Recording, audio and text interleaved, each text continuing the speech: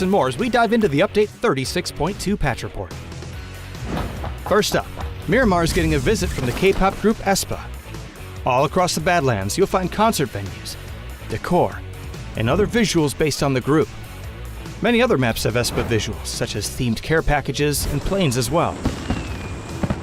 There's also an emote stage on the starting island of every 8x8 map for you to perform some of their most iconic tracks, including their latest hit. Next up, vehicle camo netting is seeing a durability improvement and is being added to Rondo and Tago this update as well. The improved durability only applies to bullet damage, and there are still some conditions in which the netting is instantly destroyed, so check out the patch notes for full details. The clan system is also getting some love. There are new ways to show off your achievements, including a new weekly ranking page, along with new clan tag plates. Full details in the patch notes. There's also a new Survivor Pass. Regions with duo mode can now choose one-man duo in normal and ranked. And we've tackled some bugs, so be sure to check out the patch notes for details on everything. Update 36.2 is here, so park the car in a safe spot and get ready to rock out with aespa. We'll see you on the battlegrounds.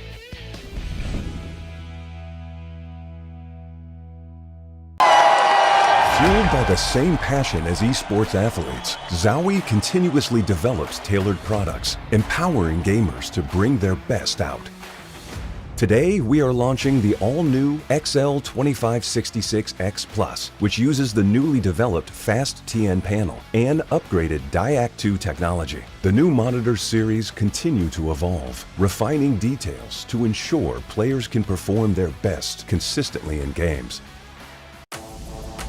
Dominate with speed. Octopus 8K HE. Scanning every key at the speed of light. Customize every key and setting to build a perfect keyboard for your play. Superior keystroke feel. Experience speed like never before.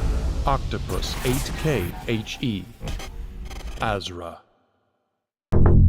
This is not for dreaming. It's where you make things happen.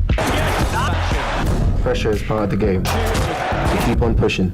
I'm gonna skip you in the game, but one clever idea change it. Show the best of yourself. What a good header. Didn't go your way? Then come back harder and stronger. Efforts never ends. It just becomes your attitude. Our goal is to progress. We're no different. Nobody here is just sitting around. To sit is to progress. Sit is. 스펙스 BMX 팀 유소년 선수 김한결이라고 합니다. 어릴 때부터 자전거 타는 걸 진짜 좋아해서 지금은 본격적으로 선수 생활을 하고 있어요. 처음 경기장에서 BMX 레이싱 선수들의 경기를 보고 와 진짜 멋있다라는 생각이 들어서 본격적으로 시작하게 된 것 같아요. 스포츠는 나 자신과의 싸움인 것 같아요. 어제보다 발전하기 위해 계속 도전하게 되는 것이 스포츠인 것 같아요. 내가 과연 유망주인가? 책임감 있게 행동해야겠다라는 생각도 들어요. 가장 큰 원동력은 더 잘하고 싶다는 욕심인 것 같아요. 저를 계속 도전하게 만들어요. 저에게 스포츠는 도전이에요. 넘어져도 다시 일어서면 된다는 것. 실패가 아닌 새로운 시작이 기다리고 있어요. This is one where we all go like that bottom area and I hold the window. Or all main gate and then and you need to scan every one of these rooms, Dross. And then scan this one as well. Yeah, alright. I got it.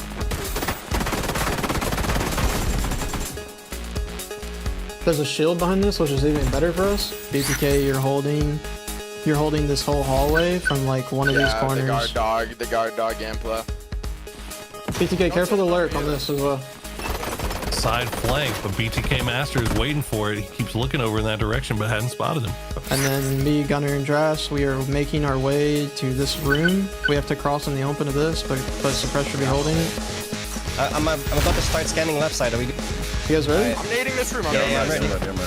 Careful, don't go in there. I don't see anything in there. I'm holding. and then we have to clear this whole hallway. There's nothing really to play behind. If there's a guy with a shield, we need to use util, because like we can't just run it in or we'll die. Get a smoke on the crypt. Even if you go down, just plant the decryptor. It's barricaded. Yeah, that's even better. That's even better. Break this. I'm nading. Are you ready to nade this? Yeah. Yeah, break. Got one. Good. Nice. I'm in. I need a baddie. Left is clear. Left is clear. What's in the ammo ping? Blue zone nade's gonna come out, but we haven't seen Gunner be able to get in and get into a plant just quite yet. You can't see from that angle. Come to me. Come to me. Got bombs going down.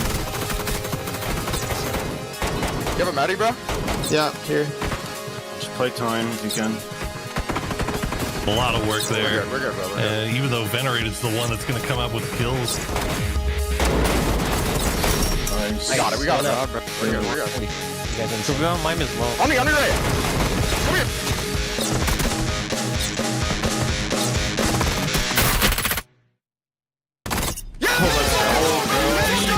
Good. Damn, shit. How are you losing that? Jesus, that's sad. Get a shit. You need to go get a job, Venerate. You're holding it. Oh my god.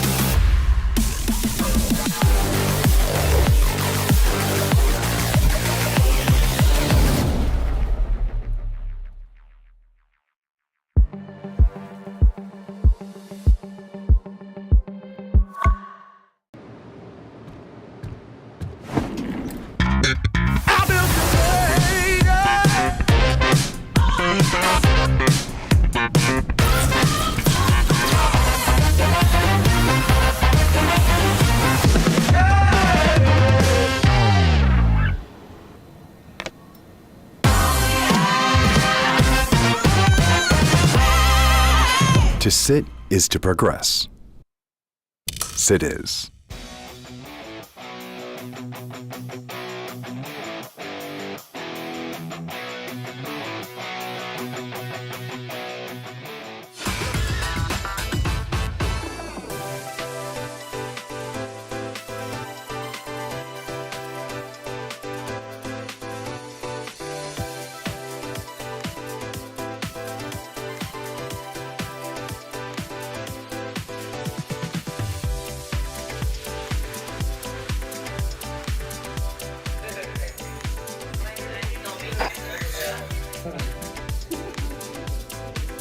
I'm proud, finally picked up. It won't be easy, but we're gonna win. I'm excited and ready to bring the PH to the top. 感谢马来西亚的粉丝支持吧，就是我们会尽我们所能。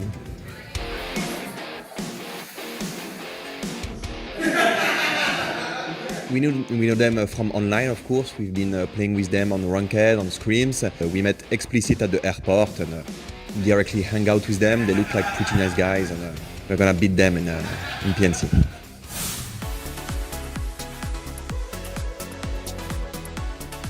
I think having 24 teams is good. I think it's better than normal, more viewers, more countries. But yeah, there's a lot of weaker teams and some stronger teams coming in, but I think just for viewers it's better anyways. I mean, overall, it's nicer that we have more teams involved in the tournament, so it's possible for a lot of newer countries to actually have a chance to participate. So overall, it makes the event more fun, and overall, we also just get more game days, which is just better for everyone.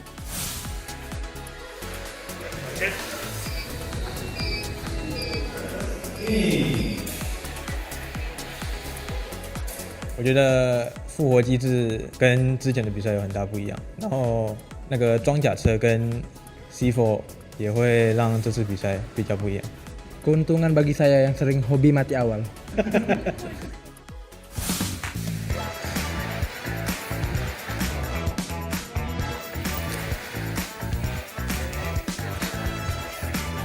Apesar dele ser muito calmo, o Biel é um maluco. Tô feliz de estar jogando minha primeira Nation com o Biel, cara do meu time, me ajudou a estar aqui também. Aprendi muito com esse cara e tamo junto, vamos pra cima.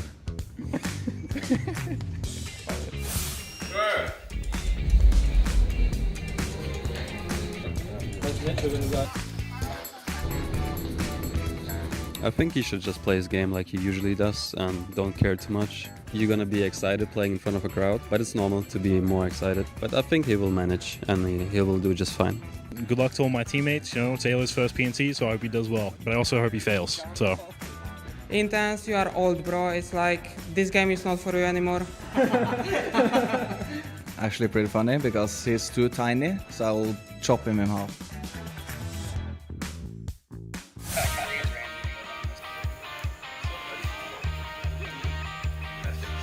Shout out to my boy Rupesh on Team India.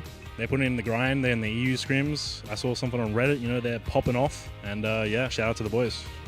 I'm going to shout out Rupesh as well. Rupesh is number one.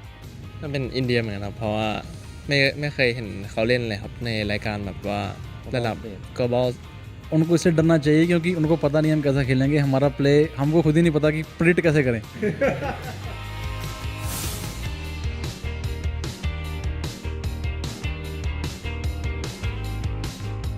Yo creo que el equipo que nadie se quiere encontrar es a Corea, ya que ganaron 2 veces consecutivas.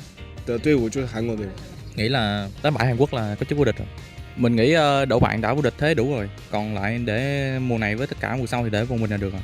그 막기 전까지 좀 그럴싸한 계획이 있다고 한국에 3연속 우승을 막겠다고는 하지만 결코 쉽지 않을 거라고 말해주고 싶어요.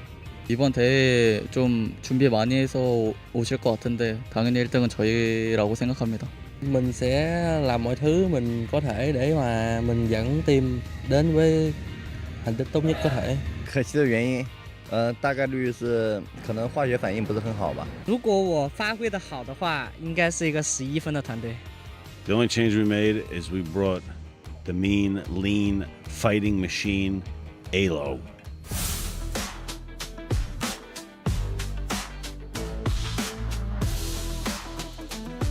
Message for Sweden. I mean, we'll try not to make you too disappointed. We'll try our best. Muchos saludos a la comunidad de PUBG España y esperamos dejar lo mejor posible el nombre de España en la PNC. 絶対に勝ってやるぞっていう気持ちで臨みます。 Bizi desteklemeye devam edin. Bu sene bambaşka bir Türkiye var. There's something they didn't have before, and it's me in the background, and I'll be watching. You guys better be ready. USA! Vamos Argentina! Việt Nam, cố lên! Aussie, Aussie! What is wrong with you? What's up, everybody? Welcome to PNC 2025. Can't believe we're back another year here in Seoul, South Korea. I'm Paper Thin. I cannot wait. We have 24 teams now instead of 16. It's going to be a blast. We are ready. PNC 2025 gets started right now. Of course, it's Erangel. Let's get that plane up in the air and let's see who's going to come out strong, who's going to get that first chicken dinner here in the survival stage.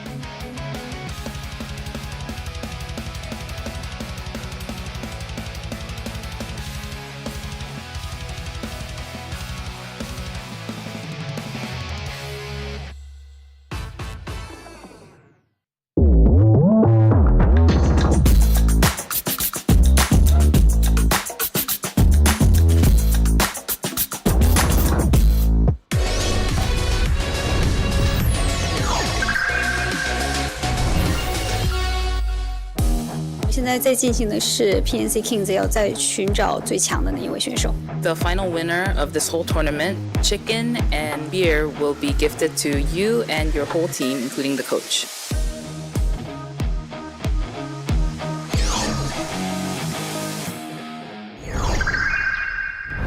항상 저는 어떤 누구와 붙어도 질 자신이 없기 때문에 항상 자신감이 차 있습니다. 야구 terutama selalu. Who's gonna be winner? You can pick yourself also. Of course me.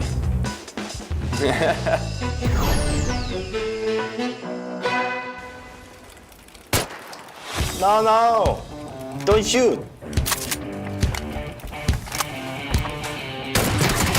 Oh. no. Let's go, Salu. Fight. No, let's go.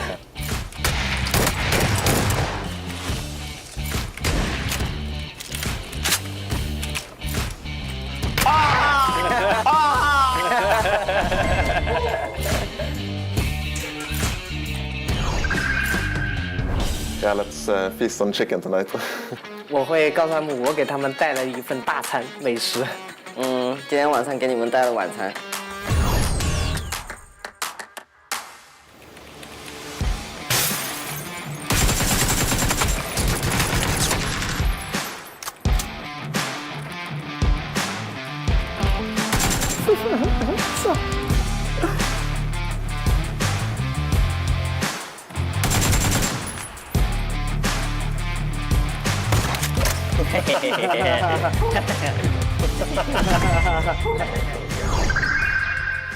I'm feeling a little bit confident, not much, but we'll try our best. I'll try my best, guys. I will try my best, guys, to win this event. 我觉得我状态蛮好的，我应该可以吧。TB 加油！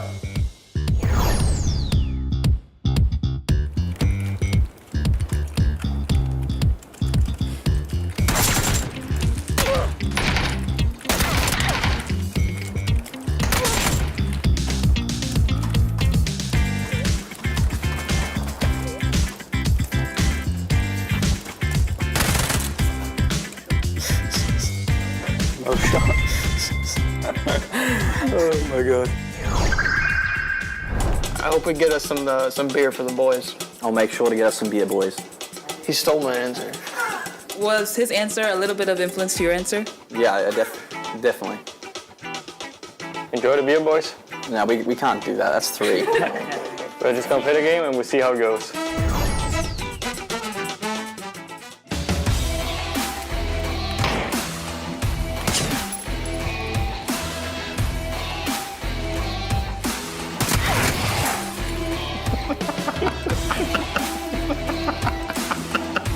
Boom.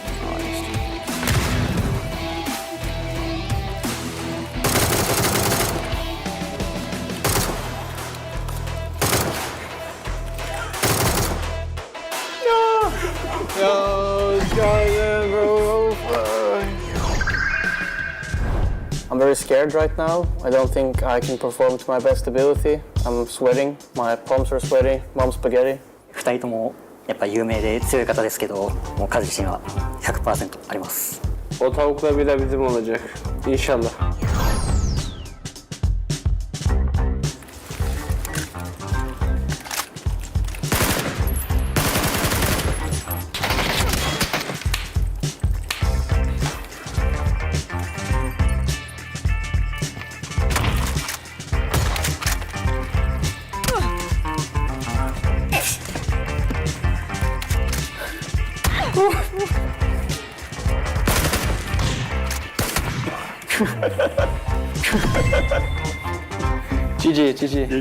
GG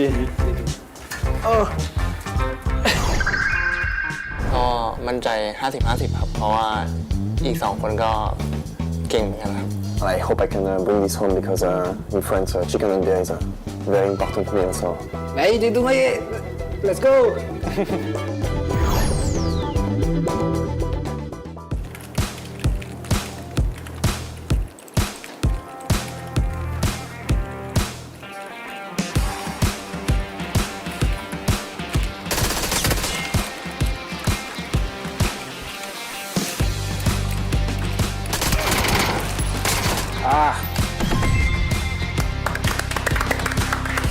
GG. Em sẽ cố gắng để lấy bia, rượu và gà về cho mọi người. I gotta bring them some chicken and beer, yeah. Go Canada, go. I'm gonna win that for you guys, and Marsalek, be happy, and Pufa, you're gonna drink all the beer.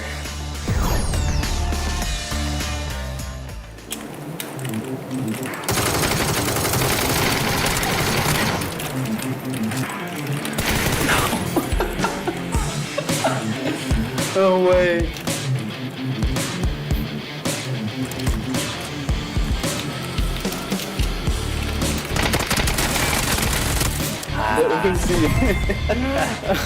GG. GG. Eu estou confiante, vou dar meu melhor. Vamos, Brasil. Me comprometo a ganar el torneo y dar mi 100%. So I'm bringing you home chicken and beer, guys, so you don't have to use the credit card that was provided. We're just gonna have a big feast. Yo, what's up? Where are you from? Wait, is that guy pushing me? Yeah, I hope you kill him. Yeah, I hope you kill him. Oh no!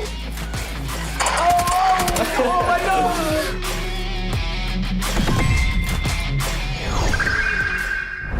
รอบ8ทีมสุดท้ายนี้นะคะเราจะแข่งกันแค่1 ต่อ 1นะคะแล้วก็แข่งแค่ครั้งเดียวแพ้ก็คือตกรอบชนะก็คือเราจะไปรอบต่อไปค่ะในโหมดของ Hard Drop ค่ะ Ahí te tocó. Te deseo suerte. Voy a dar mi 100%.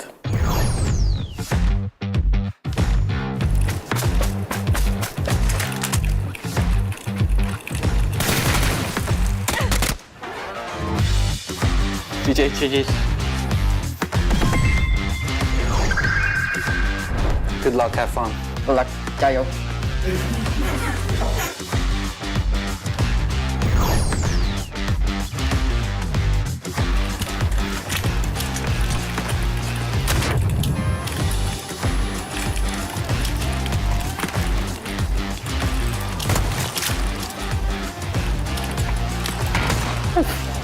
哇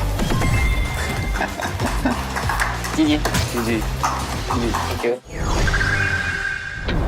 First person? Yeah. Okay. Promise? Okay. You swear? No cheating. No cheating. Make sure he's in first person.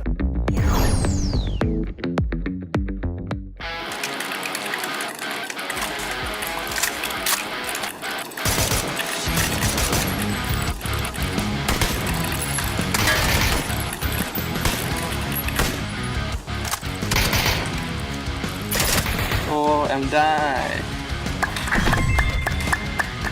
GG, bro. GG, bro. Good luck, have fun, Runas. Okay. Fighting, bro. Fighting.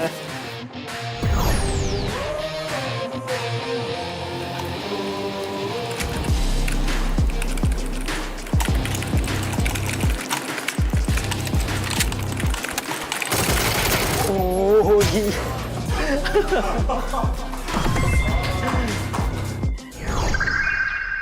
So the semifinals is going to be best out of 3, 1v1 arena.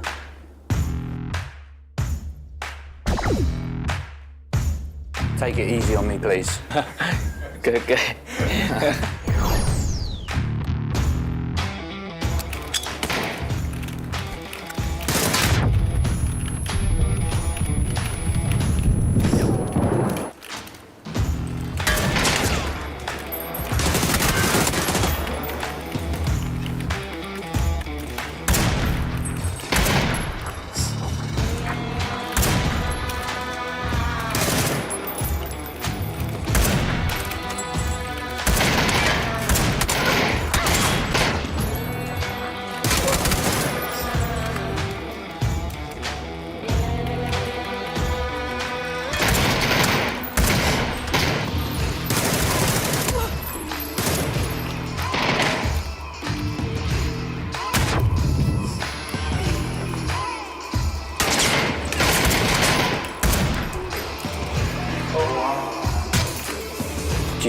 GG. GG. 強敵ですが勝って決勝進みます。 I'm gonna bring home the beer.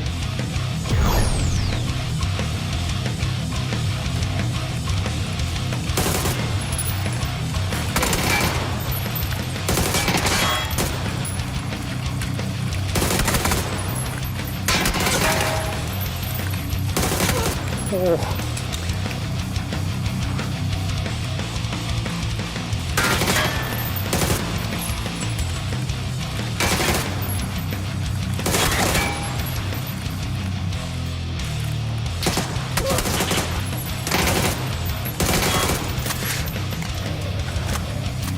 GG, bro.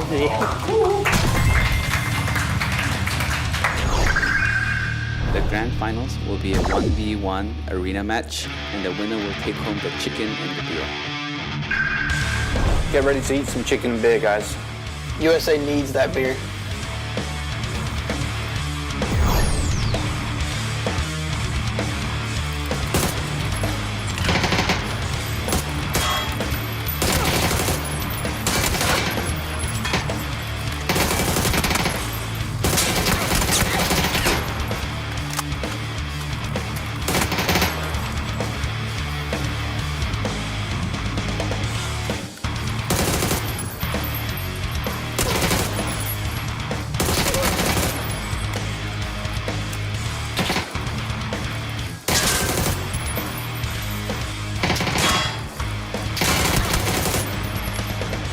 GG, bro. GG. You know?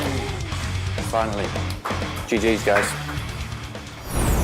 I'm absolutely fine. Kickstart's a really good player, so it's fine to lose to him. Well, I have been a PGC king before, so I was pretty jet-lagged this one, so I didn't expect to win, but what can I say? I needed that beer. I'm bringing home the boys, the chicken, the beer, and the soju tonight. We're gonna have some fun. Thank you, Kickstart. Thank you, Kickstart. Thank you for winning. Thank you, Kickstart, for winning. Beer, just like I said I would. Why'd you do that? There's nothing for me. Don't even look at me.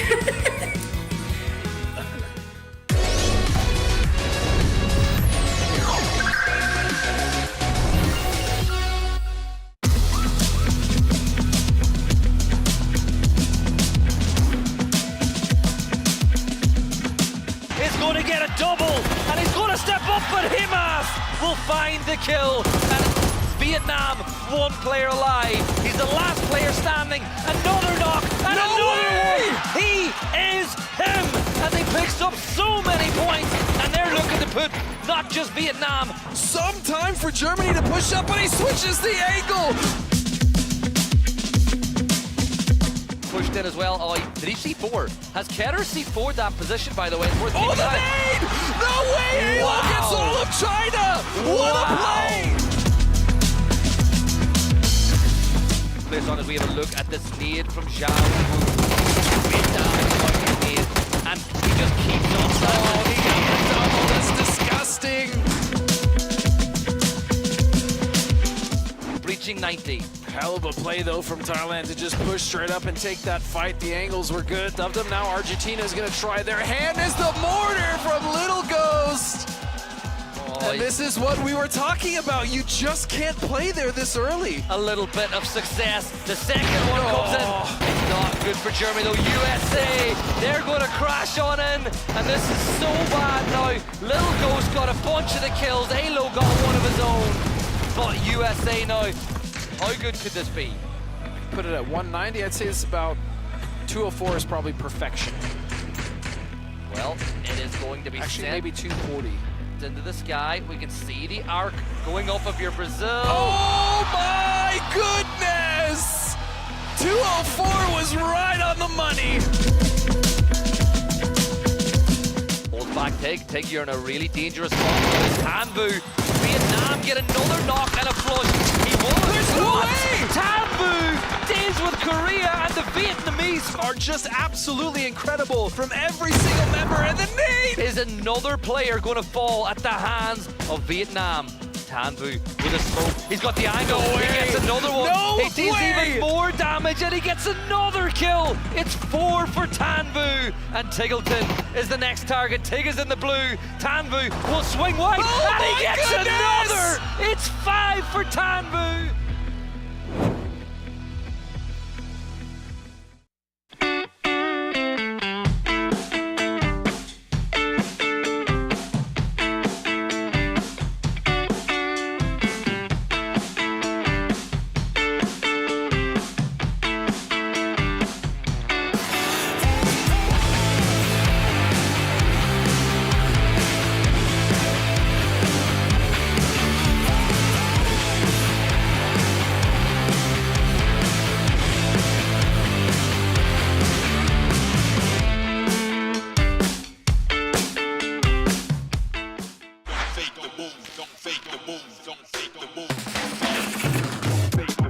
Smooth and original, straight from the underground.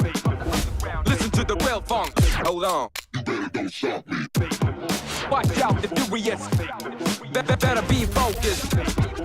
Listen to the real funk. And it goes a little something like this. It goes on and on and on and on. It goes on and on and on and on. It goes on and on and on and on. 혹시 모델업팅 좀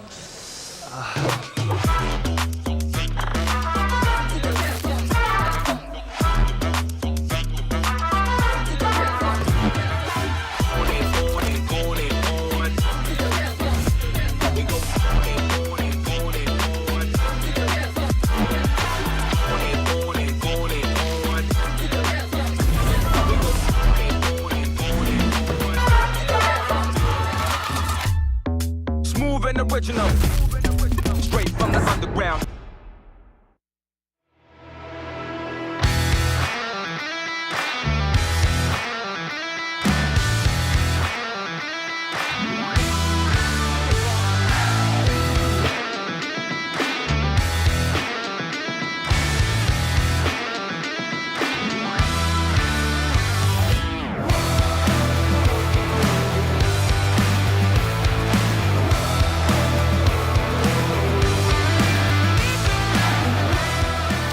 Up, everybody? Welcome to the final day of PNC 2025. It has been an incredible 5 days here on Paper Thin. This is Godspeed, and we are going to be bringing you through these 6 matches to find out who we will be crowning as our PNC champion this year. And what an absolute banger it has been. These finals have been off the chain. It's been off the chain indeed. We've had a team just absolutely almost run away with it, not quite, but Team Vietnam has been an unstoppable force, and right behind them, nipping on their heels, has been China with a phenomenal finish in yesterday's Erangel. Yeah, really good to see China stepping up, somebody challenging this unbelievable Vietnamese team who just puts up just huge kill game after huge kill game. Doesn't matter where they're finishing, they're just fragging out. And that's the thing, is like even in the games where they didn't get points yesterday, for instance, in one of the games on Tego or Rondo, they still had 9 kills. They may have gone out in 9th place, but it doesn't matter. They almost got double-digit kills. And then Tonvu with the most disgusting save on Miramar. That solo play from him, wiping multiple teams, including Australia in the end, was just unbelievable. And he still got 2nd place. I mean, what's going on with these guys? What are they feeding them? I would like some. Yeah, please share. I would love to be that good at this game because they are on another level right now. But there is hope for some of these other squads. So let's take a look at our overview here as we kind of get ready here for a action-packed day. Not only do we have the games, of course, we have a very special performance coming up from Espa. You don't want to miss that. But looking at our survival stage into the final stage, I also love that we added the survival stage to I this. think it's fantastic. I'm so glad that PUBG and Krafton listened, and they gave us more games, they gave us more teams, and they made the event so much more fun. They also gave the players just more of an opportunity to play, right? A lot of these teams maybe wouldn't have made it into the finals, but because of the format, we got to see them play. We got to see France kind of pop off, even though they fell short. But, you know, that's going to be a roster now that people are looking at. Yeah, absolutely. I mean, some great players were able to showcase their abilities that maybe you don't normally get to see. Or maybe if you didn't watch some of these regions a little bit more closely, you didn't get to see some of these players previously. Philippines and Indonesia as well, really popping off. Love to see that as we get ready to find out what our maps are going to look like. Well, it's going to be the same. Miramar, Tergo, Rondo, Erangel. I'm almost a little sad because we're starting with the best map instead of finishing with it. But you know what? Finishing on the tried and true of Erangel, it's very bittersweet, and I think it's going to be perfect. All 6 of these games, ladies and gentlemen, are going to be absolutely incredible. Yeah, no doubt about it. I mean, my eyes are right to those Miramars with how good that Vietnam has been on that map. It's going to be really important to keep them kind of held at arm's length, especially for teams like China, maybe even, who knows, Thailand. Who knows? They've been playing really well yesterday, so there's hope here for this Thai team. Yeah, they weren't necessarily kind of lighting it on fire with the placement points, but man, were they finding the kills. And more importantly, the way that they were flexing out Jacob, such a good job of getting out and making sure that he could see. Fluky as well was flexing out, stealing as many kills as possible, going for those third parties, even with his team so far behind. So Thailand absolutely have a case, especially if Vietnam slow down, to potentially claim the top spot. Absolutely. But it's gonna have to be a huge day. They're still 50 points behind. Yeah, I mean, the good news is there is opportunity for that, but let's check in with Bella, see what she's got going for us behind the scenes. Hi Hi guys, it's Bella. It's the final day here at PNC 2025. But before we get to the good part, we're gonna have some outdoor fun here in the event zone, so come with me. Maybe we can get a drink. Let's go. Hi guys, it's Bella. I heard that there was some fun events, and this is the water game zone, so I have to shoot everything down in 10 seconds. All right, here I go.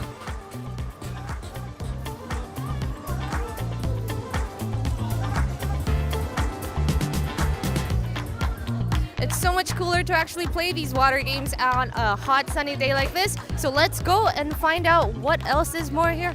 Let's go. Hi guys, I'm inside the Lenovo cooling zone. We have a lot of new products here that you can try out. And of course, the 5-second event zone. So let's see if I can be exactly on the clock. All right. Dun, dun. You know, these games, they're harder than they look. So let's see. Ah! Oh no! I'm early. This is me. All right, let's go. And how to cool off better than a slushie here outdoors at the PNC event zone. I got Team Vietnam's drink, so make sure to stay till the end and meet our champions. I'll enjoy this. All right, well, thank you very much, Bella. As always, awesome stuff to do around the venue, in and outside. Plenty of ways to keep yourself cool in this warm Korean summer weather, but we're looking at some of our MVPs throughout the years here. You know, Vard, and then back-to-back for Seoul. Who are we looking at this year, Godspeed? Man, I think it's going to be close between probably Tanvu and Himas. Yeah. That would be my guess. It feels like we're destined for a Vietnam win. We don't know. What if China steps up? Is it going to be Dude, Aixleft? that'd be crazy. It would have to, oh man. Either Aixleft or I'd say Zowie. Yeah. Zowie had some crazy, or Little Gross Mortars were just out of control yesterday as well. So, I mean, anyone, Ming Ming on that team could be an MVP. But yeah, probably Aixleft. I mean, he had some just out of control individual plays. He is, when he is on, he feels unstoppable. He's it so feels clean. Unfair. It is unfair. He's so good with his ARs, and he's so clean with his decision making and his movement. Hard to best him. Seoul, one of those great players. Vard had that tremendous year in 2022 with the UK on the way to their win. So very curious to see. You know, Korea. It's hard to imagine a world where they come back and have a chance at winning this, but they can at least get themselves back up into that top 3 potential. At the very least, they could squeeze in a second if they really have a great day, right? If they're able to kind of stop China, and China just themselves don't have the greatest of day, there's absolutely a case that we can see Korea climb in a second, but they're going to have just an extraordinary day. No doubt about it.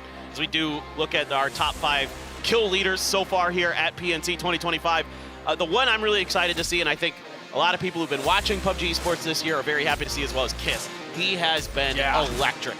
KicKoff has been amazing, and on Force Gaming on his team back at home, he's been able to just show us some really incredible stuff, especially when we look at, you know, the PGSs. So to see him come here and still find that consistency on a stage like this is wonderful to see. Well, in that battle against Argentina yesterday on Miramar, I was like, KicKoff might just win this, dude. Yeah. He was like doing so much damage. He almost oh my God. did. I got really scared for Argentina for a second. As good as they looked, but KicKoff was on a warpath. No, he is tremendous. And like we were talking about some of those other players like Aixleft, Solalzi up there as well for Vietnam. That's disgusting. You have 3 out of your 4 players up here, and I don't think Delwyn's that far behind either. No, I think Delwyn's probably at 6, if I'm being honest. So he's probably just creeping right around the corner of that leaderboard. But yeah, these are our superstars so far at this event. They have done nothing short of deliver, and so I'm looking forward to see what they're going to do at the end of or pretty much all of today. Should be relatively consistent, I would assume. So we look at some of these highlights. This is what you're talking about yesterday with Tanvu, man. Oh my goodness. First, he got rid of the duo from Korea, right? And we're like, man, what a great salvage play. And then he happens to get the duo from Australia. And then he nades the USA. And then he cleans up Brazil. I mean, when was he gonna slow down? I don't understand. And then he got rid of Argentina, if I'm not mistaken. I believe you're right. This was just unbelievable stuff, and then he's just holding this corner.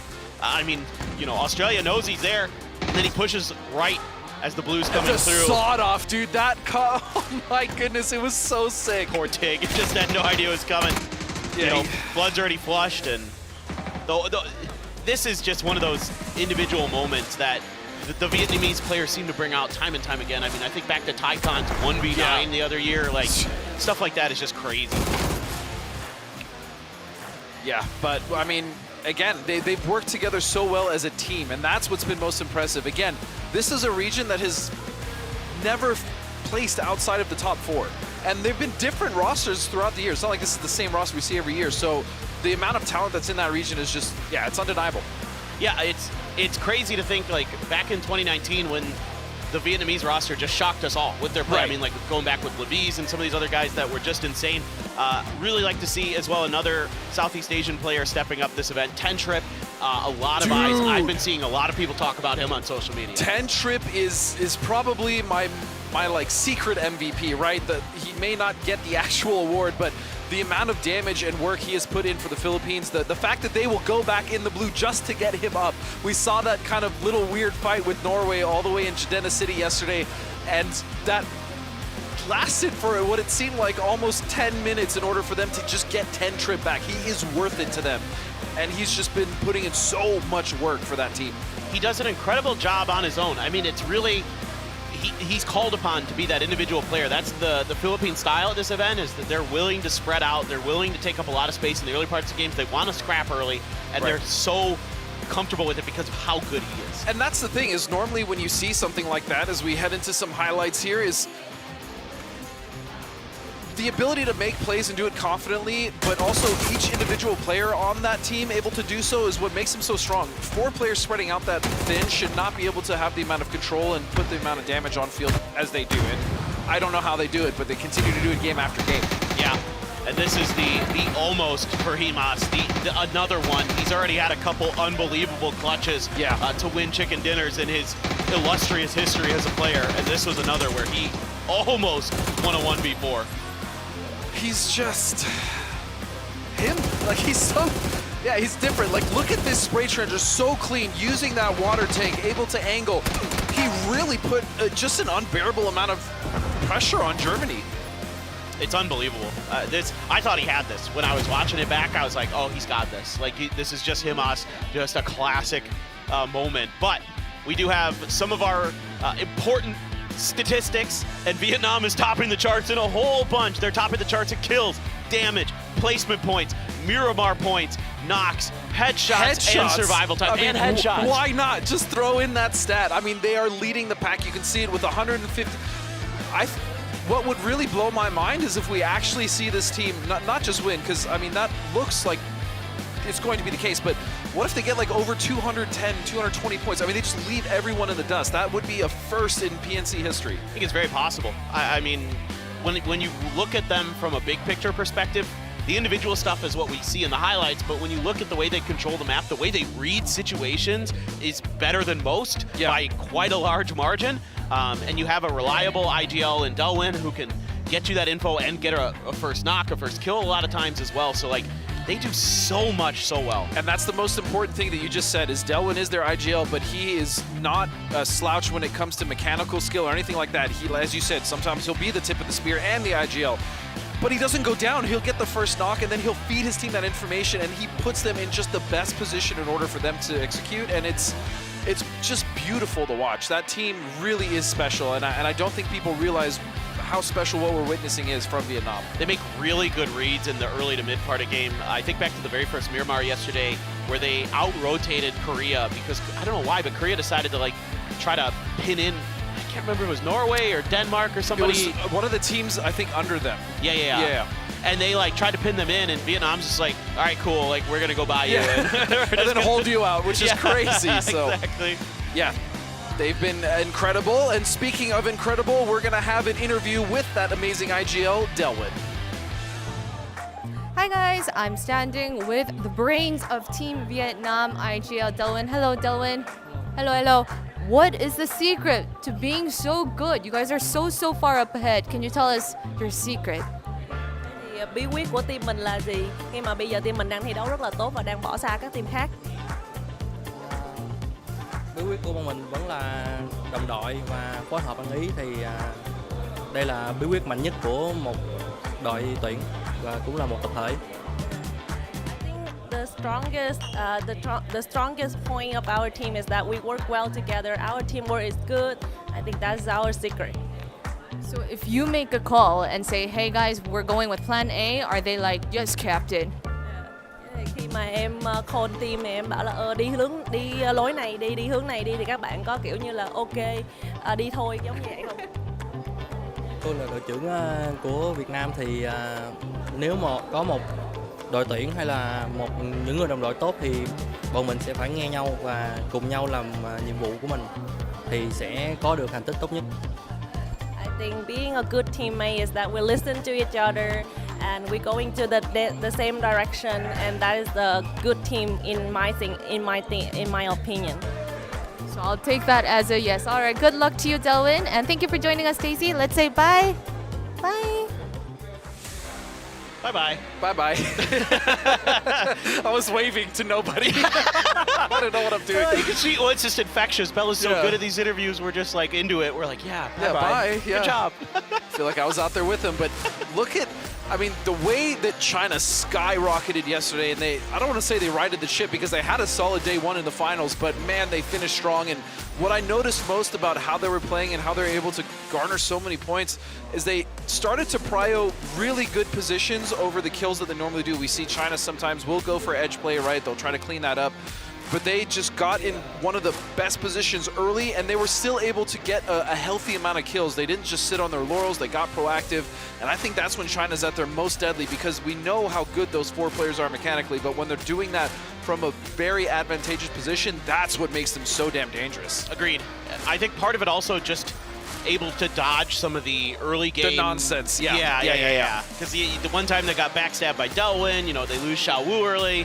On Taego on day one, Korea crashes them to take control over some of the terminal space, as well as, you know, Korea was prioritizing the revive spots really heavily. And they left. They just said, you know what, we don't want to do. I remember that even on test track when it came to Rondo, they were right next to Australia.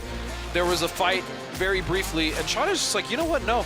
They just got out, they went to a much better position. They didn't even bother fighting Australia. So yeah, I agree with you 100%. And because of that, they are within striking distance of maybe slowing down Vietnam or starting to chip away at that lead and put some pressure on them so that they can actually take the #1 spot. For sure. I mean, you know, 80-point days are very possible, especially now that we have the revive system in. There's a lot more points on the board.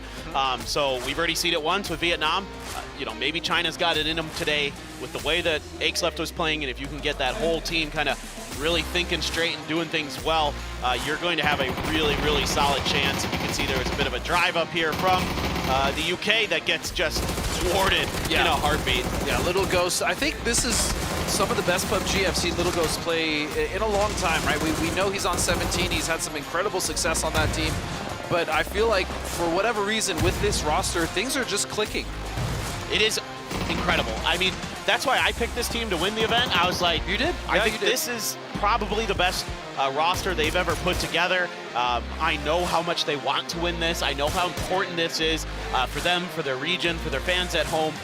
You know, how much pressure there is to get that as well coming from those fans. So, you know, I talk to Aixleft every once in a while, and the guy's a gamer. The guy wants to win no matter what. Like, he could just be this guy. He could stream for the rest of his life, do just fine, but he wants to win. He's already had a great career, right? He can hang it up if he wants to, but no. And he still has so much talent. I mean, we just saw in that highlight, he fought back, kicking and screaming to get rid of Germany and make that upset win possible, and they got it because of him. He is unreal, man. Xiao Wu, no slouch, as we saw at PGS earlier, is capable of putting up some disgusting numbers. Really happy that Thailand is once again coming to play. I mean, you're seeing Vietnam, Thailand be really consistent at PNC the last couple of years, and a very different squad in some ways. I mean, Fluky is coming back, but with Rossiter Jr. coming in as the IGL, you're seeing a different version of them than we have in the years previous. Yeah, Rossiter Jr. for me really, again, broke out on the scene or showed what he was capable of in Gamers 8 like 3 years ago, right? And that's when he was on T5 now, which he's currently on.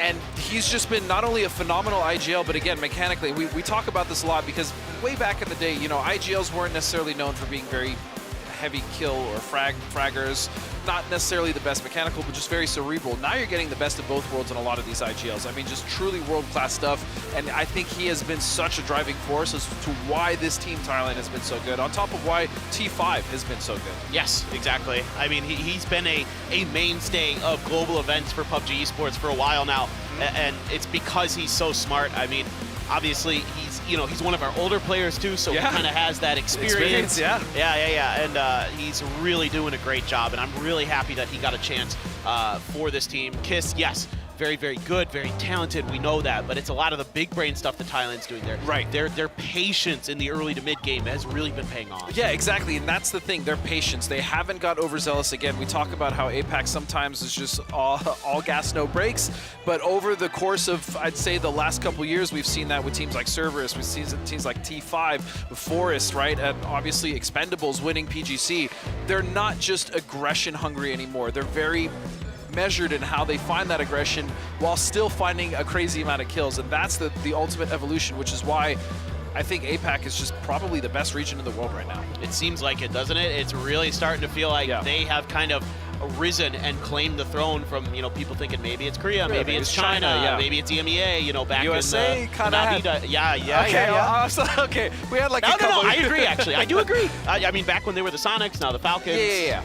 I'm with you, actually. Okay. I'll back you up on that one. I know there's a lot of haters out there. I'm not saying it's hard fact, but we were pretty good at one point, right? And Yeah. we're still solid. We're still very solid. Falcons are always a threat. Well, of course. Team Liquid probably will be too. Yes, Liquid always one of the most consistent teams in PUBG history, in my opinion. Yes, 100%. All right, we both.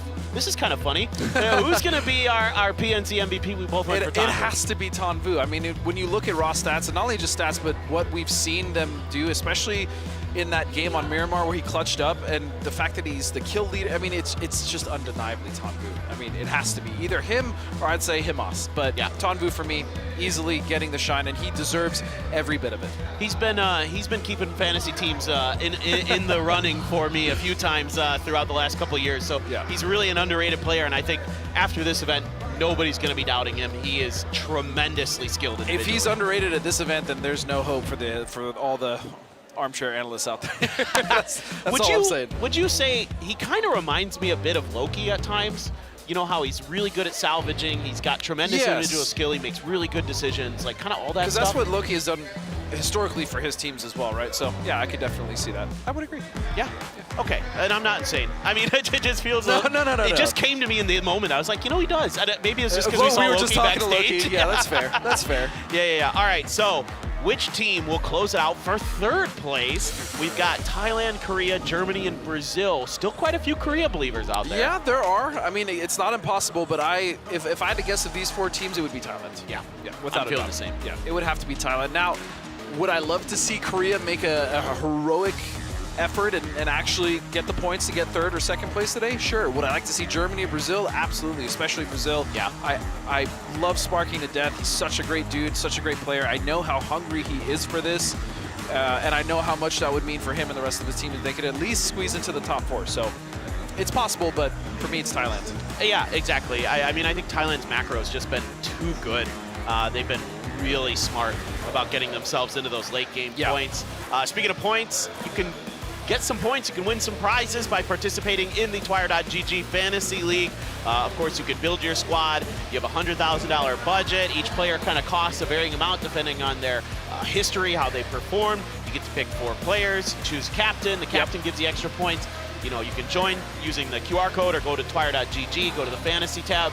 I'm doing pretty good this time. I'm almost top 200. I'm like 203rd or something like that. Oh, wow. You're actually doing much better than I. A little shambles. I got lucky. Aixleft really popped off for me yesterday. Yeah, he absolutely did. And you know what's really good for those who actually start playing fantasy more and more? You can kind of get involved. It's super fun, guys. I promise. I was not really big into fantasy like football or anything else before PUBG, and then I started doing it.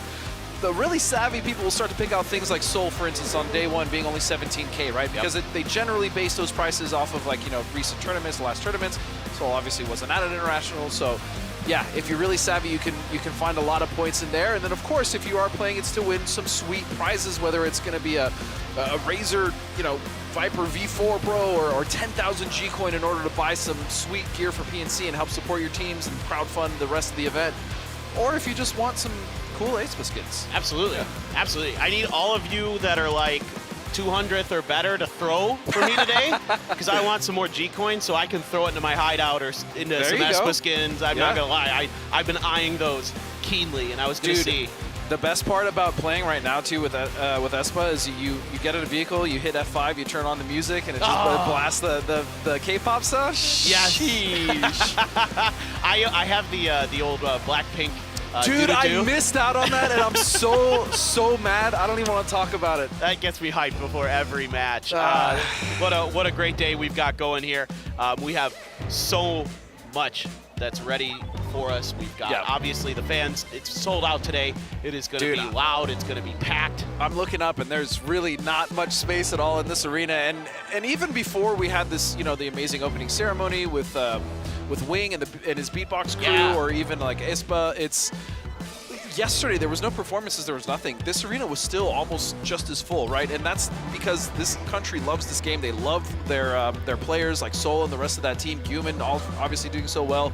And just looking around, it's just, this is a very special event, so it's awesome. It's very awesome. A lot of fans from all over the world. All over the world, not just Korea. Yeah. Brazil, Norway, USA, Vietnam, Thailand, China, Japan. There's more that I can't even think of. Denmark, there's been a ton. Yeah, it's truly a globally represented event, and all these teams here have been just so good, so entertaining, and then just the event itself has been solid. Plus, again, all the stuff we saw with Bella outside. It is hot.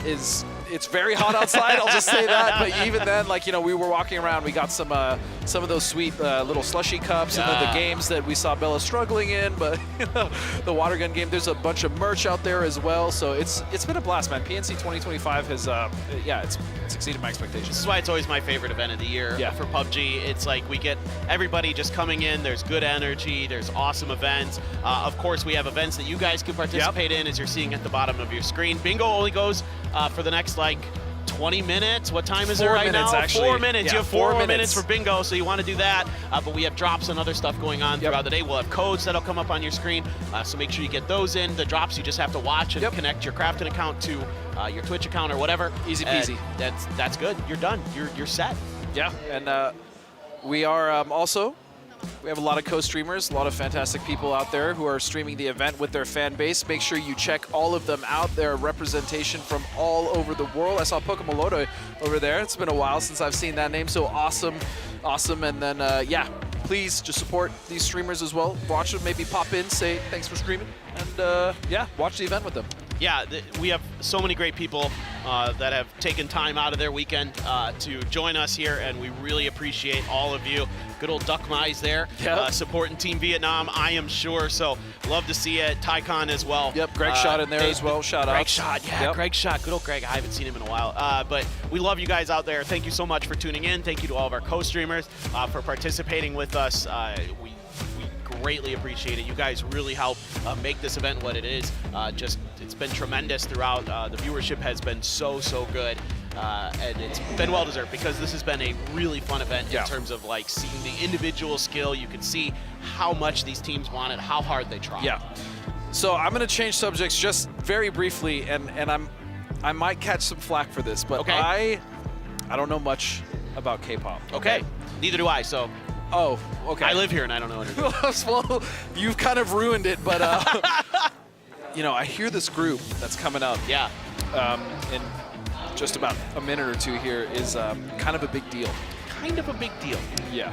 This is what people tell me. I had people DMing me that don't know much about PUBG Esports that are not really in the esports scene even. Right.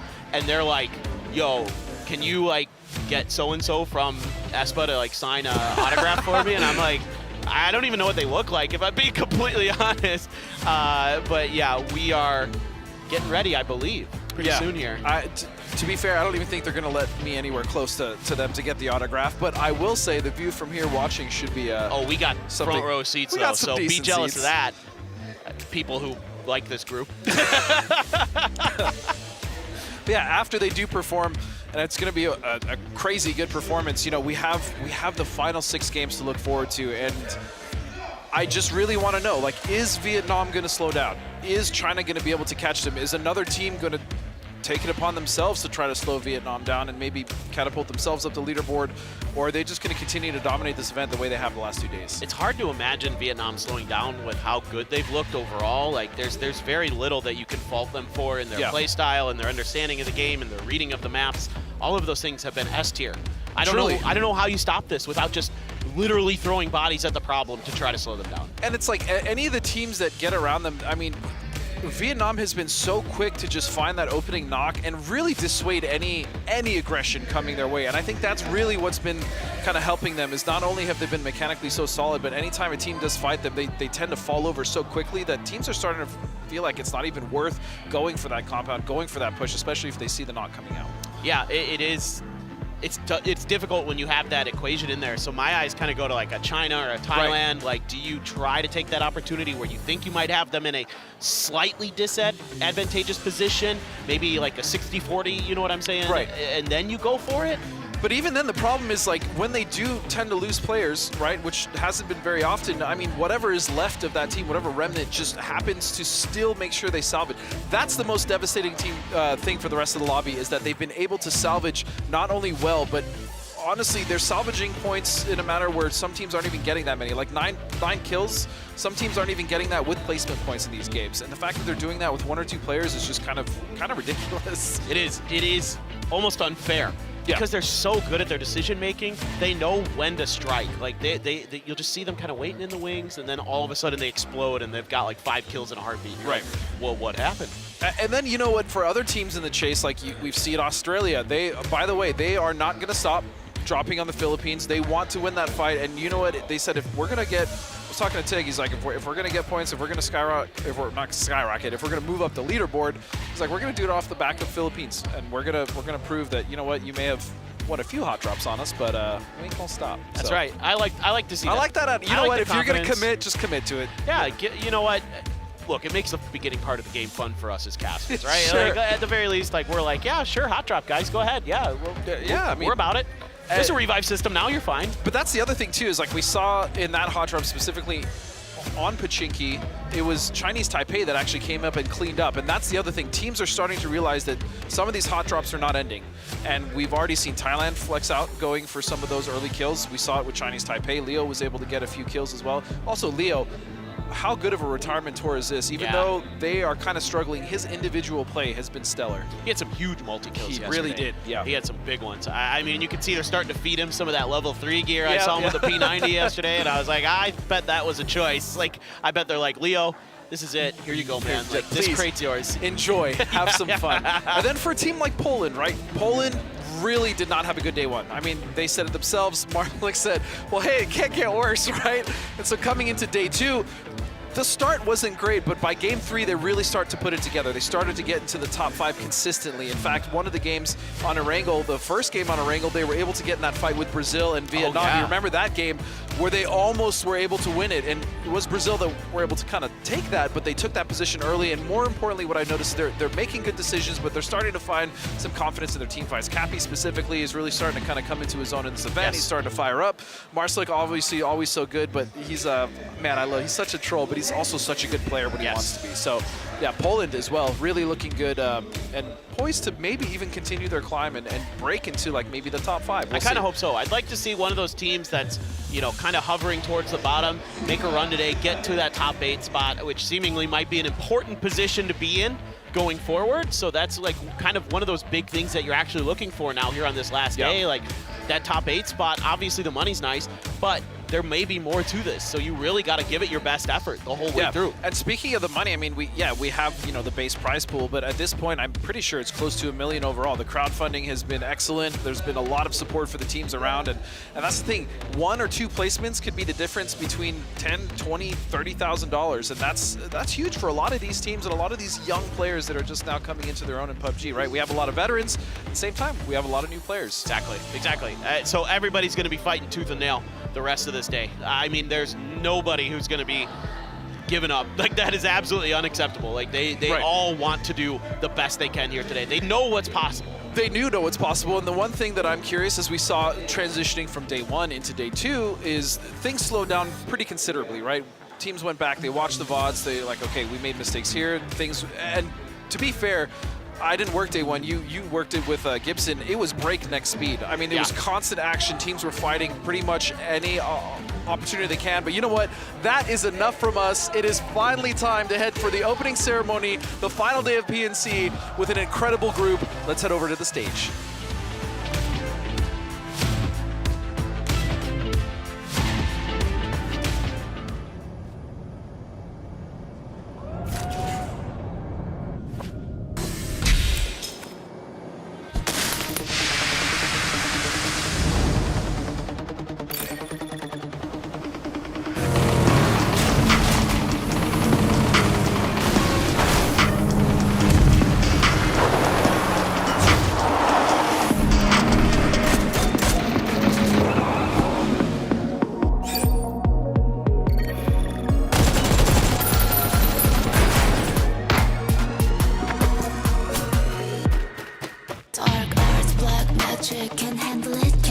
feel the power, feel the force. We attacking. Dark arts, black magic. One shot go maximum damage. Feel the power, feel the force. We attacking.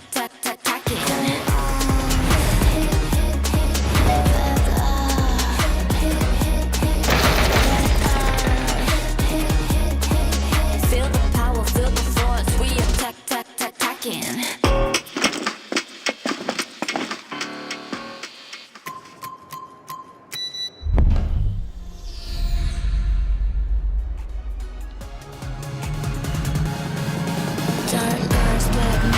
One shot can maximum damage. Feel the power, feel the force. We attacking.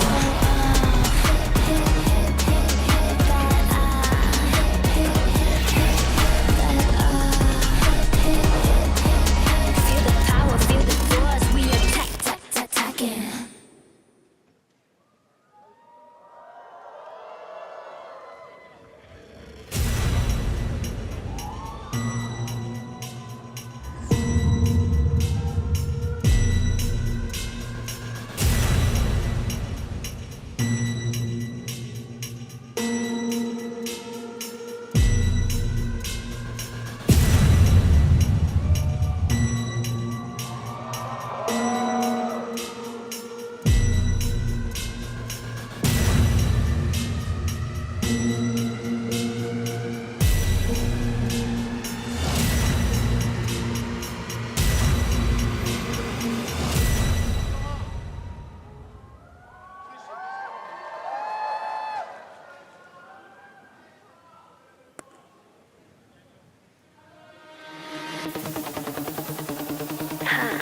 Dark arts, black magic.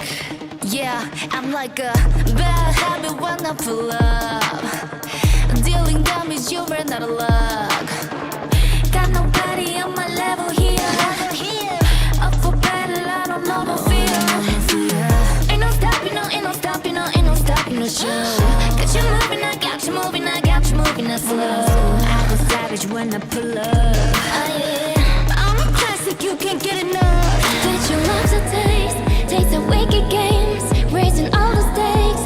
Oh no, take another praise, push your limitless. I buy my life on it, no nothing, no face. Dark arts, black magic, can handle it, can have it. Feel the power, feel the force. We attacking. Dark arts, black magic. One shot go maximum damage. Feel the power, feel the force. We attacking.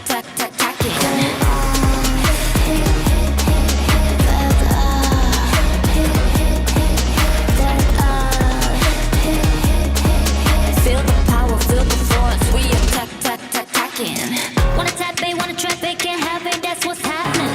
Wanna chase it, wanna catch it, get ready for the madness. I'll take a live with this, follow my liberties. If you put in work, I'll make you want the best believe. Let you love the taste, taste the wicked games, raising all the stakes. I'm not raising, take another risk, push your limitless. I bet my life on it, no nothing on face. Dark arts, black magic, can't handle it, can't have it. Feel the power, feel the force. We attacking.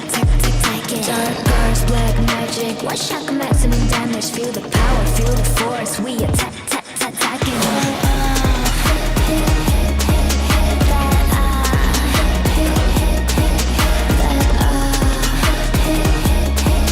Feel the power, feel the force. We attacking.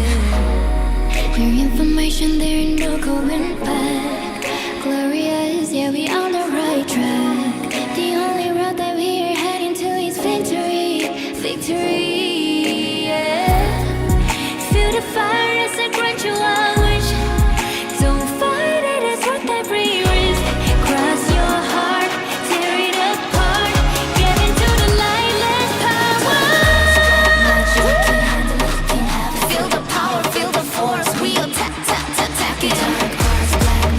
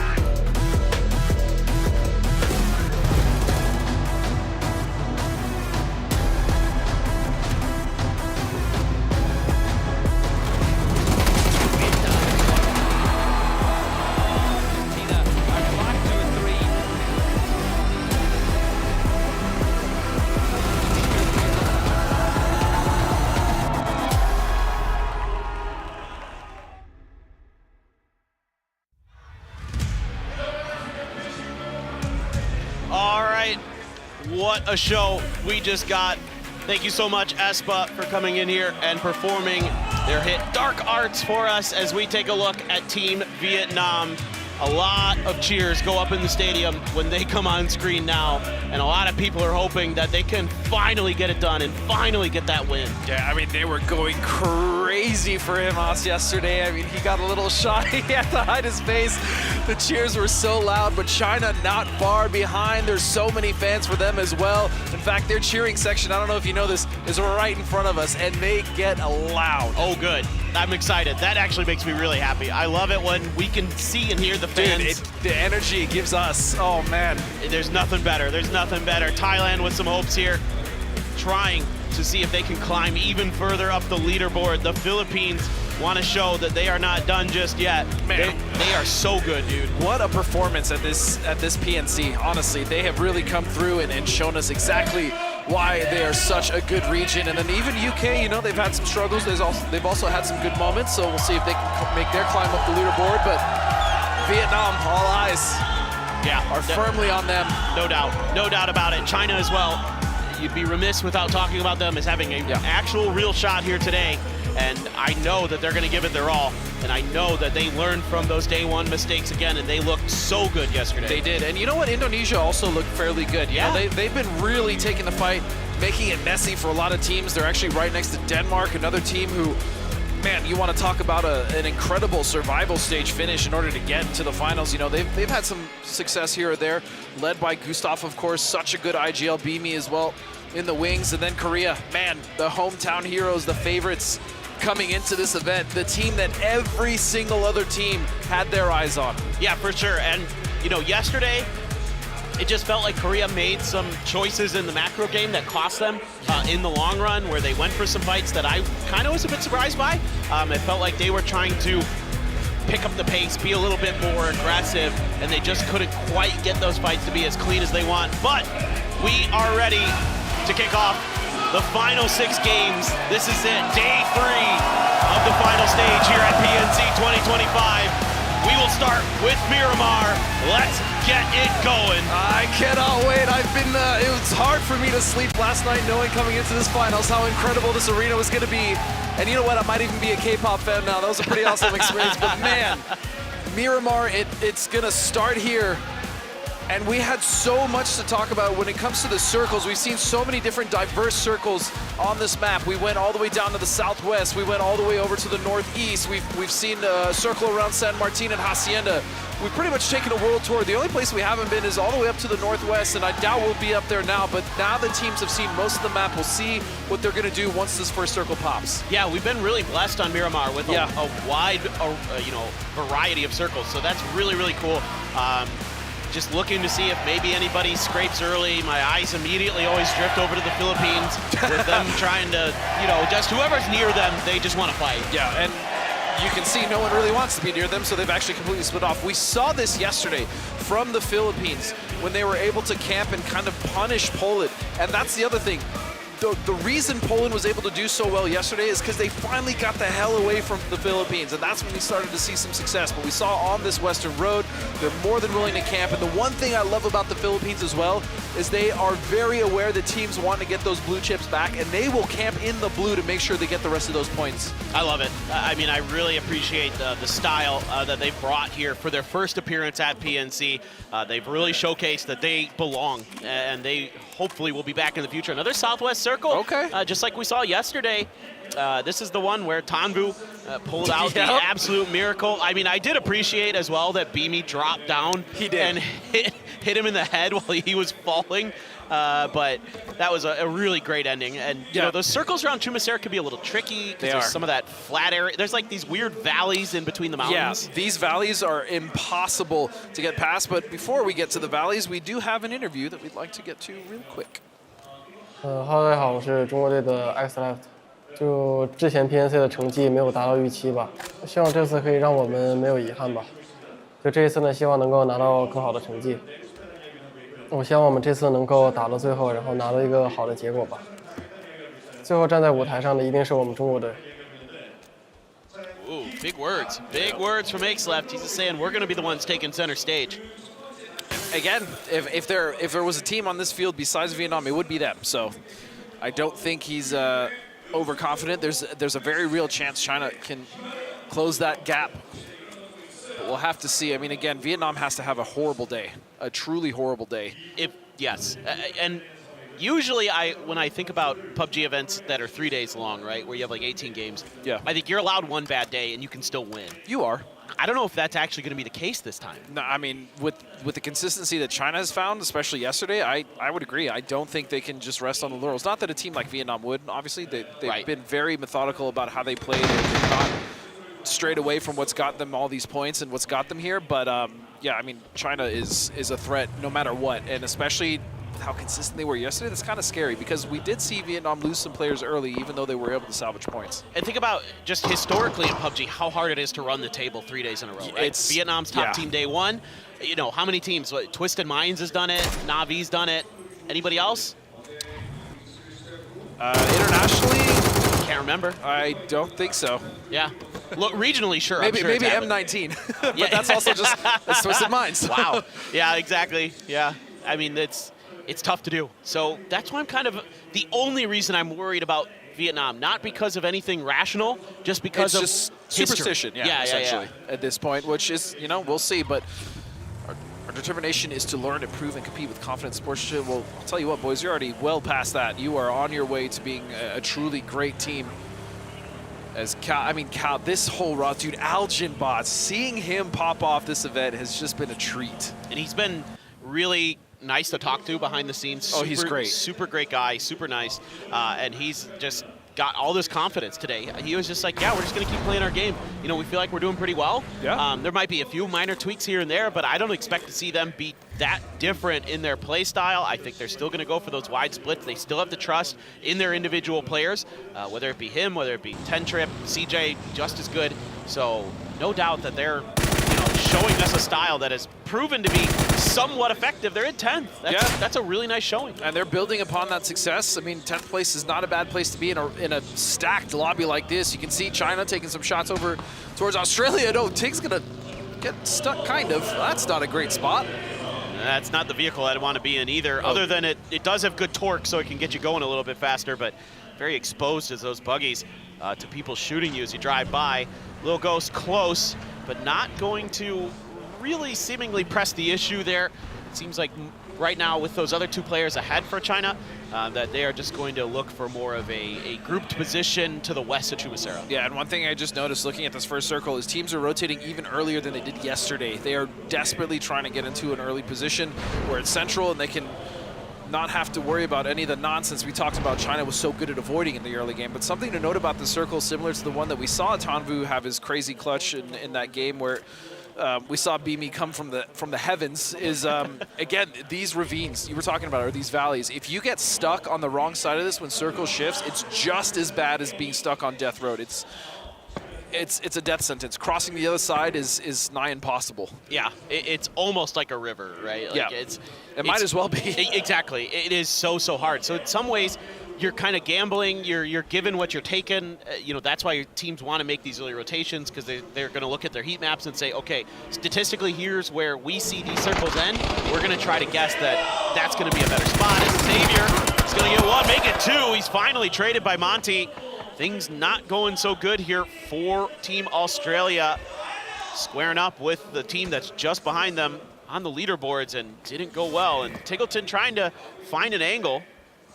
Yeah, if they can, for either team, if they can clean this up, though, they're fighting on top of a res point. So, and we saw Korea use that to great effect the first day, really fighting on those res points. Mount Rush is going to get the flush onto Flood and Luke. Tig very low. He's going to have to back off, but the pressure's on. Leo's pushing forward, and Tig knows this.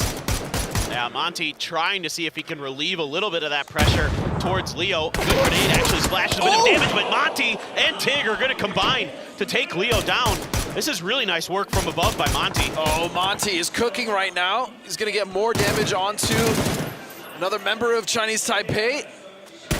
Zhao Wei is trying to get down. Do we see a spray, though, from Indonesia? They're going to get involved. TD. Oh, that's unfortunate. Tig there had to drop on him. Goes for the reload. What is this? Point blank Dragunov? How does that happen? He gets it done somehow, some way. Gonna be able to flush this point out at the very least. Around the corner, Savior though, quick to finish the job. And like you said, the revive station is there. Yeah, I mean, it was a good fight to take. Unfortunately, with the help of Indonesia, it was a fight that Australia lost, so they're gonna be, man, that is the worst. Getting eliminated early in an event like this, you just got nothing to do but turn around. And the monitors are black. The monitors are straight black, so they talk about it and hopefully have a better game next time. But Chinese Taipei will get that res off, and they will be 4 strong yet again. And there's plenty of loot there for them to take, so it's going to be just fine. Savior there. Man to get the job done. And he will also be the one to call in the revives. Nobody's going to try to punish that just yet. Indonesia's Teddy has pulled off a bit. Brazil is rolling up behind this as well. This is the least shocking thing you'll ever see. braex up in the glider. Yep. As this looks pretty similar to how Brazil started this particular circle yesterday. Yeah, this is the standard for Germany. Oh, this is different though. Look at Korea. Yeah, Korea they actually opted to do this yesterday, but instead of going onto drumstick, they actually just took the road, right? This time they're actually opting to go behind Germany. Yeah, and I wonder if that's because they saw Germany there the other day? That's my assumption, is they want to try to avoid any fighting early on those edges, and they're going to try to come in through Vaidamar, and then you're going to run into the Philippines, which is not a team you want to necessarily be bumping into, because they are going to take a fight, and they aren't going to be shy about it. No, not at all. But I do really love that feature where we now see like where the teams are pinging, what their rotation look like. You can see kind of what they're thinking. They pinged pretty much all of Germany as they were rotating, so they were very aware of the fact that that team is there. Meanwhile, Philippines, we were just talking about a 10 trip. My GOAT on this team has just been unbelievable, and he's going to push back Poland. Yeah. Master's like, no, I know this song and dance. we have seen this before. Yeah, and I mean, man, Poland almost got bullied initially by Philippines. But again, once they were able to break off and finally actually play their early game into the mid game, we've seen Poland really shine. Yeah, Poland's just got to be like, why is it always us? Why is it every time that it's the Philippines are going to be the ones to try to, make our early game just a nightmare? Meanwhile, it's actually Germany who's setting up for somewhat of a bridge camp here.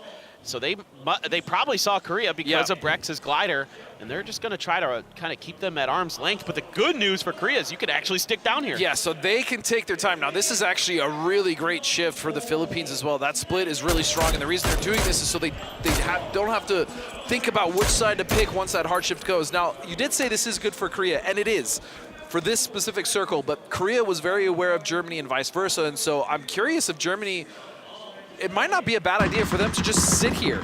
Yeah, I thought they might. I mean, especially given this circle and the situation, but they are actually pulling back. Maybe not, yeah. Oh, there's a bit of a fight in Trumasera proper. Teams trying to make rotations. Vietnam out in front of things. The USA is there, but they're just a bit behind.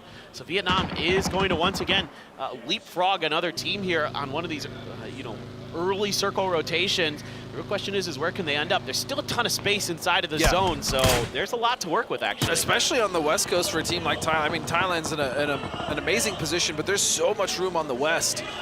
It's just going to be unclaimed unless the circle shifts that way. Then we'll start to see teams make that mad dash. Vietnam in not necessarily trouble, but in a precarious position, I would say. As you can see, Purdy Curdy, USA, trying to put damage, but Indonesia to the rescue. It's going to be T-Day. I like the decision there from Kurt to go right for the wheels. He's trying to just make that vehicle unviable and see if they can stymie Vietnam, but they had to go for Salalzi. A tire has been popped. Salalzi's buggy was already pretty beat up. If Ming hits that shot, I am going to lose my mind. But he is not able to find it before the hill is going to obscure his vision. Tanbu, Salalzi trying to get uphill, but so difficult without those tires. That vehicle is getting really beat up. I mean, I'm not gonna lie, he hit a clean drift when those tires initially got taken out. But something to note is Philippines punished Germany heavily. They lost 2 members, including braex, who was up in that glider. Oh, that's a feels bad, man, for Germany there. They try to play the safer game, but that opens up the door for Korea to get through. And of course, the Philippines are like, nope, we're going to knock you out of this map if we can. Oh, I love this aggression. They know when they have a team on their heels, they ramp up the pressure, which again, has got to be so difficult to play against. It's got to be so frustrating. Frustrating, annoying, difficult. The pressure is there. And right now it's up to ItzzChrizZ to just, I mean, do what he can. He does have an S12K, so in this close range with the smoke enveloping those rooms, that long building, we know how difficult those are to push. But Korea now looking for an opening here, maybe on CJ. It's gonna be Seoul to open up the salvo. It's not gonna get the knock though. Seoul can relay that information over to Gyumin though. He's like, I hit him a couple times. He should be pretty weak. Now the first aid is going to come through, I believe. No, he had to pull back. The grenade is right on the money. Gyumin is going to claim a point here. So leaving this player behind has cost the Philippines. Yeah, but now they have to be careful because of ChrizZ. This can go wrong so quickly, and it does! And that's what we were worried about, just one member left. ChrizZ doesn't know if he has time to heal though. I liked the duck there, the crouch slide past ChrizZ. Now Algenbot's gonna try to get it done, and he can just barely. But it's almost basically mutually assured destruction for both of those teams. That opens up a ton of space for Korea. And I love this. Korea recognize this salute is going straight for the compound, that long building that you see Algenbots at. Meanwhile, it's gonna be China. They're gonna have to fend off Norway. There is some shots ringing out in this direction from Vietnam as well. Looks like an emergency pickup being thought about by the USA, but they don't need to take it. They're still in the zone, so they're gonna opt to just hunker down on the mountain that's to the southwest of Chuma. Sarah intends there, just waiting out these blue zones for their moment, seeing if they can find an opportunity to strike, but this is a tough nut to crack. Even if it is just Lil Ghost on his own, he is a force to be reckoned with. Grenade, if well thought out, would have been pretty devastating. Now they're starting to kind of work this out that, where is he? Oh my God. Oh, the timing was crazy, but Little Ghost is still gonna find that knock.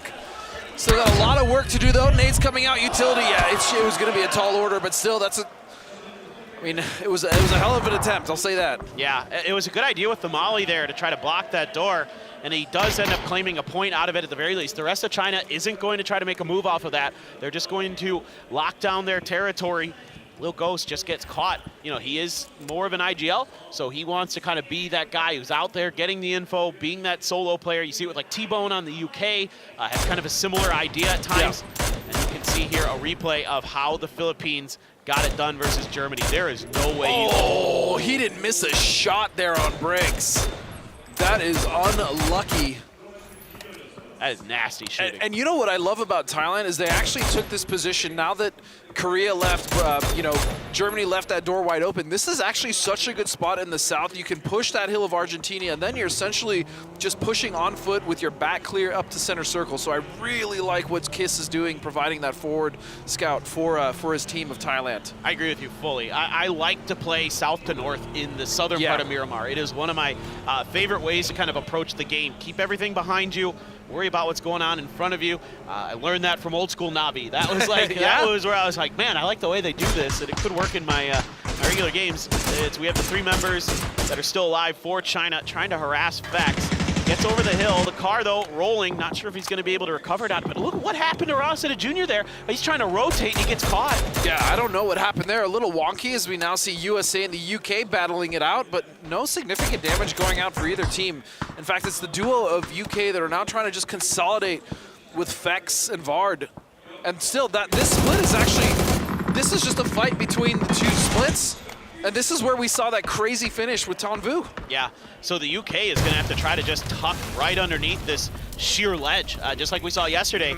And they have to try to hunker down. The real concern is going to be teams like Indonesia do have a little bit of an angle in there. I see a few shots, but they haven't really barreled down on top of them. It looks like just Trick trying to harass the UK from that other mountain. It's just so ironic because yesterday it was the UK that was above the US and other teams, and now they're feeling the pressure, but that shift leaves so much to be desired for these teams trying to find viable space to play, because there really is nothing to play aside from this western hemisphere of the circle, this road I should say. It's really just Indonesia that have a good foothold. You can see Norway in that compound, they can't move, and now Vietnam has just opted to go straight for the east side.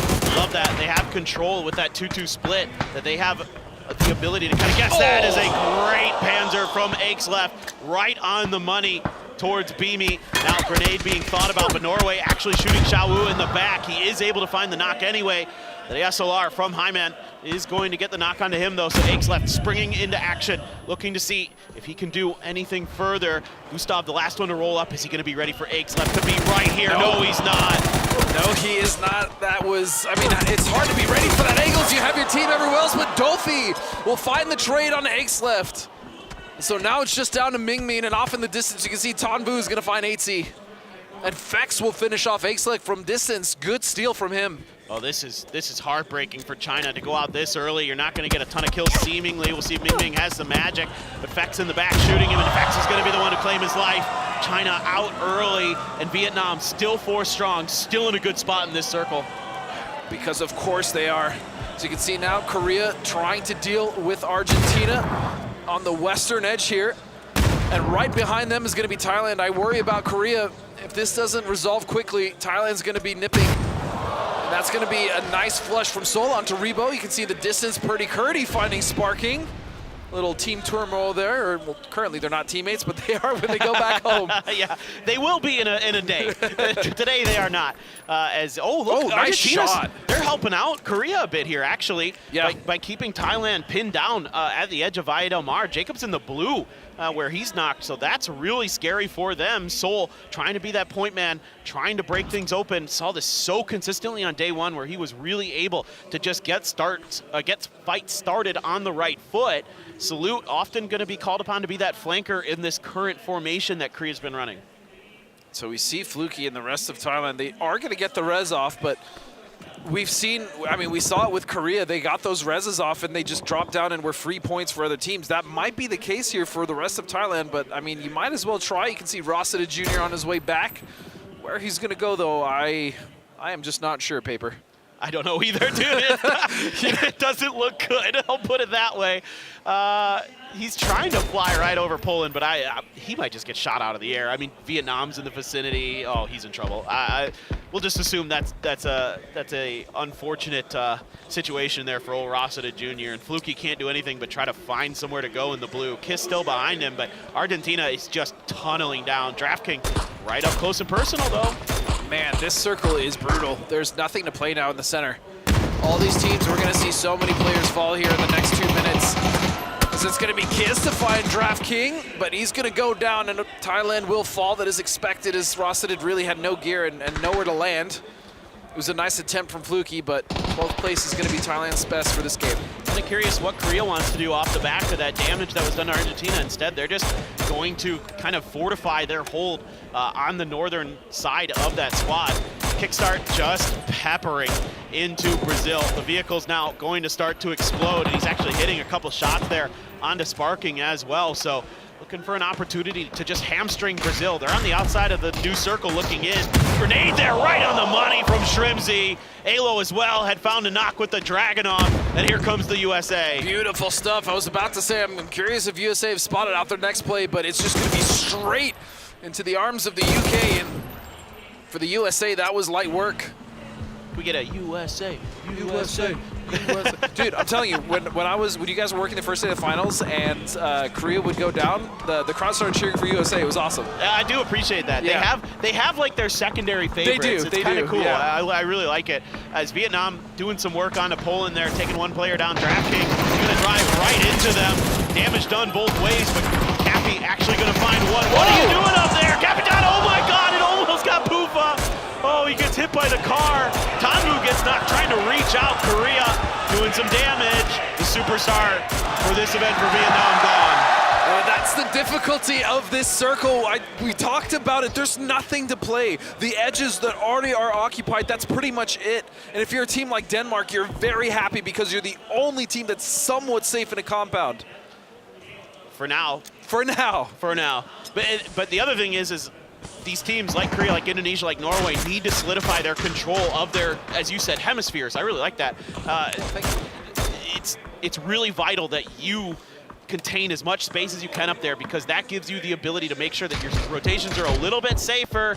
Maybe you get some kills here and there, but you know, then you don't have to guess who's gonna like rotate first, right, and all these weird little kind of tic-tac-toe games that come through. You can just wait for them to get in front, you punish, and then you take over. So, and that's what Poland's trying to do. Now, unfortunately, they do have a ridge to work with as well, but they're going to have to run into Vietnam, which is the unfortunate part of that. So we'll see how they're going to be able to do. And I mean, if USA can get rid of the UK, they could also try to flex out, but it looks like Himas is actually flexing up towards them.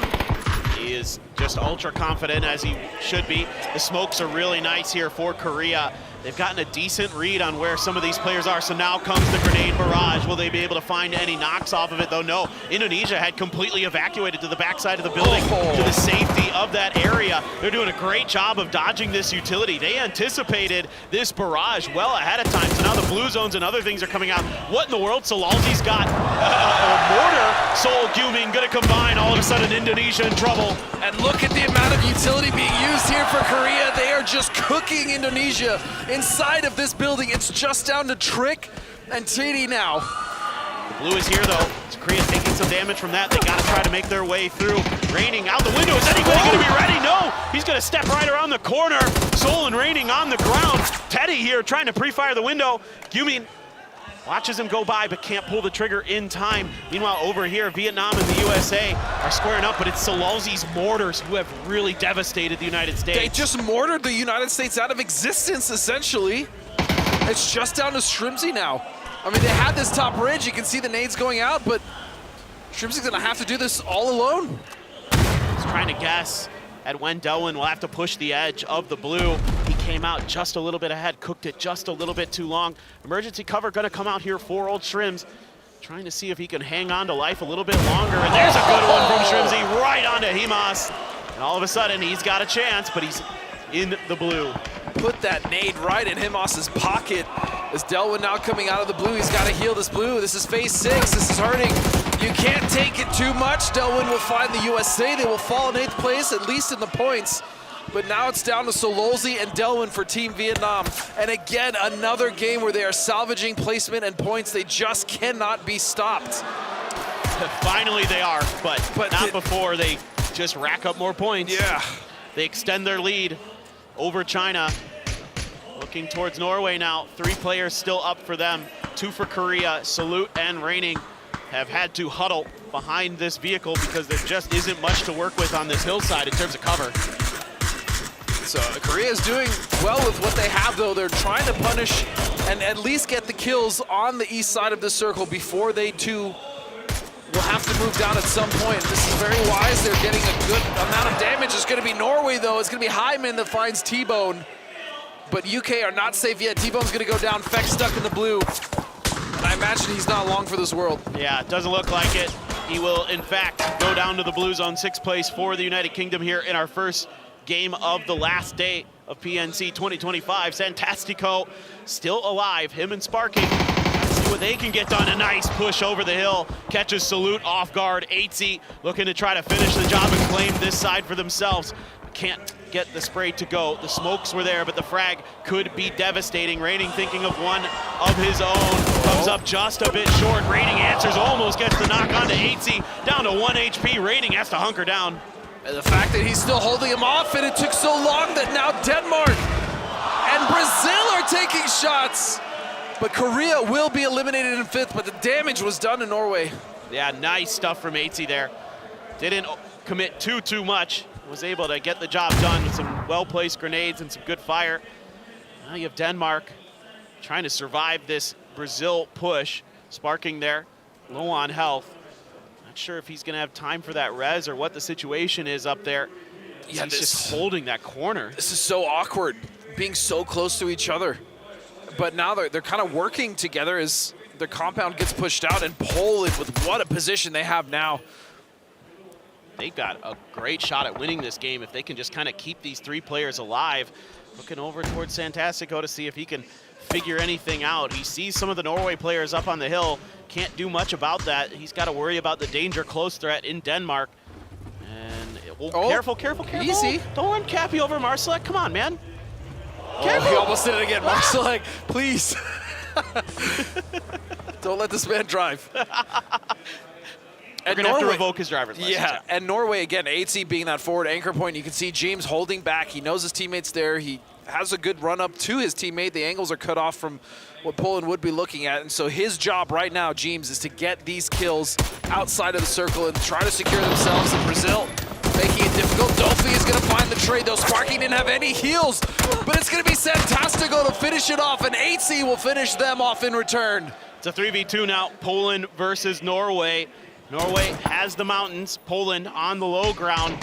Norway, it's gonna be James and ItzzChrizZ two insanely good players. Been around for so long. PUBG Esports.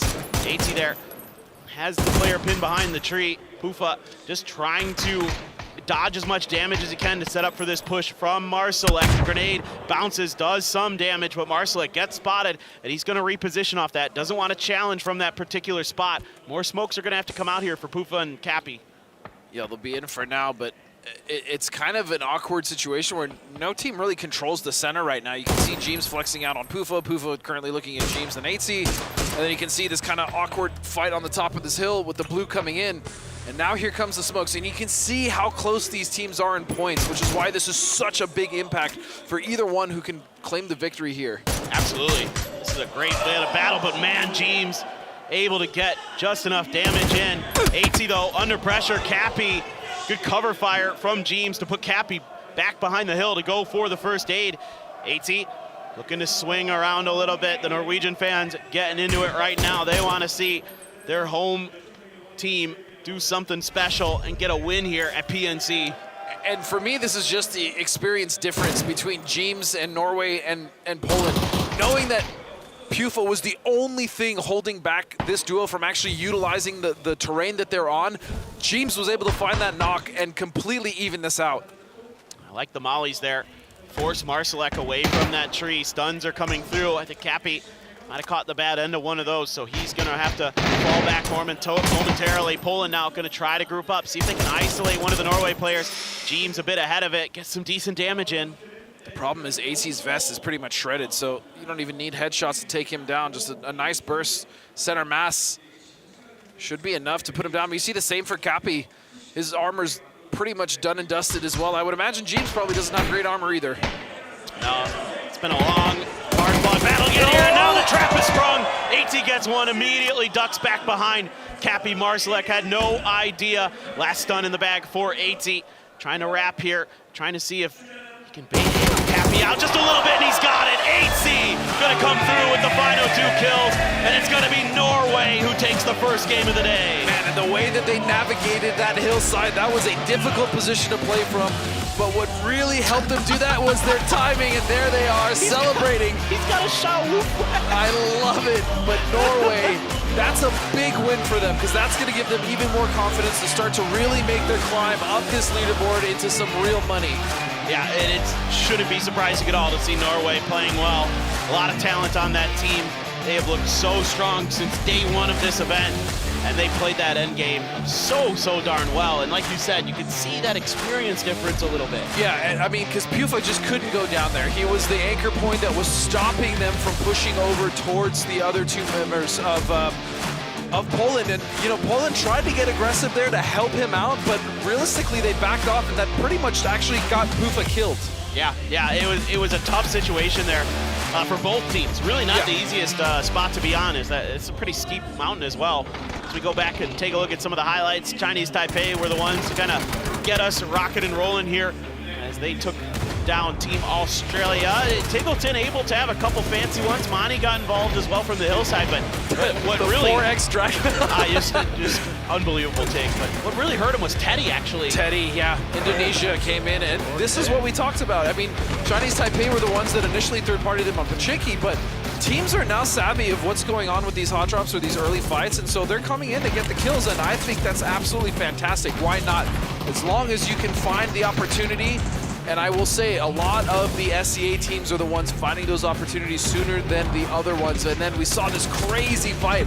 TD has been just so exceptional for his team and definitely a player to watch for after this event. Yeah, him and Trick looking really good throughout the course of 2025 for PNC. Sparking and Santastico at least able to win that battle, get a little bit further through. Some smiles, you know, they felt like that was okay. It was an okay game. Given that circle and their rotation and how difficult that was losing players early, I think that was a great salvage game from them. Agreed. I like that. The concerning thing, of course, is that Vietnam, nobody really gained much ground. In fact, they pulled a little bit further away from China. I mean, they got 8 more points that game, so that now puts them, I believe, at what, 160? So they're trying to get that gap even further, but China fighting back a little bit, but China didn't have a great game that one, so no, that doesn't help them. That 1-3 split, which with Little Ghost. Yeah, Yeah, I mean, I get the idea, but there's just no feasible way for those three to support that split of the solo player, right? And we saw Little Ghost, sure, he got 1 point, but he was down, and they could have really used him later in that game as they were trying to push that southern edge. So it was Norway. It was Norway, yeah. Pushed him out of that position. I kind of wonder if, we don't know what happened, we didn't get to see it, but if Lil Ghost had been able to escape that, get back, and they do like a 2-2 split. A 2-2, yeah, that could have been a completely different game for China. Yeah, I think then you're looking at a different scenario there where maybe they're able to take that fight in that crossroads more compound. confidently, yeah. Yeah, for sure. Another thing that we really didn't get to see was what happened to USA. Sololzi just hit perfect mortars and I think knocked 3 of them. That has to suck. I mean, that's close range mortar stuff there too, and that just not much you can do about it sometimes. When you're out in the open like that, you're trying to just run along the edge of a road, and they were trying to deal with UK, to be fair, so they weren't even worried about Vietnam, and they just sent mortars their way, so that was ridiculous. As we now look at the top 4 teams, Norway claiming a first place, 12 kills from that team, but really the duo in the end, able to clean up. So fantastic work by just the veterans, AC and James. Yeah, a solid game for Korea. 8 kills, a couple placement points. They took some good fights, some timely fights, some fights they had to, but when they took them, they were relatively clean. And then Poland, getting second. We saw Brazil with their salvage. Poland making it to second place, only 2 kills. They didn't get as much as they wanted. I think they were more focused on just their position in the circle. But man of the match, ItzzChrizZ, no surprise, 5 kills, 742 damage. He worked that ridgeline masterfully. And he was the one who found the timing on Korea to get that first knock, to break that fight open so that Korea just had no real recourse there. Some decent grenades from Raining, but he couldn't ever really get the gun barrel down. Agreed, and that's the most important thing that you brought up was timing. Timing had to be perfect, because if they had done that push at either a couple seconds earlier or later, there's a good chance that he was probably just going to get knocked, but the window of opportunity they found was just immaculate. Yeah, he caught Korea when they were kind of busy dealing with some stuff on the other side of the road, Really close game, though, overall. I mean, Norway with a huge 22-pointer, but everybody else is, like, really damn close. Yeah, I mean, the whole leaderboard is so close as we see now. Yes, the top is pulling away, but you look all the way from Korea, I'd say down to pretty much Argentina down by 20 points. Like, that's not an insurmountable gap. No. And any of the teams can kind of close that. And I'll tell you what, 9th to 4th place is a considerable amount of prize pool. No, you're absolutely right. So that is such a kind of important pivot point here to look at as we go out to another Miramar. And we will keep our eyes on that leaderboard, of course, throughout the day. We are well underway here today. We're going to see if Vietnam can keep it up or if somebody else is going to make a run here. It looks great for Vietnam. They played another solid one, but we find ourselves onto our second Miramar for PNC. It saddens me so, because it's the last Miramar of the event. Why do you gotta say that? Now I'm sad. I know, I didn't want to, but I needed someone to share the sadness with me. I didn't want you to be happy and me to be sad. You're bringing me down with you. Oh, okay. Also, make sure, you guys, if you want to watch from specific teams' perspectives, use the multi-view. It's a great tool.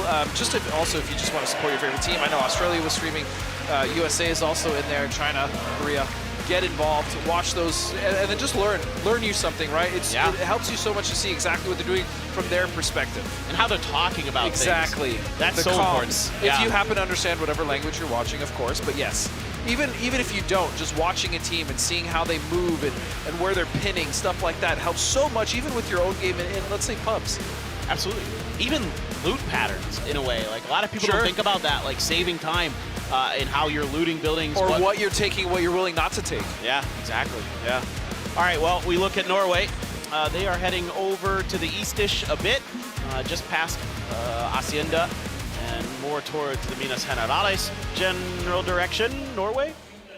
Great game, man. Poland have another solid effort. It's just like, if they can just get into that late game, they've got a shot. Like, they're solid. They do have a shot. Now, I will give them a break as far as the kills. They only got 2 last game, but they really did not have opportunities to get many kills, because remember, they were at the bottom of that valley, and so all the fighting was happening on either peak on the west and east, so they really didn't have an opportunity to get many kills. We can see, speaking of kills and opportunities, oh no, Brazil! They're going straight for Norway. They haven't even landed yet, and this could be a disaster for the team that just won our last game. Oh, I love this. Brazil needs points, and they know it. ItzzChrizZ just has to throw a molly at the ground. He couldn't find a gun, so he's trying to buy himself a little bit of extra time. Did scoop up a Vector, but he's got the full force of Brazil bearing down on top of him, except for Poso is just a little bit further out.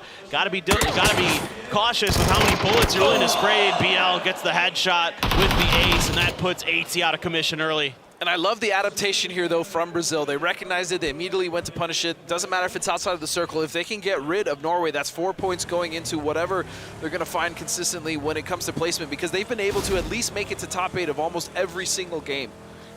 This is just great stuff that Sparking is calling here, because he recognizes a bunch of different things at once. He's like, look, we've got him, we got the drop on him, we got the vehicles, you know, we got the guns, but it's also about the leaderboard for themselves and for the other teams, as we do have an interview, I believe, with braex from Germany. Hi, I'm braex, and I play for Team Germany. I like Seoul. I think Seoul is like a beautiful city. I've been here like 3 times already, and it's always nice to be here. Personally, it's like a big chance for me. It's like good to like play LAN. It's always nice to represent your country, and yeah, it's just an honor, to be honest. Danke an jeden einzelnen Zuschauer da draußen, die uns supporten. Wir werden unser Bestes geben und viel Spaß bei den Spielen. Is it just me, or does he kind of look like, he looks like a police officer to me a little bit?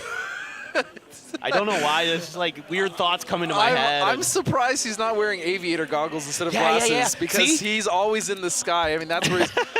I took 3 years of German. The only phrase I know or remember is, oh, hold on, we'll get to that. Gustav is going to find ItzzChrizZ.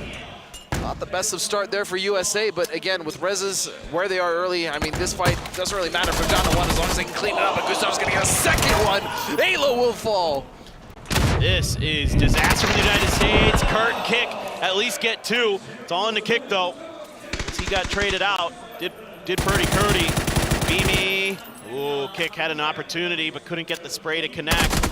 And it's going to be point claim here for the side of Denmark. Now, if Kick can survive, could get the reses, but he's trying to get up close and personal. He's trying to finish this fight before Denmark can get reses of their own. Around the vehicle, a bunch of damage both ways. Beamy very weak, but Gustav trying to press, and he's got the advantage. That is going to be the USA down and out. Look who shows up, it's Vietnam. Yep, Vietnam heard the fight. They're going to clean it up as they are 4 strong. And they're not going to give Denmark any room to breathe, as they should, and this is what makes them so difficult to deal with. Grenades are out early. No damage found, though. Careful with the driving there, my friends, as they are actually just going to opt to kind of surround this a bit. Stop with that MP5, trying to hold an angle. A blue zone out in the open. This is a weird split. Yeah. Vietnam trying to sneak a player in, I think. Look at Himas. Yeah, so they actually put Himas there and put everyone else in front to make sure that if Denmark tried to retreat, this is actually so intelligent. This is so smart from Vietnam. I love this decision making. Again, cutting off that southern retreat and just forcing them to fight in that concrete pria with Himas already there. See, the only thing is you've given time for the reses to come through for Denmark. That is true. Vietnam. That is true. In fact, all 4. Yeah, you didn't take advantage, so I think they realized that too, and that's why they bring Himas over. Because now they're like, okay, well, if you guys back out, so be it. I thought they were going to cut that off and then allow Himas to work and try to go for a knock and at least stop them and then collapse, but no, they give Denmark a full recovery, but I'm not sure how much gear they're going to have from this. Not much, it is from what I see. It doesn't look great. I have to see. I think all eyes on this part of the map right now, because not much else going on otherwise, and this is pretty pivotal for the event. If Vietnam wins this fight, like, cleanly, they might run away with it, because this is dead center. This is one of the best compounds to be in currently in the circle, so yeah, I guess it makes sense. They didn't want to risk that, and you know what? That's also intelligent from Vietnam. Even though they have a massive lead, how many times have we seen a team with a massive lead just like, oh, we can push this, we can fight this. They die, they go out early, they don't get points, and then all of a sudden that starts a snowball effect that really starts to come back and haunt them. So, Vietnam, fair play. Oh, man, Bart, this is not great. He's got a bunch of players from Korea that are finding flank angles. Salute has one, Raining's about to get another. Yeah, there you go.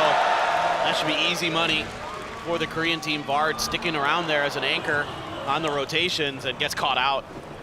Did he flip the vehicle, or did that the tires are all Tires good. are good, so yeah, I mean, flipping a Murado on Miramar is not a shocker. I mean, we've all done it. The terrain is not conducive at all for driving that vehicle, but he will go down. Unlucky for him. Still 3 members up of the UK, and they can always get him back if they want. That's a good point. They could take their time. They've stopped at the edge of Los Leones. They could just let Korea go on by, drive through, grab the blue chip, assuming Korea doesn't do something funky with it. I doubt it. Korea actually had a pretty decent game last game, so if they can build off that, they can kind of chip away at 3rd and 4th place. I mean, they're knocking on the heels of 3rd. Still got work to do with 2nd, but it's possible.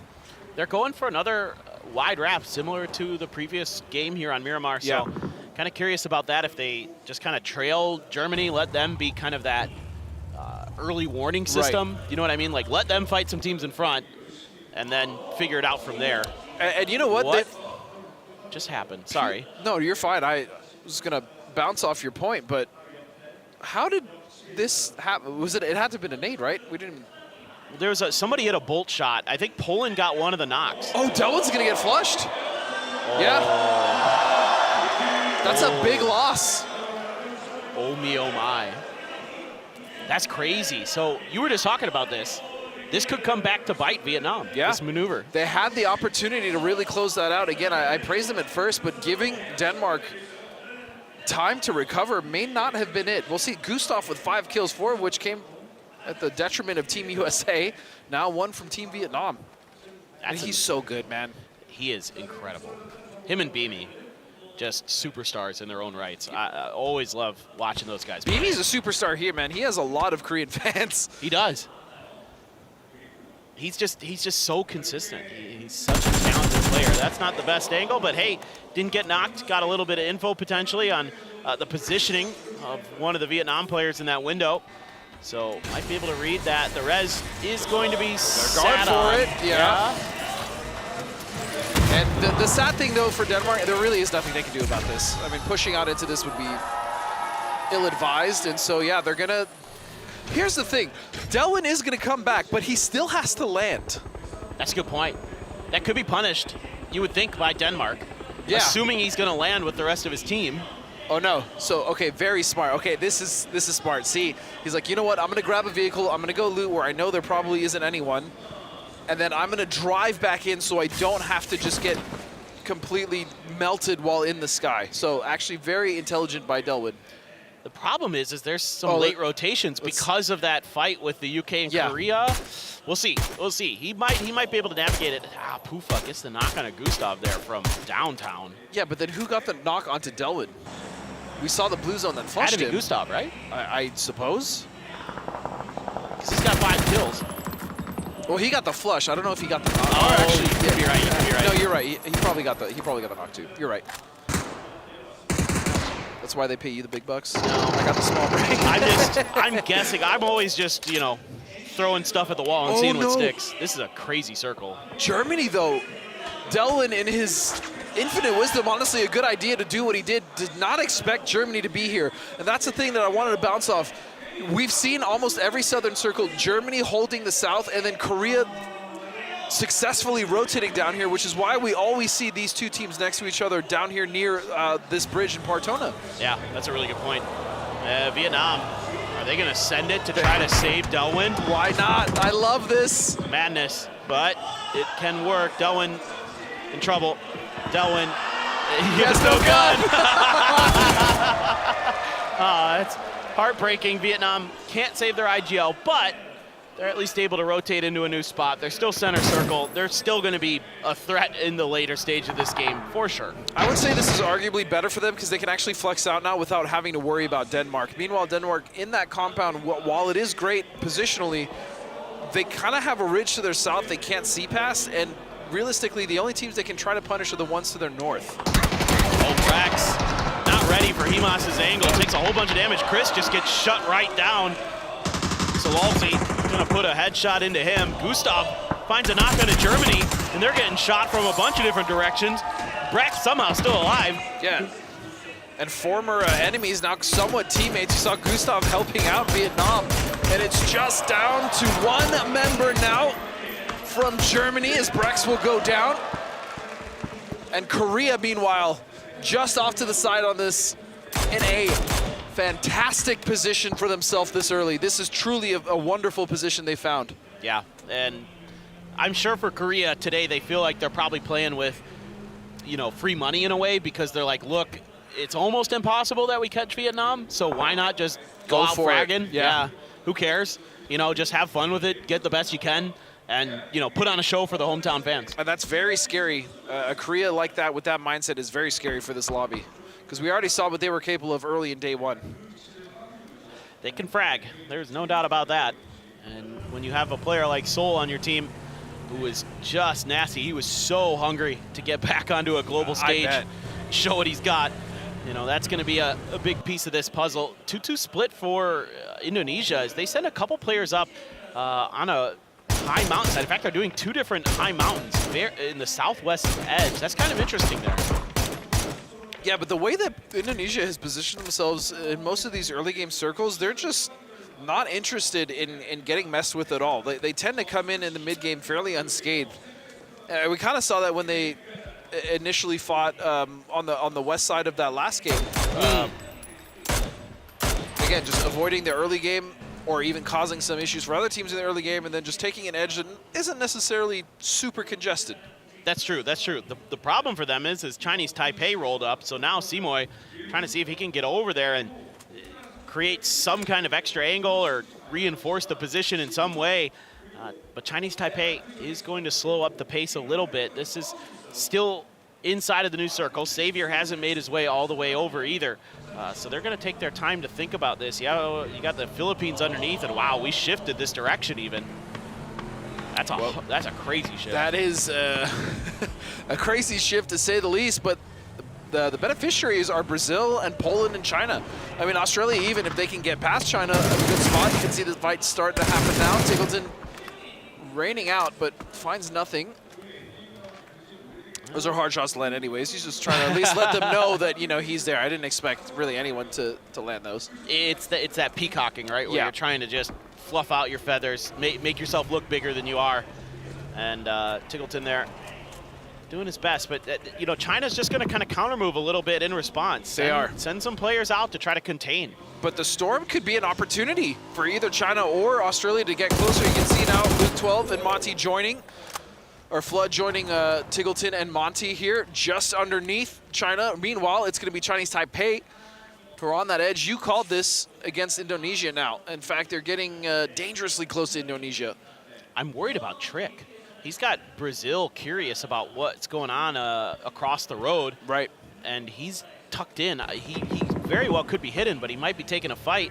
In fact, I see some shots ringing out in that part of the map. Norway has to make a rotation. Korea just ahead of them. And they're going to try to wrap wide. Wow. I almost sounded like Elmer Fudd there, dude. Like, what the heck happened? Oh, whap wide. I love it. It's okay. Yesterday, yesterday I could not speak, so it happens to the best of us. As Korea, again, extending their control now, and they have that duo just to the east side of where Argentina is sitting, and that's a great compound, but I imagine Korea is eyeballing it saying, we want that. For sure. And they are looking for an opportunity. It's going to probably take a little bit to manifest, but I'm kind of curious about Norway, dude. Like, this is a really tough spot to be in. There is like that little group of buildings that's just to the south of Argentina that's available, but that's like a really awful spot to be in. There's so much that can see into those Exactly, and to your point, it's because so many teams are able to see that, and the buildings themselves are not the greatest. It's not somewhere that you want to be. The problem also is that the teams around them are the freaking Philippines. They are so good at punishing teams coming in. That's a great point, and they might be finding out sooner rather than later. How difficult it is to fight against the Philippines, but maybe they could turn that fight around and do some work there. They will be able to settle up underneath. China still tracking Australia, just looking to see if they can find their moment, find their opportunity. Australia is being very cautious about this, you know, based on what we see. And there's one of those frags that we're talking about, one of those knocks coming through, and it's a quick finish. There was a trade for 8C, but that fight kind of 1-for-1 right now. Curious if we'll cut down to it at all. This is getting weird. What is this circle? Yeah, this is really weird. You have that mountain position you see Brazil on, and then you have the compound just to the southwest of it, which is where Indonesia is sitting. But what a crazy split. They've been holding this for so long. Surely they're going to consolidate into that compound and let Chinese Taipei take that mountaintop compound. I feel like they have to get away from Chinese Taipei. Like, that is too much of a fight. Meanwhile, there's 3 teams trying to rotate together. If you look at the mini-map, it is chaos. It's traffic at rush hour right now. Vietnam just a step ahead of Korea. Korea gonna take a ridgeline position. They have a dip for themselves. Vietnam wants more. And that's a great dip that Korea have found for themselves. Vietnam taking this single story. We've seen teams time and time again win from this position just because it's the only form of cover in the circle once those compounds to the west finally get pushed out. But Tanvu is gonna find Pufa, and that's a knock that they probably will not be able to confirm. Meanwhile, Rossiter Jr. will crash into this compound we initially saw with Denmark and Vietnam. Yeah, Denmark hasn't had to leave, so they've just been chilling. They just dug in and waited things out. Thailand going to use that opportunity to get a step ahead. Now they're going to have eyes down onto Poland. Smokes are out, though, so for now, Poland's okay-ish. Pop some tires there potentially. Vietnam just going to use this position like it's a turret. Just try to shoot anything and everything that's around them. Grenade is knocked there from T-Bone. Marsalek, oh no, had the Groza, couldn't get the spray to go, but Master was right around the corner. You are going to lose Marsalek for that. Simoy going to claim the point. Yeah, but if they can at least get 3 up alive in that position, in that shack, that's a win. And if it had to be, I was going to say the detriment of Marsalek, that's okay, but Pufa also might go down. No, they're going to recover him. So very sketchy, but good recovery from Poland. No, I'm shaking my head because I'm just like, man, Poland's in a tough spot right now. This shack is not ideal. You might be able to survive for a little bit longer, but but going further forward, I think it's going to be tricky. Finally, the fight has to happen between Australia and China, but it's actually Thailand who finds an angle onto Aixleft. In the meantime, Argentina has found a knock onto Korea. Aixleft trying to be recovered here by China. They need this game to go a little bit better. Brazil strikes from behind. They're opening things up here. Australia has to turn around. Yeah, Australia have to fight. A reprieve found for China, and it comes via Brazil, and that's going to be a knock for Sparking. It's going to be onto Flood, and all of a sudden Australia, who were kind of putting the pressure on China, now are the ones that are on the back foot, and that's all because of Brazil's switch in position and focus. Tiggleton trying to keep China. Oh, look at Thailand now. Oh, here comes Thailand. China's in trouble too. This is disaster for a couple of these teams. Jacob trying to go for the spray is able to get the re-knock onto Aixleft. Luke, though, gonna turn his attention over to Thailand. Takes down Jacob nice and quick. Flood has been flushed out. Monty as well by Sparking. So China able to escape. Aixleft on the ground. They're gonna leave another player there, maybe thinking they could still get this res to go through. In the meantime, a flush finally comes through into Gyumin. Hit the knock forever ago by Argentina, and they're taking a bunch of damage. What a turn there from Seoul, though. Seoul getting active, taking down Capitan. And what a trade. So aware again to get that turn, and it's gonna be raining. He's also gonna help out, but in the distance, it's gonna be Emmy to find Raining, and now the spray from Seoul. He's the last member alive for Korea. Soul just couldn't quite get the angle in time. Emmy able to escape back down behind the hill, but Soul throws a nade at him, keeps him honest, keeps him backed off.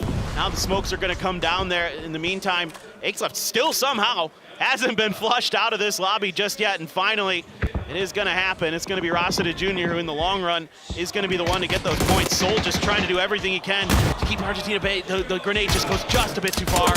Yeah, but they're recovering, but still, Argentina had an opportunity to recover as well, but Salute is not done. He's still going to find the headshot onto Rebo. He has a 1 HP, 1 literal HP to try to survive and save Korea in this dip.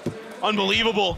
He got that knock, the confidence to take a peek there and see what he could do. Now he just has to fan out and try to fight on 2 different angles. Emmy takes some damage himself. Draft King trying to look up and over. The prone down. Salute's in trouble, and he's gone. It took so much effort, though, from Argentina as well as other teams to get rid of him. But meanwhile, it was what you were worried about. Poland will fall, and now Brazil have to come out off the top of that. That dip that China is in is so not advantageous with Brazil just being right above them. The only saving graces of teams like Thailand or Argentina or Vietnam can shoot Brazil off as they try to come down, but that dip is open and you can see all of China looking up towards Brazil. This is such a nice game for Brazil. They've kept control of that high ground for so long, and they've been able to just rake in a few extra points. 6 total kills for them in this one. And yeah, China, Vietnam, everybody's fighting around them. They go into this shack and they're just chilling because everybody else is busy trying to control their edges. Yeah, we've seen it time and time again. The team that often gets that field avoids all the crazy fighting around the edge and also the angles, right? They're the only ones that really have any form of real hard cover aside from Argentina, who have done a great job flexing out and getting rid of not only Korea, but now starting to dictate the movement of the teams right above them.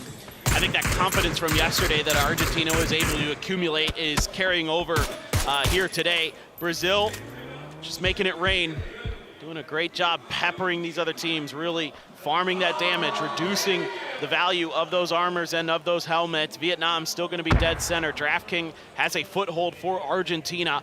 Rybox has to be super careful of what's going on to his north. Gustav has been prone in just a little bit of a divot. Yeah, and he's going to be relatively unseen. The problem for Rebo and Argentina, though, is that you saw their armor. I mean, they're shredded to pieces. They got multiple fights, multiple knocks. So they're essentially unarmored and don't even have a helmet. I'm pretty sure Rebo's helmet was down to its last durability. That's going to be tough for them. Maybe they can find a good fight, recover a little bit of that stuff. Brazil is going to stay up here as long as they can help it, try to do as much damage. You know, if they could find a knock, find an opening, maybe that's when they can make their move. They do have Simoy down out there, and they know it, so they're going to make sure that he isn't able to be rezzed by Indonesia. China, I don't think they have a vehicle left. I think they're going to have to get this next move on foot. Yeah, I was going to say Brazil's going to have to focus China if they want to move in past that, but meanwhile, Calbs is going to find a trade there. And never mind, Philippines just gets eliminated. Savior just deleting what's left of the Philippines, and Chinese Taipei really coming alive today, actually. Yeah, I'd love to see it.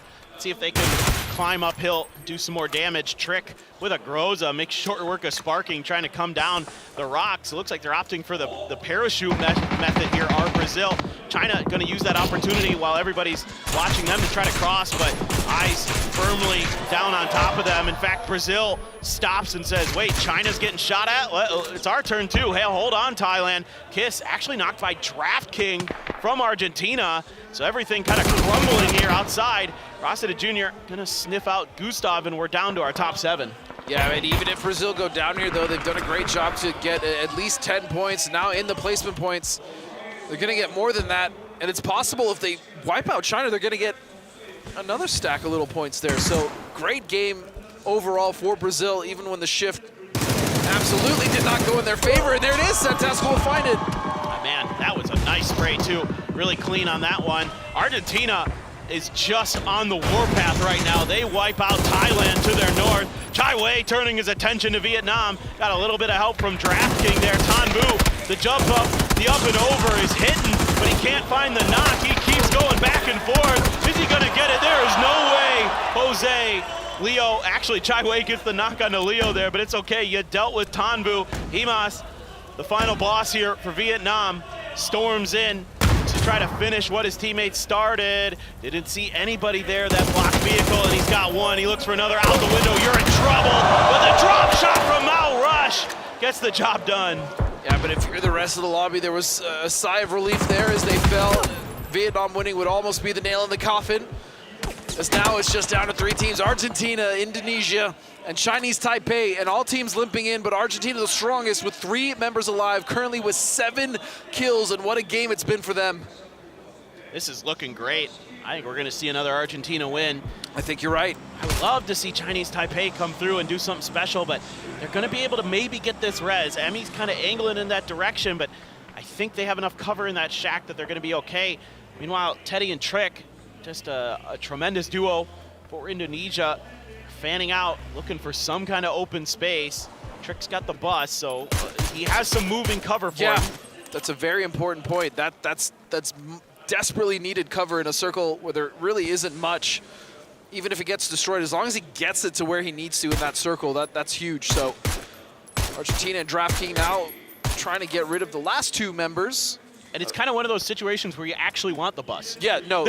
Normally you're just like, man, this thing is slow as hell. It's kind of easy to get shot out of, depending on the angle. But no, they need that bus. Getting it in, again, the cover you stated, the mobile cover is huge. Let's see if they can get there. Starting to sneak underneath Argentina as best as they can. And this is a nice little angle that Teddy's found. He should be A-okay here. I think it's going to be tough for Argentina to confidently push this ridge. I think you might open yourselves up, yeah, to Chinese Taipei a little bit. So they're just going to hunker down, hold this angle. They've got the circle. They're saying, okay, it's phase 7. Let's just let phase 8 kind of force the issue, and we'll play from there.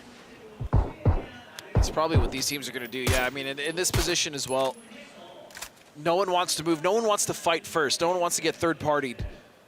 So they're just going to slow roll this one out, and that's okay. I think that's the right decision for all teams involved.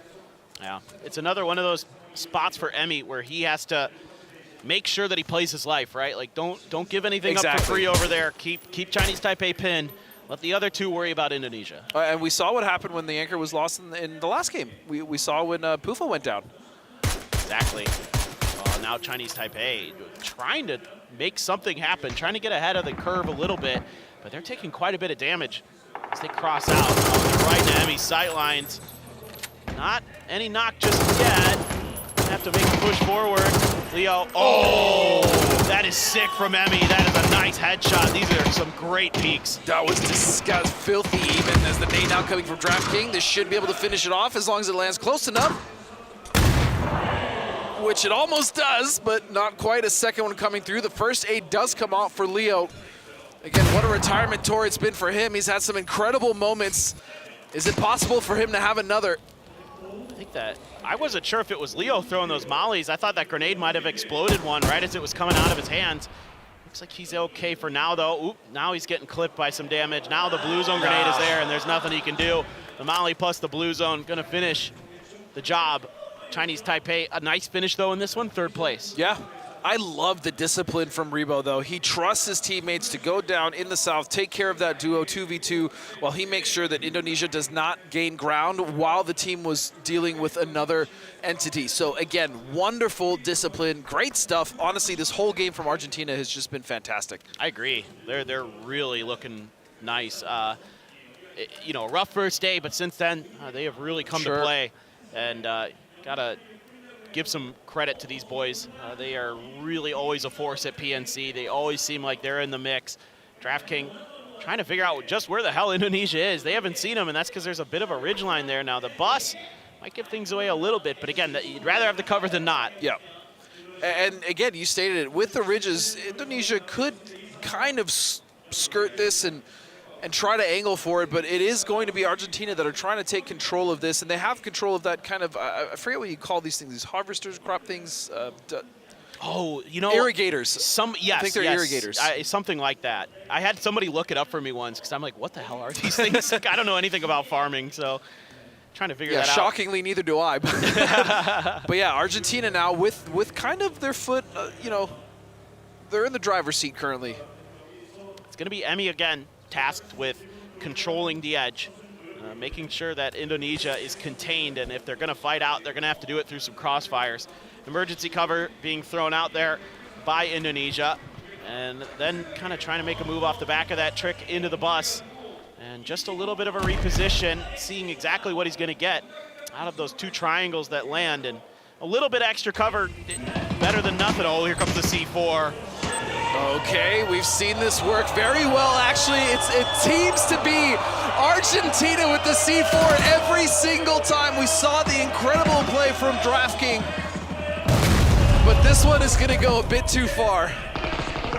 Tried to guess the timing a little bit, but it rolled probably a little tough. bit. Yeah, it rolls a little bit further than you think sometimes. And that is going to be one of those situations. This Groza going to put the fear of God into Argentina a little bit. Yeah, hold on a second. Groza in the hand of Trick. I mean, this is very losable if Argentina don't play this tight. They cannot give away any knocks. More importantly, they have to make sure if there is a knock, they're there for the trade. Otherwise, this is going to fall apart very quickly. A little bit of util on both sides to use. Oh boy, going for the molly though is DraftKings. Trick right near that, but it actually doesn't connect onto him. Folding shield in front of him as well. He's gonna let loose with a molly of his own. Oh, Noza springs into action. Teddy already has one. Rybo on the other side.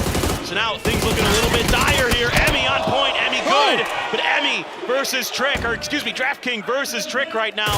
Up and over, and no, it's gonna be good. Team Argentina seals the deal.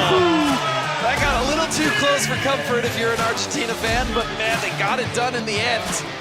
And again, up to that point at the end, they played that game so well. They used their position to really create the control they wanted in their sector of the circle, and then they punished team after team. They got a healthy amount of kills, and in the end, they were able to clean it up. So well played to Argentina. That's a huge game for them. Yeah, that really good zone control throughout the middle stages of that game to give themselves that extra, little bit of oomph going into the end.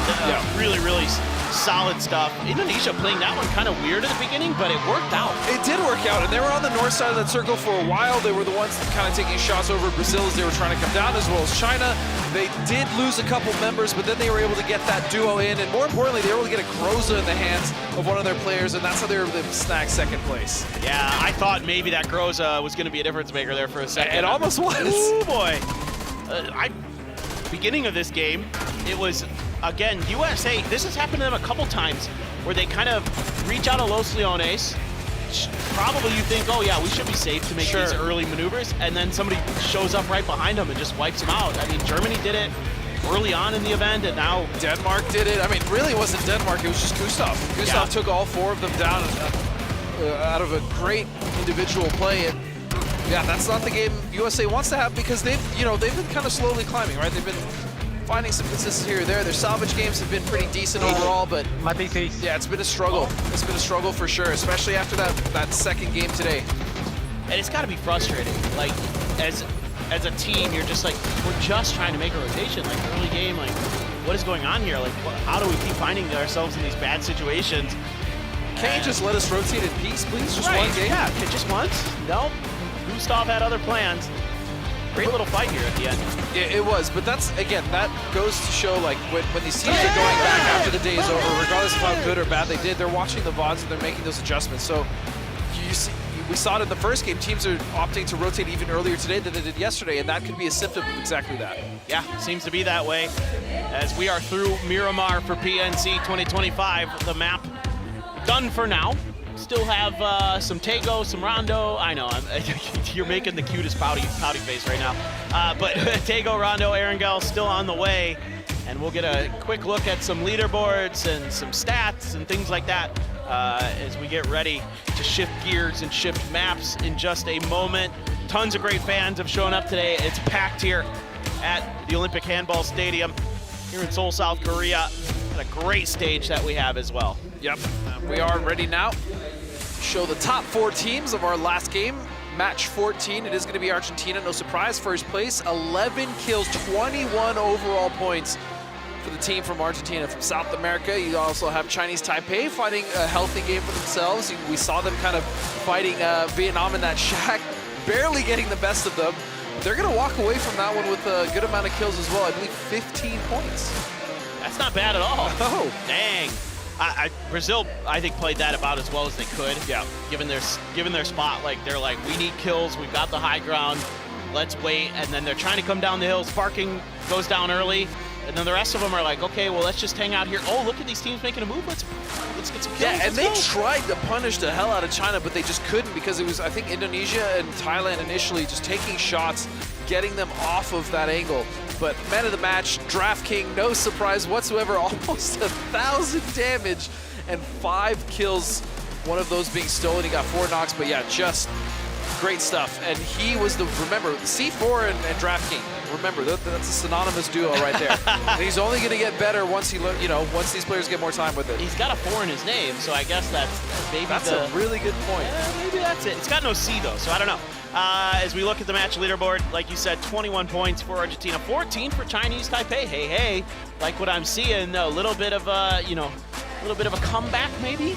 I mean, if Leo can have a great comeback and a last great hurrah day where they kind of dig themselves out from last place, I think that'd be a great send-off for him. I'd be thrilled. I truly would. I mean, a player that I've been casting for so long. Would love to see him just really pop off today like he did a bit yesterday. As we take a look at the total leaderboard here, see exactly where we stand. It is a gap that is continue to widen.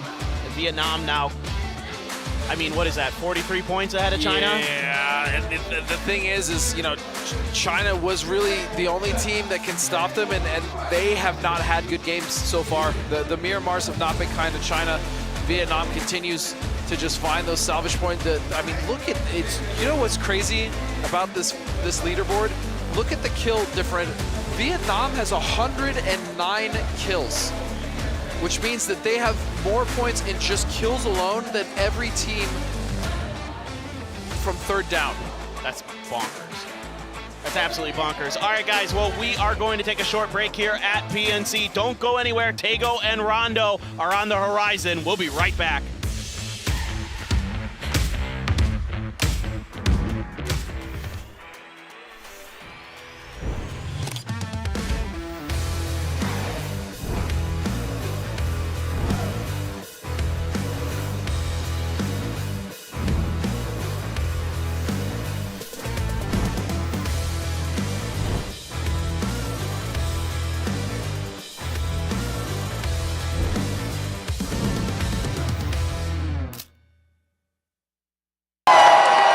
Fueled by the same passion as esports athletes, Zowie continuously develops tailored products, empowering gamers to bring their best out.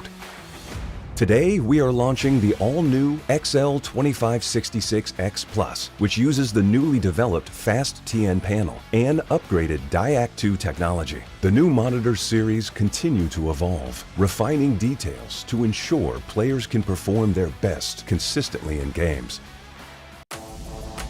Dominate with speed. Octopus 8K HE.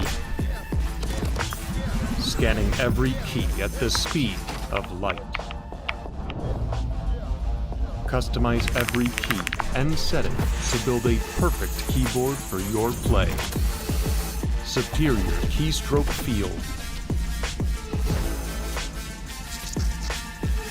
Experience speed like never before. Octopus 8K HE. Azra.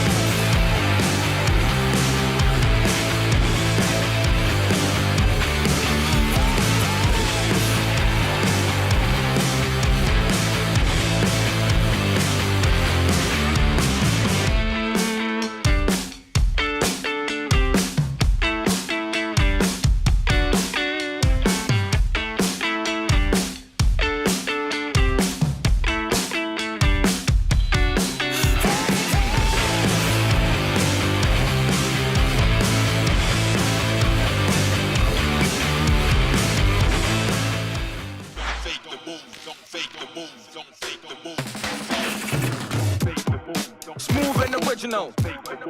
Straight from the underground. Listen to the real funk. Hold on. Watch out, the furious. Better be focused. Listen to the real funk. And it goes a little something like this. It goes on and on and on and on. It goes on and on and on and on. It goes on and on and on and on. 혹시 모델 워킹 좀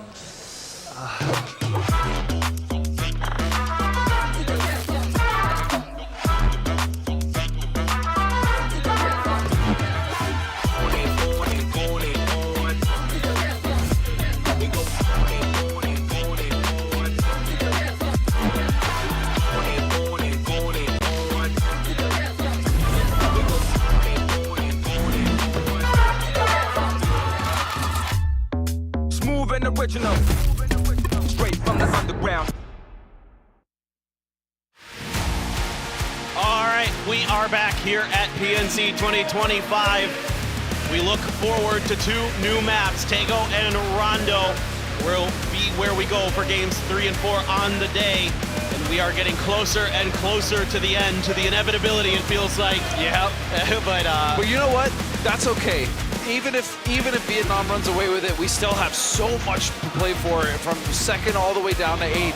So regardless, I mean, if they do run away with it, they've earned it, let's be honest. But yeah, there's still so much to play for as we head into Tego. And I want to see a northern circle. Most of the circles we saw on Tego throughout this event have all been in the south. I agree. I love that northern part, like above the palace in those mountains. Yeah, and army base. Oh, yeah. The trees around there give you that extra level of kind of cover. So I'm with you. It's my favorite part of the map, actually. Same. So I would be okay with that if we get a circle up there. Have to wait and see, though. Plane path is up, and it's kind of western shifted here. Yeah, leaving a lot to be desired on the east. You can see terminal is, I mean, it's definitely attainable. It's a small stretch. Same thing with Buksan Sa, Ohyang, all those areas are going to be cut off. And that means if this circle does go to the east, the rotations there, and it's the fact that circle is going to be empty is going to be a big alarm for a lot of these teams. Yeah. That's a really good point. We see the team start to get out of the plane. But I wonder if we're going to see anything like we did at the beginning of the last one, you know, where a team got a little bit eager in the beginning. Brazil there reaching out to take down some players from Norway. They're pretty close to each other again. The problem is I don't think Brazil's going to get guns and vehicles as fast as they did. I mean, that response time was pretty crazy from Brazil. You can see now Korea and Gyumin, they're just going for Go Doc. My short king, Gyumin. Actually, it was really cute. I got to see him out in the halls before the event, and he was up there with his family. Oh, nice. Come to support him awesome, today, dude. so just said hi to them. And that's so awesome. You love to see it, right? The support that the families bring out, you know. Oh, it's a western circle. Yeah, okay, I'll take this. I'll take this over a southern one. A little hop-ho action. We've never seen a circle end in Hoppo, but we have seen circles end in that area just to the east of it, the compounds. In fact, look at the amount of res centers that there are in this area. That's kind of huge and an opportunity for some of these teams if it does western shift. That's really interesting. But we do have an interview with the man, the myth, the legend himself, Sparking. Jogar Nations Cup é sempre muito divertido e muito legal, porque estamos representando nossa bandeira, nosso país, em vez de nossa equipe. Nós da seleção brasileira somos jogadores com muita paixão, somos jogadores muito alegres, muito simpáticos, gostamos de falar com todo mundo e esperamos dar o melhor tipo de competição e alegria para esse campeonato e para todos vocês que estão assistindo. Eu vim de muito longe, vim de 22 horas de voo, então não posso voltar com as mãos vazias. Iremos voltar com o troféu. Oh, and a jet ski. That's what he said. Sparking is just one of my favorite players. I've really got to know him over, you know, the last couple of years, and just the ability that he has portrayed in game, but also the person he is out of game. You know, the way he's been able to support himself and his family now because of PUBG, I think is just an absolutely beautiful story. And the rest of the community in Brazil. Yeah. He actually does a lot. He does so much for them. Yes, he is just a tremendous guy.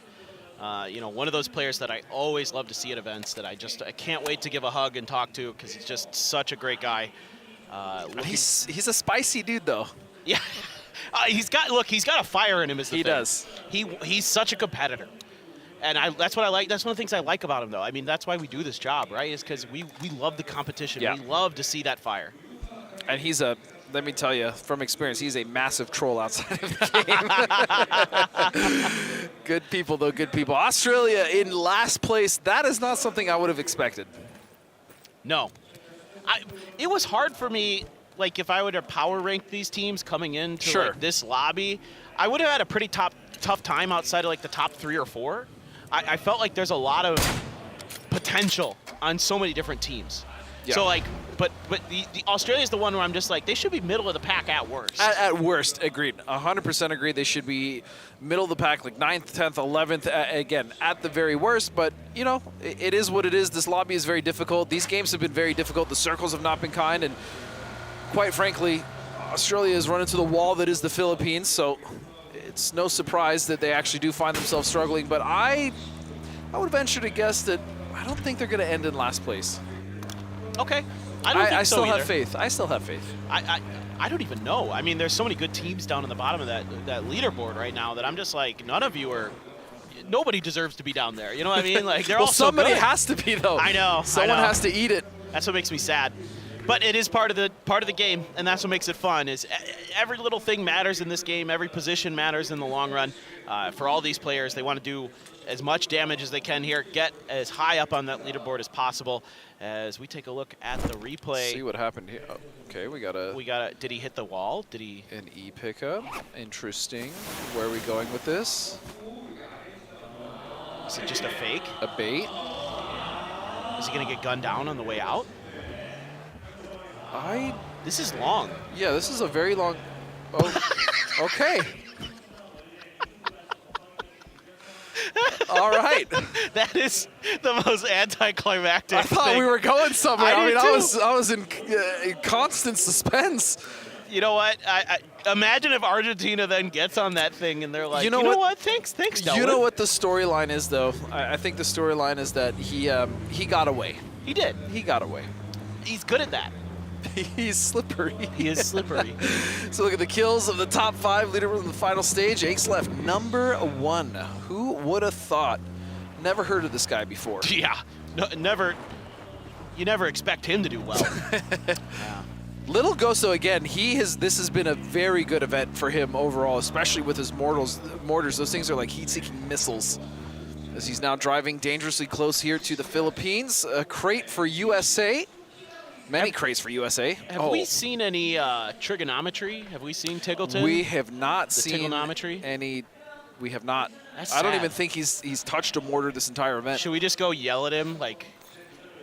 Yeah, get on. Next break, just get on there. I'm just gonna go walk now. down there and yeah, Tiggleton. We need a mortar. This is his map for mortars too, It is right? actually. This is where we saw that mortar. It was up near Army Base, in fact, where he pinpointed a mortar straight onto. I'm trying to remember whose head it landed on. But my memory is failing me greatly as Korea now rotating in. And again, we're just taking it slow because all these teams have, the way the circle panned out and the way that the plane path was, all of these teams were able to safely get inside the circle. Barring a few outliers, you do see Germany up there to the north, Taipei to the east, and then Brazil making their way to the south next to UK. But everyone else is set up, which means that even though this first circle is going to be a slow burn, the next 2 shifts are going to be absolute bloodbaths. Yes. There's still a weird world where this like hard shifts north like 3 times in a row, and all of a sudden we're on, you know, up by Palace or something like that. That is still very possible. I still would love to see a circle on that little island that's out there. Don't think it's possible in this circle because usually, like, if it's going to be one of the little islands, it has to be like super half far. water Yeah. to begin. But that's a good point. There's still a significant amount of water in this one. Is raining is going to find Beamy, so that's going to be a knock. Not able to confirm just yet. Dofi with the cover. This is all happening just on the edge of Palace. Well, this was just kind of like a bit of a waiting game here between these 2 teams, and they're all looking at the ways to get over to the other side of the river if possible. So for Korea, they just caught Beamy out by this rock. Gyumin should be confirming the point. Ooh, he had to make that quick. He knew that he was going to get shot, so it is going to be Raining confirming the kill. Okay, so at least a point, but now we got to get Raining out of the situation. Gyumin also eats a headshot. Oh, it's so close, but I think he's good. He's going to make it out of there. You can see his helmet got tapped. Just barely, dude. Oh yeah, look at that. That is, he has almost no level 2 helmet left. That's a feels bad man, but maybe they can find him another one somewhere in the vicinity. In the meantime, it is braex up in the air. Our top gun here for PNC. I would love to see a stat. Yeah, of who the best pilot is? Yeah. Who's got the most airtime? Like, that'd be sick. He's got his flight log. Oh, wait a second. TGLTN says, get out of there. Get out of the sky, sir. That's a Mark 14. Yeah, it's a no-fly zone with that Mark 14 in the hands of TGLTN.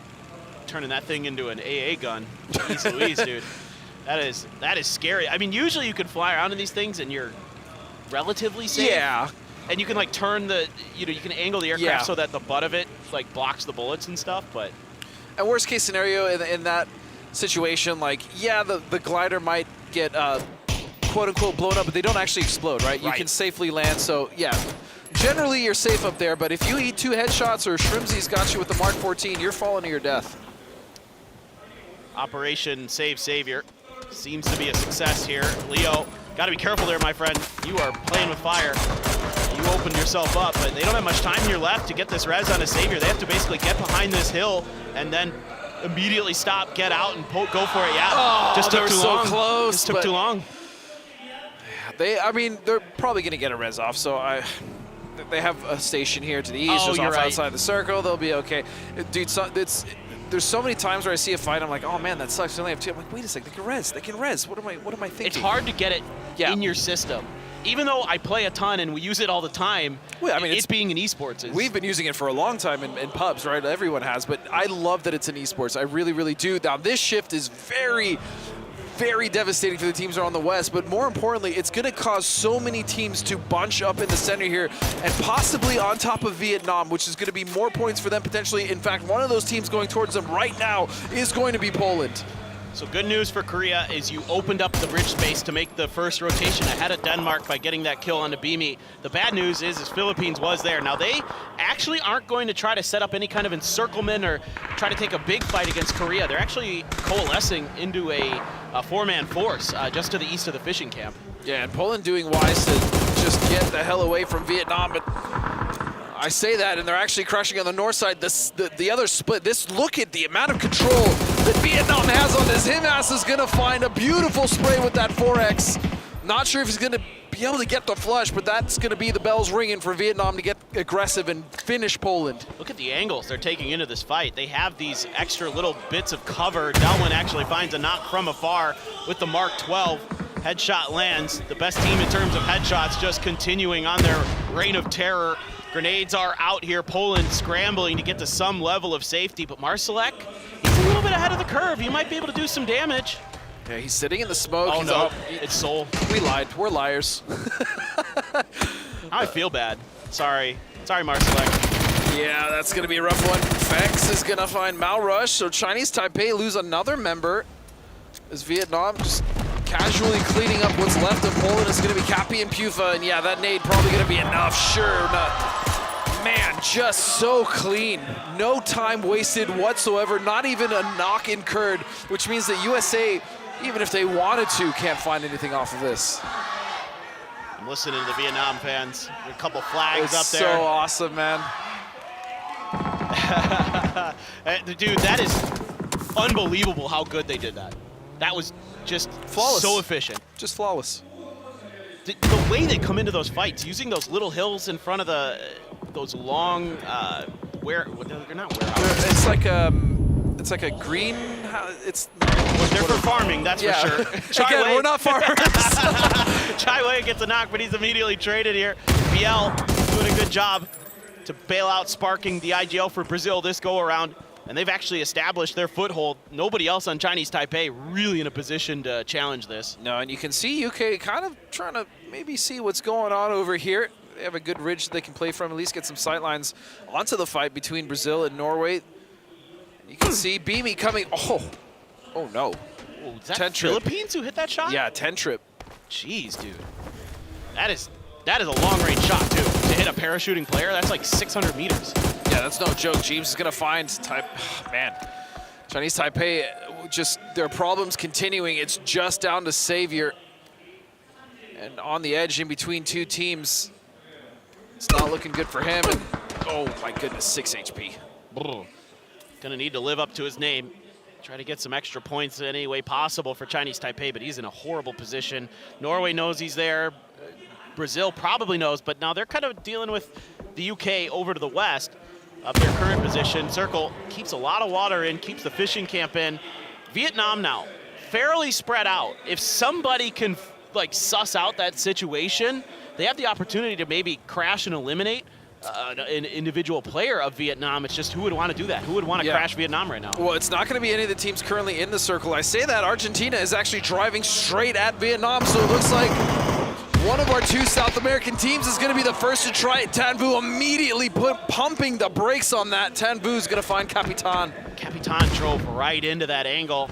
Just maybe wasn't expecting that there'd still be a couple players over in those longhouses.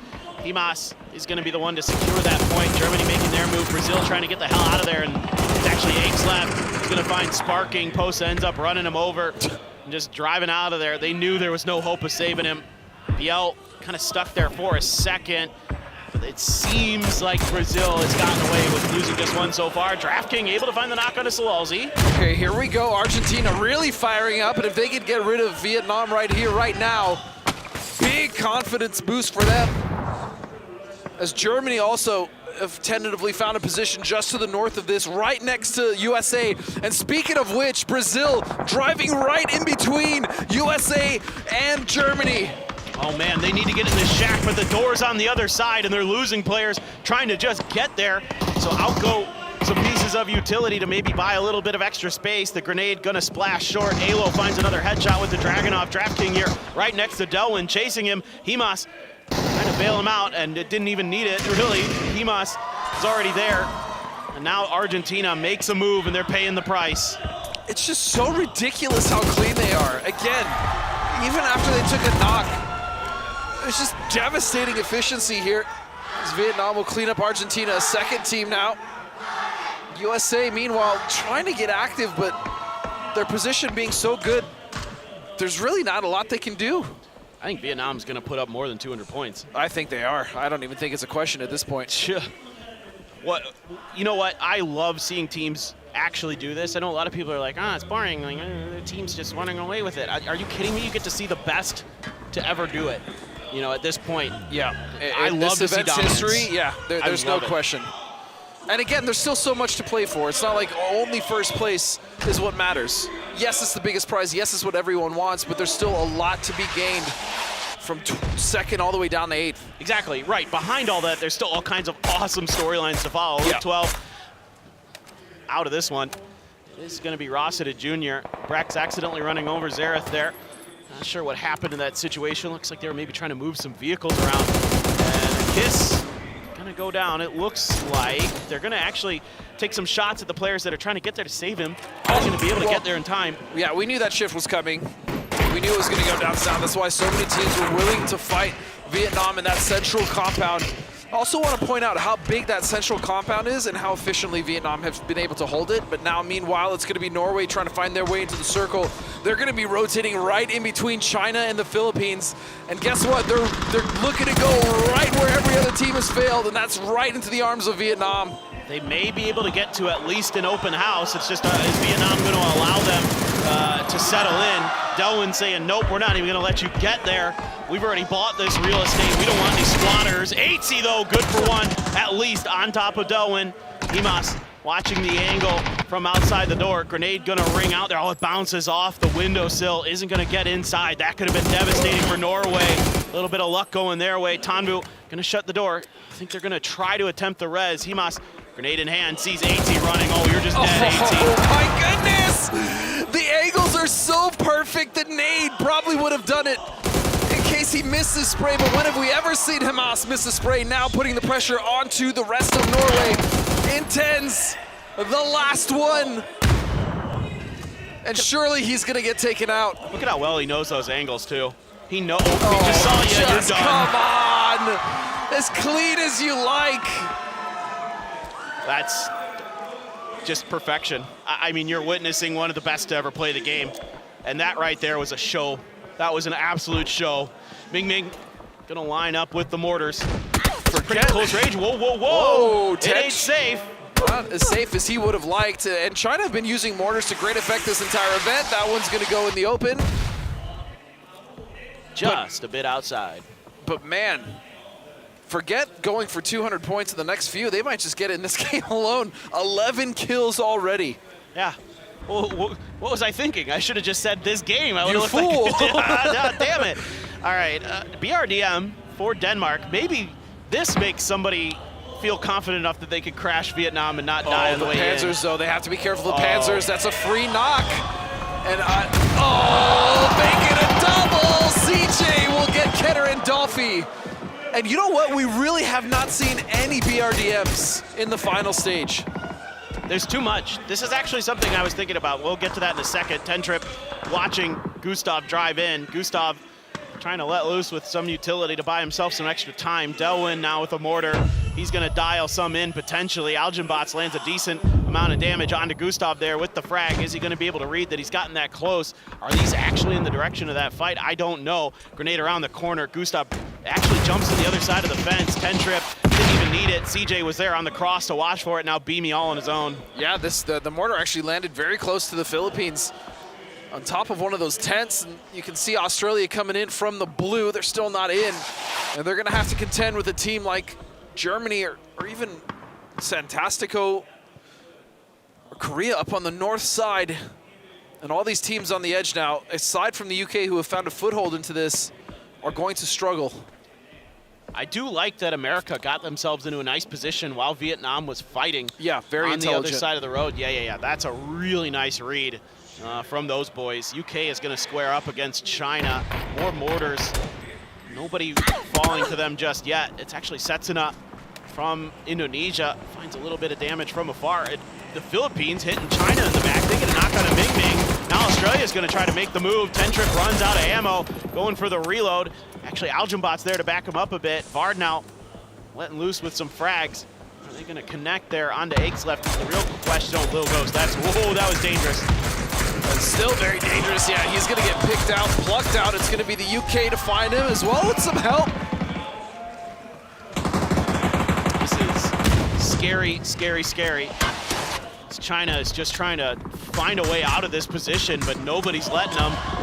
There's a knock. It's T-Bone from the UK, finds Aixleft, so Xiao Wu and Ming Ming will be sitting in the back, just hoping they can get out of this some way, somehow, but the Blues about to be there. Their car can't be in the best of shape, I'm sure.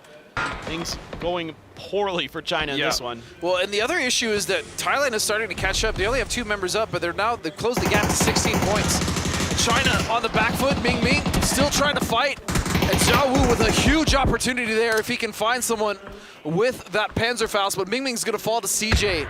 And the Philippines have just been on a tear this game. 8 kills, still 4 alive, although one of those is a knock in Tentrip.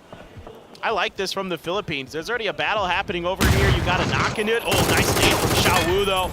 But Xiao Wu is in the blue. Not sure if he's gonna have enough time to get that first 8 off. Be close. It's gonna be real close. Looks like he just does. That is really good news for him. See if he can find some more damage, find some more kills. Fex up on the rock, looking to eliminate the Philippines. The UK held this really nicely. Yeah, and with a great opportunity here to clean up this edge and get some more kills. The problem is they're gonna be right in front of Vietnam once they do finish, but if they're gonna finish in this area, they need to make sure they get all the kills to compensate for what may wait for them as they head into the circle. Also, Indonesia with such a wide split, they really have been uncontested and there really aren't many angles to punish them, so they actually might be looking to punish the UK here, as now we are moving back over to Korea. Santastico able to get up on top of the box to avoid the flames. Salute did get knocked on the way through. Zareth has the link, so Gyumin goes down. This opens the door here for Santastico to do some damage. Here comes some blue grenades as well. All of a sudden, Korea's in trouble. Reigning the only one alive. He has to escape the blue zone. It's actually Mika's blue zone grenade that's gonna keep him alive. Oh, that was close. That may actually give them an opportunity to recover. That second blue zone grenade was not close enough. He gets some smokes down. This is a real shot for Korea. The problem is they're still on the back foot. They have to push into Germany.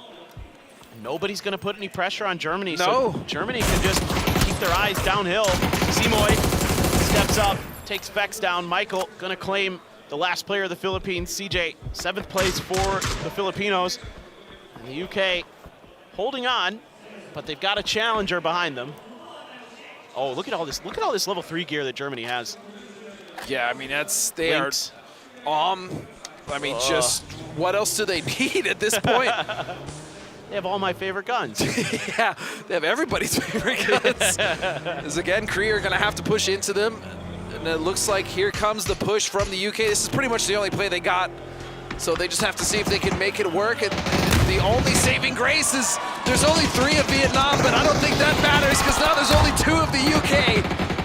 Oh, that grenade on the money for Himas.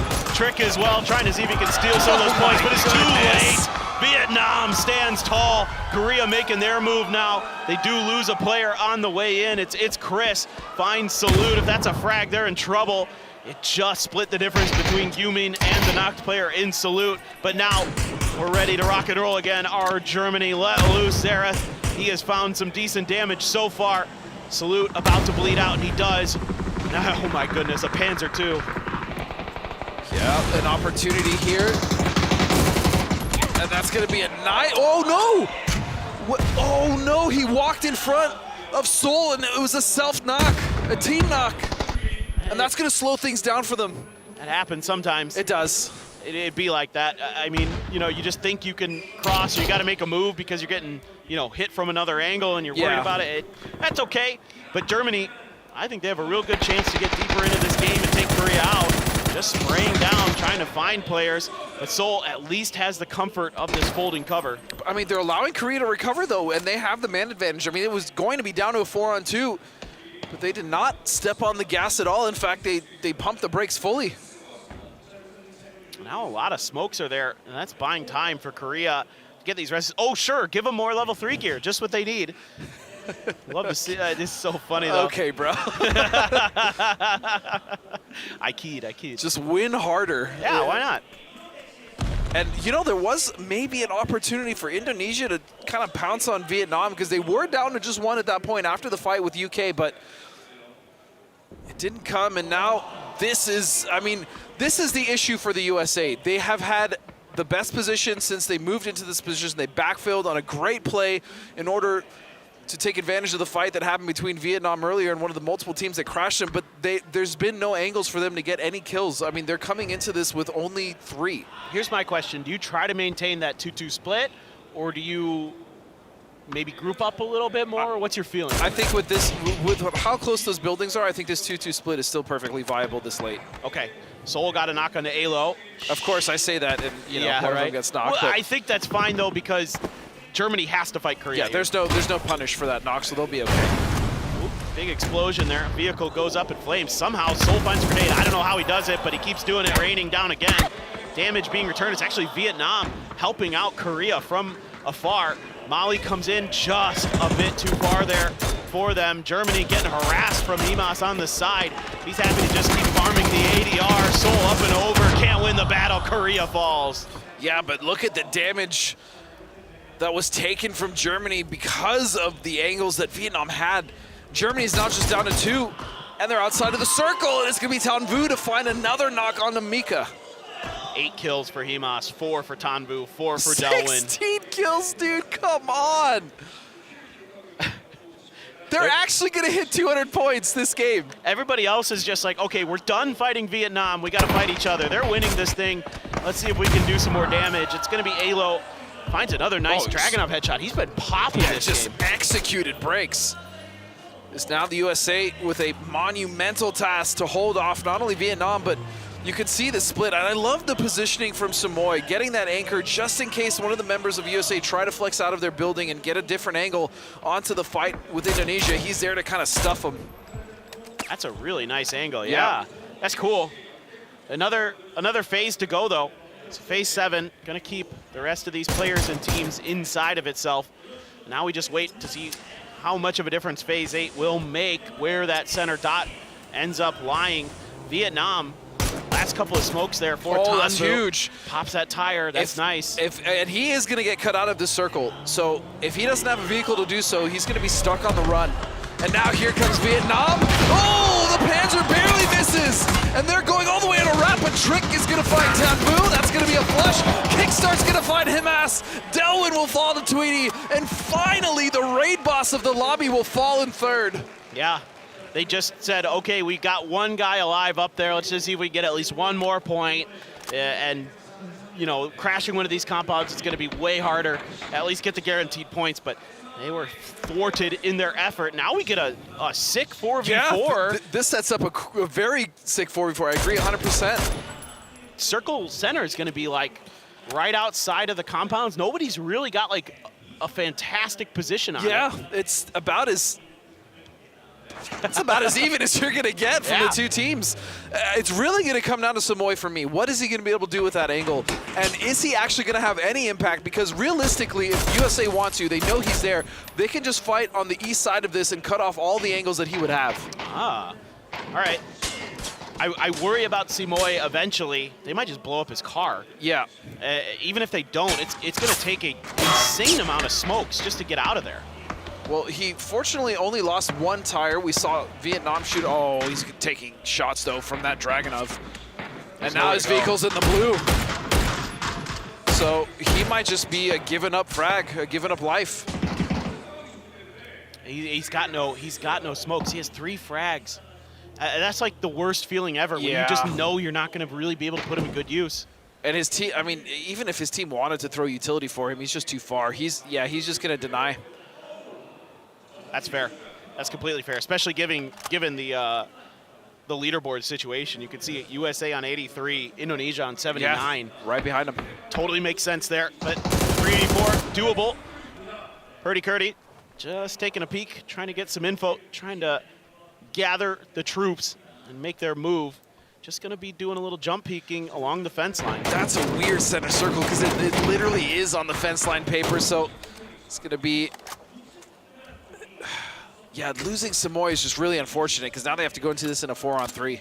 It's almost about who's like gonna get closer to like the edge of a fence, or maybe a little bit sooner. But you can see that, you know, Kurt is just keeping an eye out. You can see there's maybe those barrels look pretty nice. I mean, that might be like a slight advantage to the USA potentially, but it's not much. No, and now looking at Indonesia, there is a Panzer on the back of one of their players. I do love the high ground that they have, and I also love the fact that, I love even more, there we go, that they had smoked the roofs on the opposite side to make sure that if Indonesia, which they did have a player up there, wanted to use those angles on the high ground, they didn't really have anything to work with. This is actually looking pretty decent for the USA if they can keep these players on the roof alive and doing damage. It's going to be really tough for Indonesia to get out. There's only one more smoke left in the bag for them. 1 stun, and then they have no frags, no mollies. Whereas, look at the USA, they have 12 stuns. They have 6 frags. Yeah. This should be USA's game. It should be, and I really like that outside position. You see Kurt kind of holding, but hold on a second. Trick is going to find Shrimzy. Brings us down to a 3-on-3. Nade now all that utility, though, and Purdy Curdy is going to go down. Oh, no! This is falling apart for the USA. Trick or treat. Right now, looks like it's going to be a treat for Indonesia. Kickstart going to try to hold the front line there. Alo lets loose with his last frag grenade. Doesn't connect. Trick, though. Panzer available.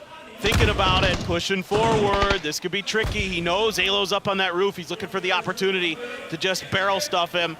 Switches back over, gets close without seeing anything. Now here come those stuns. Alo drops down behind him, gets the kill. Kick trying to keep Teddy pinned behind the folding cover. Sexton around the side, but Alo turns at the wrong moment. Yeah, but Sessena's taking so much blue damage, and now he's slipping in with less than half health, and there's a Panzer now on the side of the USA. It's going to be Purdy Curdy. He's going to fire it. He's going to get rid of T-Day, and now it is a 2-on-2, but no, it doesn't even matter. They're going to get the kill and win that game, but man, was it sketchy at the end. Woo. That got real scary for the USA at the end.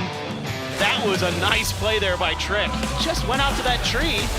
Found the 2K. Yeah, it was, but it was Alo that was able to slow things down for them. He dropped down from the roof. I feel like a lot of players would have just stayed up there and taken the duel, but no, he came out and he surprised and ultimately helped them win that game, but man, it was not clean.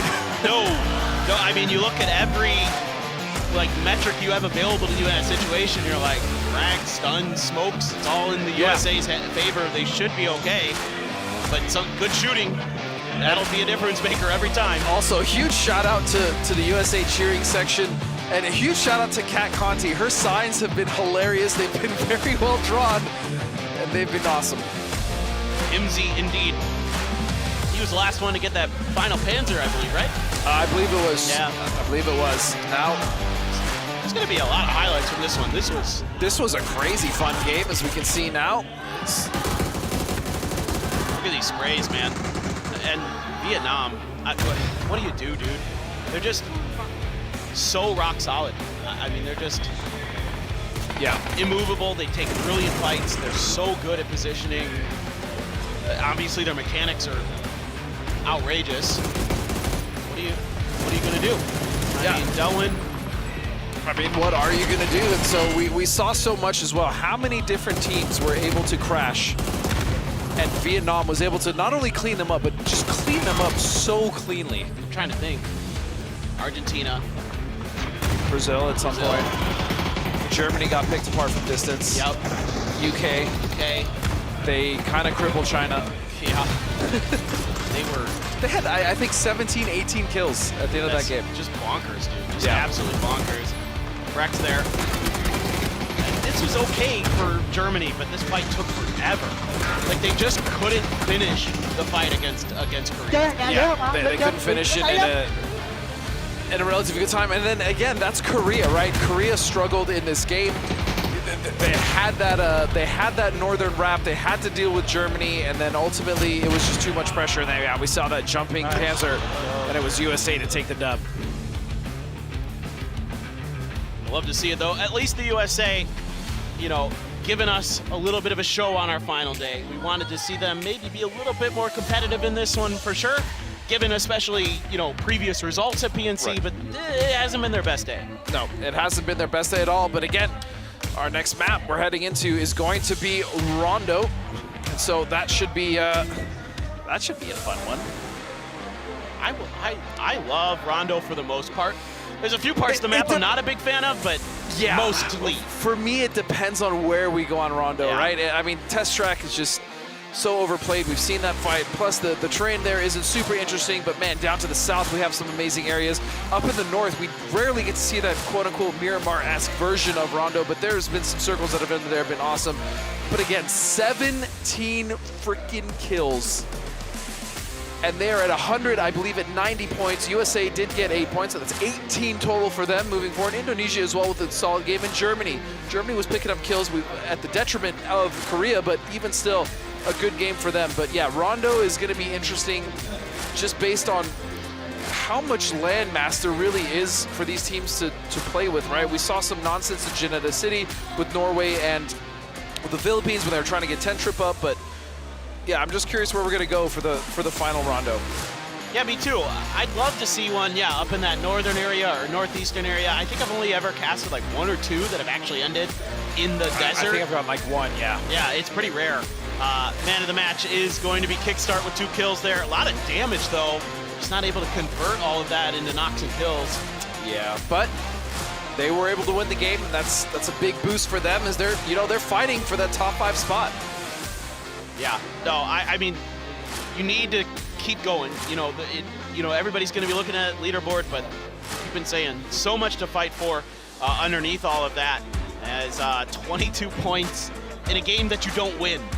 Well, they didn't even get second or third. they got 4th that game, but yeah. Or no, they got 5th place, but USA getting 18. You have Indonesia with 12. Germany consistently getting point after point. The Philippines, man, the Philippines has been my favorite part as far as like my favorite surprise, I would say. Me too. I'm so happy that they're playing well. I'm just so happy that they got an opportunity. I think this region has had really good players for a long time, and this is definitely a well-deserved look at a PNC and a well-played showing so far. As down towards the bottom, we have Australia, Chinese Taipei, Poland, UK, all trying to climb their way up, have some good games, close out on a high note. Then you jump up to Norway, Philippines, and then it's a bit of a difference between Indonesia, Denmark, that 80-point mark. So Indonesia up to 4th place is only separated by 21 points, and that is very doable, especially because of how many points are being sponged up by Vietnam. As we head into Rondo, a huge opportunity, a lot of moving to be done in this top 9, I would say, of this match as we head into the final Rondo of PNC 2025. Unbelievable stuff we're seeing. Just a run of dominance like no other. Vietnam, how much further can they get ahead of everybody else? How much higher can they climb? That's what I'm here about now. I want to see them just 16 kills, 15 kills every game the rest of the way. I just want to see them just dominate. Yeah. Just dominate. They're going to by far have the highest average points per game, and not just because of the recall system and the extra points that are going to be, put into the pool anyway. No. They are blowing everything out of the water. I don't even think they've really abused that many extra kills off of a recall system, right? It's just come down to their immaculate play, their amazing fundamentals, their awareness. The IGLing from Delwyn has been just out of this world, stellar. I mean, they've just been an unstoppable force, and you know what? I'm fine with them dominating like this. If they want to continue having games like this and show the world how damn good they are, I'm here for it. I'm all about it. Just I want to be there for the ride, you know what I mean? Yeah. Like that's what I'm here for. I wouldn't mind seeing China step up here in the last couple of games as well. Really solidify their second place finish. Yeah, at the same time, I'm excited to see if China gets challenged. I'm excited to see what third place can do. I mean, again, it is getting very tight, and China have not had the best of day at all. So that means that they're going to have a lot more pressure, not really to win at this point, but to make sure they maintain second place. And this is a sick circle. That's what I'm talking about. Tin Long all the way down to the south. We do see this area around Hongshan quite often, but this should be a really fun one. Curious about the USA. The area around Hongshan is like pretty open, actually. It is. So you kind of gotta like, if you're gonna gamble on it, you gotta like pick a side. It's really kind of weird. Like, if you guess correctly, you're in a phenomenal position. You're gonna crush. If you guess incorrectly, that's gonna be a really disappointing game. And right now, I mean, they're split, they're looting. But yeah, I imagine Hongshan is going to be where they want to end up. You can also see to their west, it's gonna be the Philippines, Germany. Also, actually, within the circle, we've seen them generally, they're usually the ones that rotate the furthest every game to the circle. They have no qualms at all with taking their time and coming in late. In fact, it's what they do well. It's what works for them.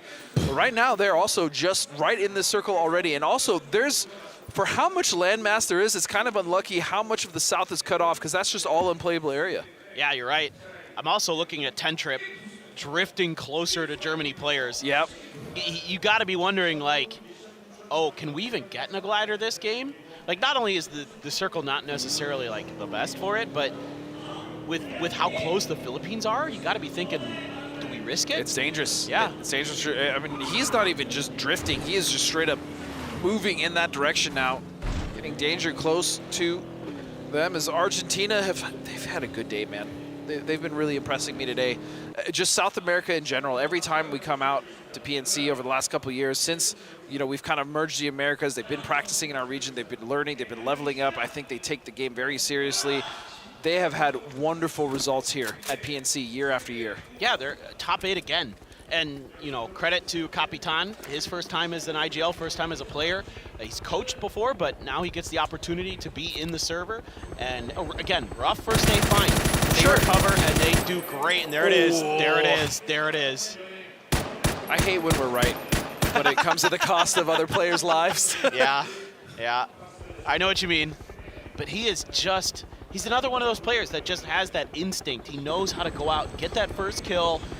And even if he doesn't necessarily get it cleanly and the other team can respond, you saw this on day 1, like when Poland, he took him on 1v3. Yeah, no, Tentrip, again, my favorite part about PNC, besides seeing incredible play from teams like Vietnam kind of just shutting it out and really just proving how good they are, is just, and we talked about this at the beginning of the show, watching players that are lesser known from regions that may be lesser known really shine, right? We saw it with France in the survivals, what they're capable of. An experience got the better of them, but now we're seeing it with Tentrip, we've seen it with TD. I mean, just so many good players from these countries that don't really get a lot of shine, but now they absolutely will, because they are on the map. Everyone's eyeballs are on them, and they see how damn good these players really are.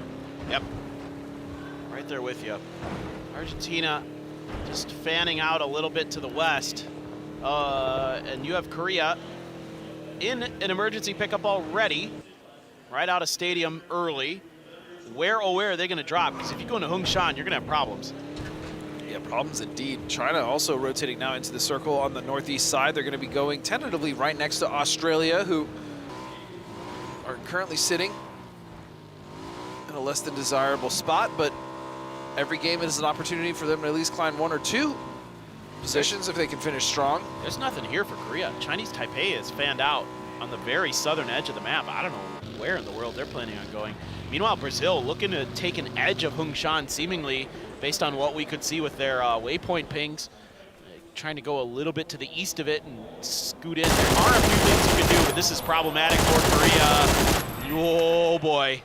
Mao Rush had an opportunity, could not get the bullets to go where he wanted them to. Seoul, though, aware of his position. Here come the reinforcements. This is a big fight here for Korea if they can close this one out. Leo, though, might stop that one right where it started. Raining is going to get flushed out. 3 members now and a trade almost there. Nope, it is there. Seoul's going to find the nade onto Leo. And so a 3v3 now. Seoul, though, is going to get found. It's going to be Chai Wei. And this is not looking good for Korea. No, it is going to be really tough to recover from this, potentially. Gyumin gonna have to go absolutely huge. That is devastating. Dude, I'm pissed for him. Everything blocks bullets in this game except for windows. That's a tilt. I am genuinely upset for him. That was actually a beautiful spray. He probably would have got that knock too. It do be like that sometimes. Yeah, Salute now the last one alive. And now you look to survive as Salute and see if you can somehow pull off a res. That's the only option here left for him. Can't really do much else. Great reactions by Chinese Taipei. Never really looked that bothered in that fight. No, I mean, aside from that first knock, they recovered beautifully. And so it's going to be Salute and Korea that are sent running. And I imagine because of the position, because Circle's still in, Salute's not going to be able to get those chips. He's not going to be able to go for a res. In fact, we didn't even really take a chance to look at the res stations that are available in the Circle. I don't even think there are any in the south. I mean, where they're playing in the south. Exactly. There's like one way over to the west, but that's pretty far away. Is there? There's not one in Tinlong Garden, is there? I don't think so. There might be, but I can't see at this point. Yeah, I don't know. Not easy, regardless. Not a lot of options, and that goes, I mean, for Chinese Taipei, they still need to res their member as well, if I'm not mistaken. No, they actually got him. He got knocked, that's right. Leo got knocked, they got him up. So they don't have to deal with that. And most of the teams now have opted, dude, what is this in Jadena City? What is going on? Oh my God, what in the world? Is Indonesia like just waiting? Are they just gonna let being nice guys and let everybody drive by? Because UK's already kind of through. Yeah, no, they're all the way through. They're all the way through. It's just Norway now that have to squeeze past, and they've already let UK through, so curious if they're going to strike. And the east side of this circle, for all intents and purposes, is wide open for both Norway and UK as long as they get there. Yeah. If this starts shifting away from the water sooner rather than later, like, there's still a bunch of open real estate over there, so. Especially in the northeast. Yeah, oh, here we go. We are getting the fight inside of Jadena City. Asking you shall receive. Oh my God. He just got out of the car, man. Leave him alone. Give him a chance. He is just not giving anybody a chance. This is crazy, dude. Okay, recoverable though from Brazil. We have seen their resilience. We've seen them take the fight before to Vietnam and finding a moderate level of success before getting third-partied. So it's possible, but Vietnam currently with 4 strong. Imas is about to heal, and it's Brazil with 1 member down that have to deal with this on the back foot. Yeah, BL, that's a great angle. Oh, he needed that so bad. He needed that knock. Ooh. Delwyn, just a sliver of HP left. Gets out, but now you're nervous. Now you're nervous for Brazil because you gave him a chance. Right. And that one trade possibility just barely didn't get him. Solozzi taking damage from somewhere, though, off in the distance. I think it might be the UK. Okay. Well, Brazil might be in a bit of a stalemate. Oh, Sparking. Thinking about or Australia. Thinking about something. Someone was third-partying that fight. Got some damage onto them. I think you're right. I think it was us. Oh, bye-bye. Oh, man, and that's a rough one for Korea. He was trying to get over that res station. it's over in the city on the bank of the river. Yeah. Could not get there, though. That is a long journey over to Rinjiang. Not quite. Let's see what this circle is going. Oh my, what? What is that shift? This is gonna end down by that mountain that Jai Wei is on. I've never seen one this far down. I've never seen one this far south. And the other thing, Paper, is there's still a significant amount of water in this. I saw one end by the mountains by Rinjiang once, but that's it. That's the furthest, or the furthest south I've ever seen one. As the Philippines are just harassing Germany. Poland has scooched by that. Lil Ghost got up into an emergency pickup, is looking for info while the other 3 members have an open compound over on the east. But yeah, dude, this is bizarre. I don't know if I've ever even seen this part of the map. I might have driven through it once. I don't think I've ever traveled this far down, like that far below Tin Long is kind of crazy. UK fighting a battle as we move back to Vietnam, and okay, dude, Sololzi is gonna almost single-handedly take out Brazil. He do it with a micro Uzi? Is that what I saw in his hands there? Like, just styling on him, dude. They are crazy good. Poland actually did get a knock over Denmark, trying to take down Jai Wei, and they will. He went for the vehicle, and he did not get very far. Just must have not known that Denmark was there, despite him having kind of some high ground and stuff, but so be it. There's the UK. Yeah, and you can see all these teams trying to jock for position, but it's just there's really not that much space to play. With so much land currently being cut out by that river on the south, but you can see also, I really like the way that the Philippines is trying to hold out Germany. That setup is really strong. They didn't just get a knock. But the main issue is going to be Poland. Having to fight and share that space with Poland is a real issue, and this could actually help Germany out. No way, James. He's up in a glider? No way. Come on. Oh, headshot and a body shot. Clean 1-2. What an animal. That is hard to do. Marsalek has found weakness. So all of a sudden, this fight is 3 ways. The Philippines, Poland, and Germany. Pufa, the only one alive for Poland. Marsalek only knocked, but hasn't been flushed. Getting shot in the back now. It's actually Denmark from afar. And you can see Pufa looking at him like, come on, guys. Like, there's already 3 teams here. Leave me alone. Yeah. Is it not enough by myself? Aren't we from the same region? Like, come on. Oh, I don't think they care right now. now. No, they do not. They absolutely do not. Denmark, though, with probably arguably the best position in the map. You can see Flood trying to drive his way towards that massive hill that they do currently claim. There's even a compound up there for them, which is wonderful. You can see USA now pushing the split of China. They're going to find Little Ghost, and that's going to be the first part of this punish. As long as they can get rid of the second part, they can then they might even push towards. Actually, they don't even need to push. They'd have so much control, but what a beautiful pickup here. He gets him in the car, and he's going to consolidate. Again, Aixleft, not just a fragger, also very intelligent and great decision-making there. There's no reason to stay or try to fight. He's just going to get him in the vehicle, and they're going to recover. China will be fine. Yeah, that's really nice timing there by Aixleft. Some damage sent out, but we're still just going more south, by the way. It's only phase 3.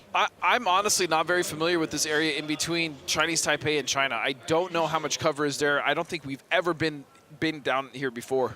I've played a lot of games on this map. I have no idea. I've never been down here. Again, might have driven through it once, but I don't even think any of the pub games I played have gone this crazy far south. This is just, yeah, this is crazy, but we asked for it, and fortunately, we've been given the opportunity to see what's going on down here. Philippines with just 2.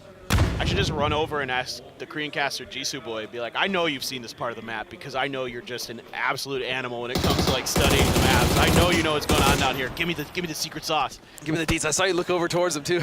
I think you might have heard me say his name. Jisoo, hey. Jisoo. What's it like down there? He's busy. All right. He's busy. He is busy. Indonesia coming in with 4 strong here. This is going to be a parachute all the way down to the south. It's Tin Long Garden, so actually okay. That's actually not that bad. Australia trying to find some safety. They do get there. Tiggleton rolls up. I think. So Australia, they're stuck a little bit, though, in that shack. How are they going to get out of there with America just barreling down on top of them? Tiggleton's trying to find safety in his coop. He's gotten underneath Denmark. Denmark's position has to be really good here. It's so strong. They have so much vision on what's going on. As we go back to this nade and this fight between basically Solozzi and Brazil. And yeah, it was a micro-Uzi. It's just, again, style points. Like, now you got to get like a kill with every type of gun in the game, right? Like, now you need to go get that bolt action kill. Like, oh, whoa, Tiggleton, that was pretty good. Unfortunately, Tanvu was there. The rest of Vietnam shows up and just smushes him. That was a nice spray, but he was all alone. Yeah, I think he was trying to secure a forward position for his team before they ended up coming with him, just in case something crazy happened. And nothing crazy happened, just Vietnam happened to roll through and get rid of him. I'm not even sure that he got the point for that. I think they were able to recover. No, actually, Vietnam's down one, so he at least got the point for that. That's a field bad, man. I mean, I'm sure a lot of these players are trying to work out what's actually playable in this part of the circle as well. There's a lot of util coming through. Argentina surrounding the USA. Grenades are good. Alo already on his knees. Purdy gonna go for a heal. Shrimzy's gonna try to play up close and personal. Where is Kickstart in all of this? He's a little bit fanned out to the side, holding the flank. So Rez being stuck. Shrimzy should be able to lift his teammate up. And look at just go more south. Just screw it. Yeah, okay. I mean, it had to. It had to. I was rooting for it, though. I was rooting for you. So we can see Germany actually just done a great job to really stay out of, I mean, again, this is what they do, but they've kind of stayed out of the nonsense scuffles that we see early game. They were on the other side of the bridge. They saw the Philippines. They actually put some damage onto the Philippines without getting too involved. Now, the downside is that they don't have any kills currently, but there's still plenty to get as long as they find a good position, which they have. Mika has found a nice forward operating base, if you will, for them, and they're actually just going to collapse back on Calby. They're going to get the points. Meanwhile, USA got out of that area with Argentina, but they're kind of driving back into them. There you go. There's nothing open over there, so they're just turning around and fighting Argentina instead. They're like, all right, let's get the points that we can. Calb's knocked here. That should be an easy flush there. Where in the world is the last player of the Philippines? I can't see him on the current map. That's all I got. USA, though, holding on, getting a little bit of help now against Argentina. Trick shows up, immediately puts DraftKing down. Can't get the flush just yet. Capitan rolling in, so he's got to turn his attention that direction. Oh, Capitan with the AK puts Teddy down.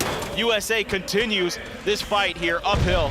Yeah, they want to clean this up as quickly as possible, but more importantly, they want to clean this up to get all these points. They have 0 kills. They have not been able to find anything.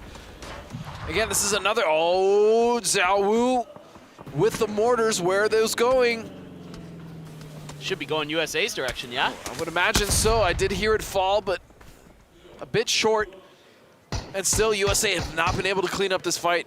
In fact, look at this rotation. He got another mortar. Oh my goodness, triangulating over here. All right, the USA would love to just clean up this fight here on the edge and get the hell out. But I don't know if they're going to be afforded the opportunity. He hits Tanvu? He does. Oh, they're out by that road where they got Tig. I see. That's where they're aiming these mortars. Okay, and that's going to be another one. As Samoy now in that forward position. Trick shredding USA. And finally, the last member of the Philippines will fall. But USA in a lot of trouble. It's just down to Alo and Kickstart. Yeah, and it's Denmark from that high ground can actually see a bit into this fight as well. So USA trying to scoop up whatever points they could. Indonesia did a nice job flanking out Teddy and Trick away from Simoy to buy him time to get that rotation through, to get to safety away from the rest of the team. Man, oh man, those mortars are very, very close. Vietnam clinging to life by their fingernails. It's Chris, hits 2 with the Lynx. Well, if you're gonna take a fight to Vietnam, you might as well bring a Lynx with you. It's the only thing that seems to even the odds. Tanvu's gonna get flushed out though. That kill's gonna get stolen by Aixleft. Another point for China.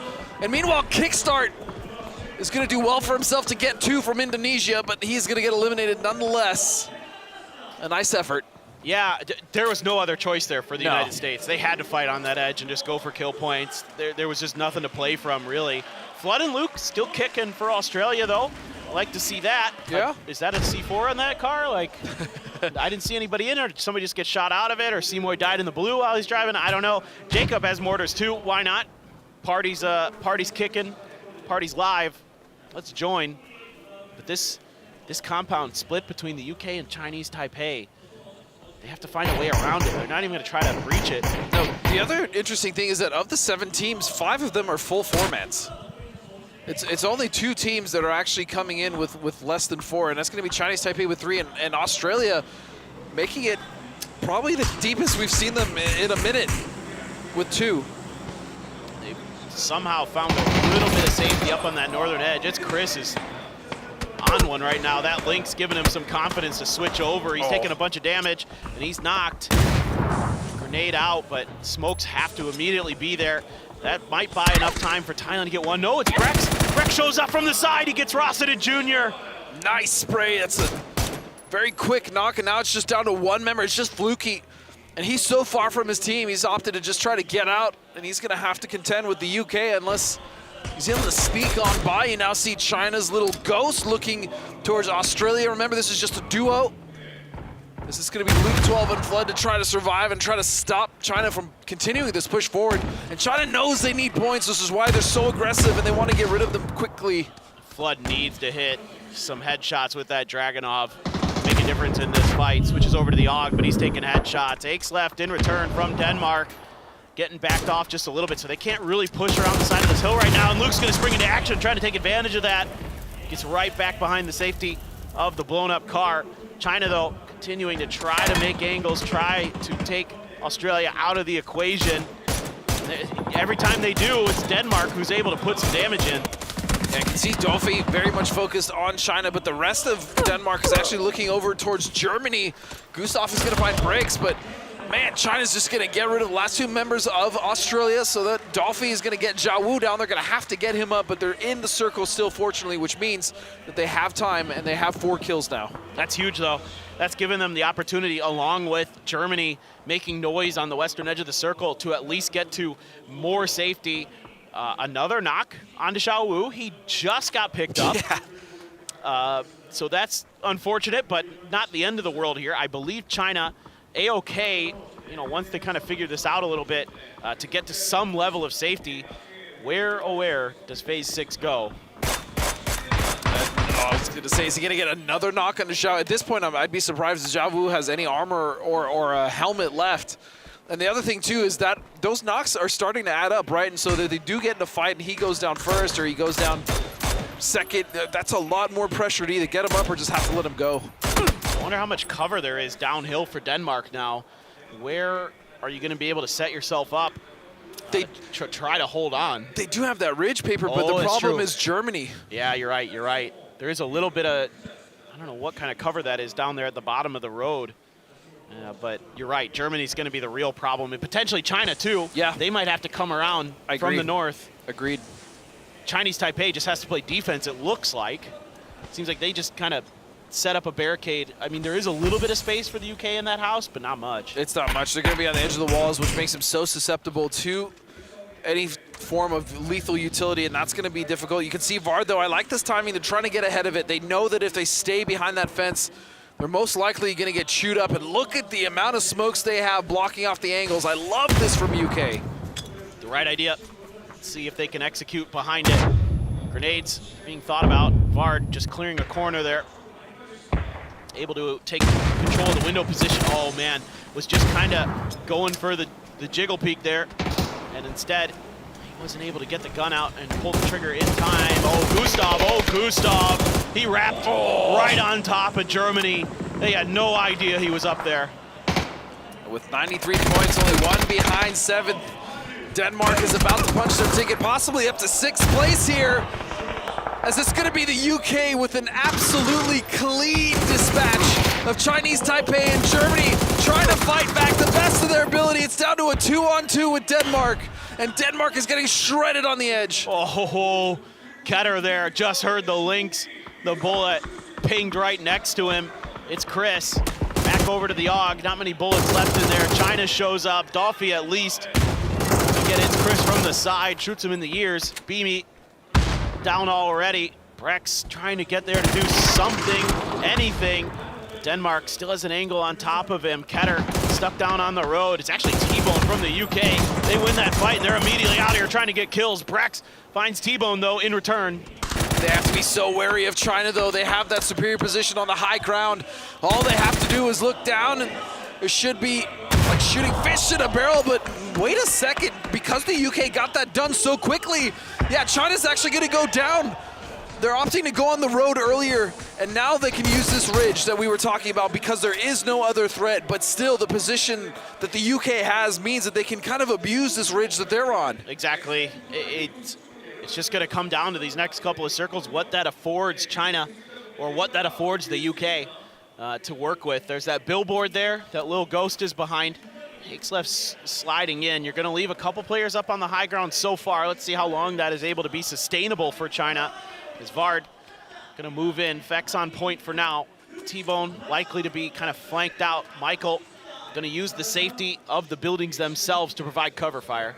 Yeah, but the problem is even for China in that high ground, I don't think they have the angles on that ridge. That ridge is so strong for the UK that realistically, if they just play kind of whack-a-mole, they keep popping up and down, they should be able to get enough damage to just eventually get rid of China. The other issue is utility. I don't think UK has enough nades to really do what they want because of all that emergency cover that's come down as well. So the interesting thing here is if China can get a grenade to land, but the UK should just be kind of moving back and forth to make sure that a frag grenade won't be that much of a threat in theory. Right.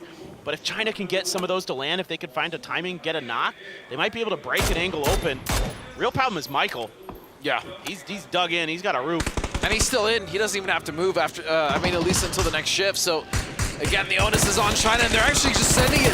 They're going to the right side. They want to open up more angles and make this ridge line hell. And that's an angle they can do it from, but he's going to back off because Michael has found a knock. That's a second knockdown. Vard will find Aixleft, and now it's just down to 2 members of China. And I think it might just be one here in just a second. The grenade right in front of Xiaowu. Oh my God, it comes up short. Aixleft cleaned up. Xiaowu in trouble. The UK claims game number 4, takes Rondo, takes the chicken dinner. But man, what a wild game there. That is an unusual circle to say the least. That was a very crazy circle. I'm glad we finally got to see the terrain down there. And that road ridge, that whole area that we saw the UK on initially, and just all of that surrounding area led it to actually some pretty cool gunfights. Now, there was a lot of terrain that was very difficult to play and just not playable at all, but man, what a journey it was for the UK to come down from the south, go immediately into that gatekeeping team of Chinese Taipei, get rid of them in a blink of an eye, and then truly take over that circle. Yeah, it's really fun to see a game like that because you can tell the players are tentative about it too. They're trying to figure out what the hell they're going to be looking at. Go over this ridge. Well, do I know what angles I have? What am I going to be seeing? We saw multiple rotations where they were like, wait, we can't be here, right? We saw USA do it. I think we saw Argentina do it before they got in that fight. Brazil was trying to make heads or tails of what was going on around this compound before they got absolutely deleted by Sololzi. You saw the Philippines struggling. I think also Germany was just trying to take stock of what was going on around them and what they could play and what they couldn't play. Yeah, but I mean, that plays well into Germany's play style because they're safe and cautious anyway. So that's why I think they get pretty deep into this game, is because they're just like, well, this is how we normally play, and this is totally fine. This is in our wheelhouse. That Lynx, man, I was hoping ItzzChrizZ would maybe just go absolutely nuclear with it. He did have 2 great shots with it, though. I also have to say Germany is just, they've been a fantastic watch. They're on the rise. They're currently in 4th place because of just how consistent they are in getting into the late game, as you were stating, right? That play style lends so well to an area that's unfamiliar to multiple teams because they're already going to play slow anyways. Yeah, exactly. I really like that. Germany, just this is them. This is who they are, and it is part of their DNA of PUBG. As China came so close in that one, just a weird position, but you called it early. It was very heavily in favor of the UK with that terrain. Yeah, that terrain, again, even with the high ground China initially had, we thought, okay, they'll at least pour over, kind of get the finishing touches on Germany, but it wasn't even necessary. It wasn't even possible because of how good the ridgeline UK had. But not only that, you pointed out Michael's anchor position all the way in the back on that roof really did not let China do what they wanted to do with that high ground. Yeah, I saw, one of the players from China trying to displace him as best they could, but Michael played it brilliantly, didn't give him the opportunity. So it's a 14-kill win here for the UK. That's a phenomenal game. That should shoot them up the leaderboard. Yeah, it's going to be a very healthy 24 points for them. Meanwhile, though, China, they are going to get some points to go home with, at least double digits there, so that's good. They needed that after the kind of disappointing last couple games that we've seen as far as today is concerned. And then Denmark, again, getting some much-needed points. And Indonesia, once again, finding that consistency in the top 4 overall in these matches has been great. That's true, man. Again, this is the best I've ever seen from that region, and it just continues, and that makes me so happy. They've been an underrated region for a long time. Agreed. They haven't had great results. I have underrated them, to be fair. To be fair, they haven't had great results. Thank you for at least giving me a bit of a break. But I know what these guys are capable of at their best, and they're showing it here. They really are. I mean, they are up there in the leaderboard much higher than a lot of people, myself included, thought. So it's been great to see, and now we're going to go to the man of the match, and I have no doubt in my mind that, yeah, it is going to be Vard. 5 kills, 504 damage. Just such a powerhouse on this team.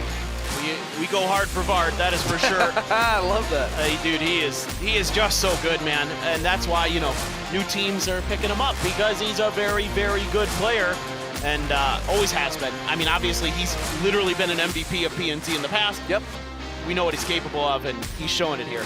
Yeah, and fortunately for him, he's, you know, playing with one of his new teammates in Fex, so that's good. And so kind of a precursor to what we might see, and they've been so solid, man. Yeah, dude, excited to see what that FaZe team is going to have for us. 24 points there, 13 ahead of second, which is China. 10 again for Denmark. We should talk about Denmark a bit more. We should. They have been ultra consistent this finals. Yeah, they absolutely have. Is even trying to look at some of the match leaderboards from last one. They got 7 in the last game. The game before that, they were able to find a healthy amount of points. They did drop a donut today, though. They did get 0 points in one of those games. Other than that, they've had 6, 7, so they've been pretty consistent overall, and now obviously getting 10 in this game. We can blame Avenger for the donut. Yeah, we'll give him the blame, not the players. They're too good. I like that. And now looking at the total leaderboard, China was able to kind of create a small cushion for themselves against Thailand, right? And that's going to be the important factor for them going into the last 2 maps of the day. Now, we are going to take a break soon, but going to the last 2 maps, it's going to be imperative that China creates that cushion so that they close the door completely on Thailand, the way that Vietnam is pretty much closing the door on them. Oh, yeah. No. It's kind of over. It's kind of done between Vietnam and China. But for China, it is not. It is not over in terms of their battle, right? Keeping teams away from second place. You know, Thailand has a shot. There's weird worlds where somebody goes nuclear in the last 2 games, wins back-to-back. But guys, we are going to take a short break. Coming at you up next. It's the last 2 games on Erangel. Don't go anywhere.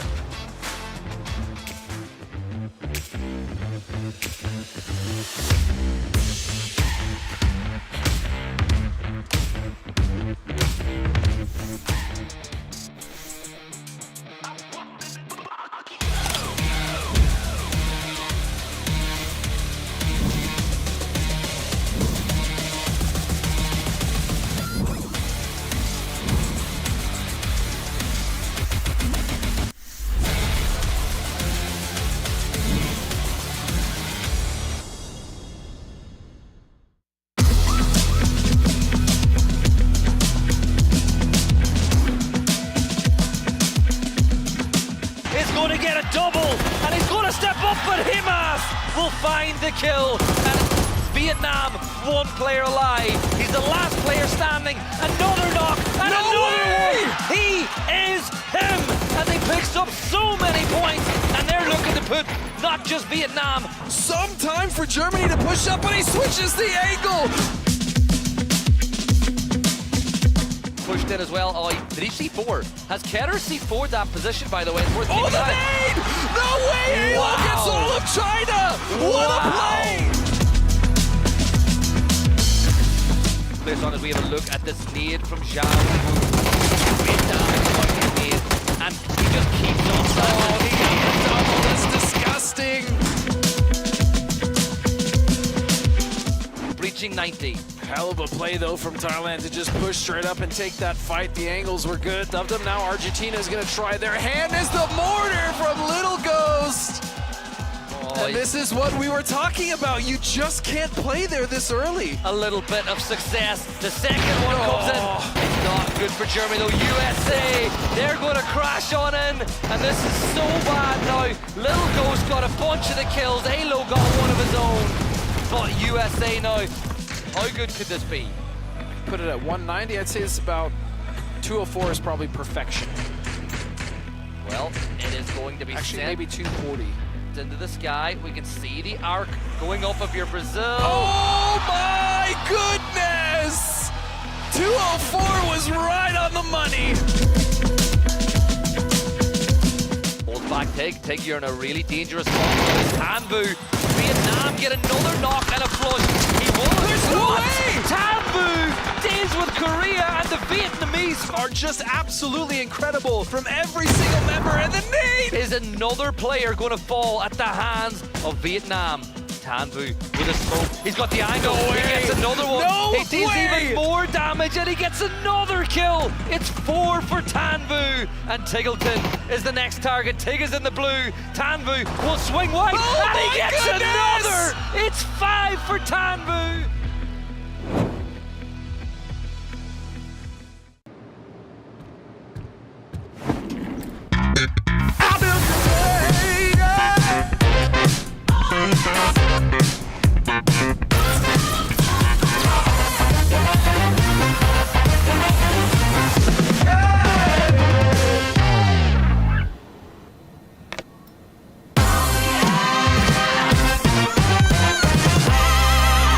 To sit is to progress.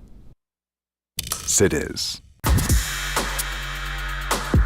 스펙스 BMX 팀 유소년 선수 김한결이라고 합니다. 어릴 때부터 자전거 타는 걸 진짜 좋아해서 지금은 본격적으로 선수 생활을 하고 있어요. 처음 경기장에서 BMX 레이싱 선수들의 경기를 보고 와 진짜 멋있다라는 생각이 들어서 본격적으로 시작하게 된 것 같아요. 스포츠는 나 자신과의 싸움인 것 같아요. 어제보다 발전하기 위해 계속 도전하게 되는 것이 스포츠인 것 같아요. 내가 과연 유망주인가? 책임감 있게 행동해야겠다라는 생각도 들어요. 가장 큰 원동력은 더 잘하고 싶다는 욕심인 것 같아요. 저를 계속 도전하게 만들어요. 저에게 스포츠는 도전이에요. 넘어져도 다시 일어서면 된다는 것. 실패가 아닌 새로운 시작이 기다리고 있어요.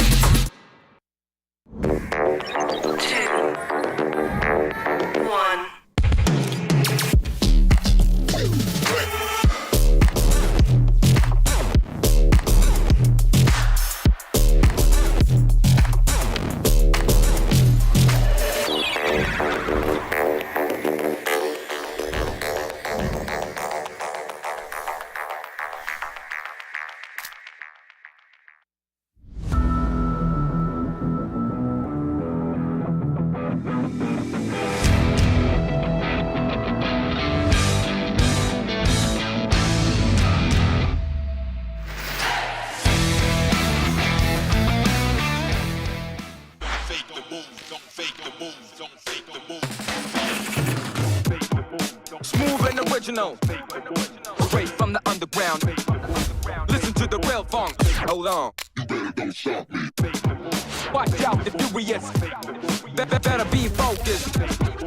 Listen to the real funk. And it goes a little something like this. It goes on and on and on and on. It goes on and on and on and on.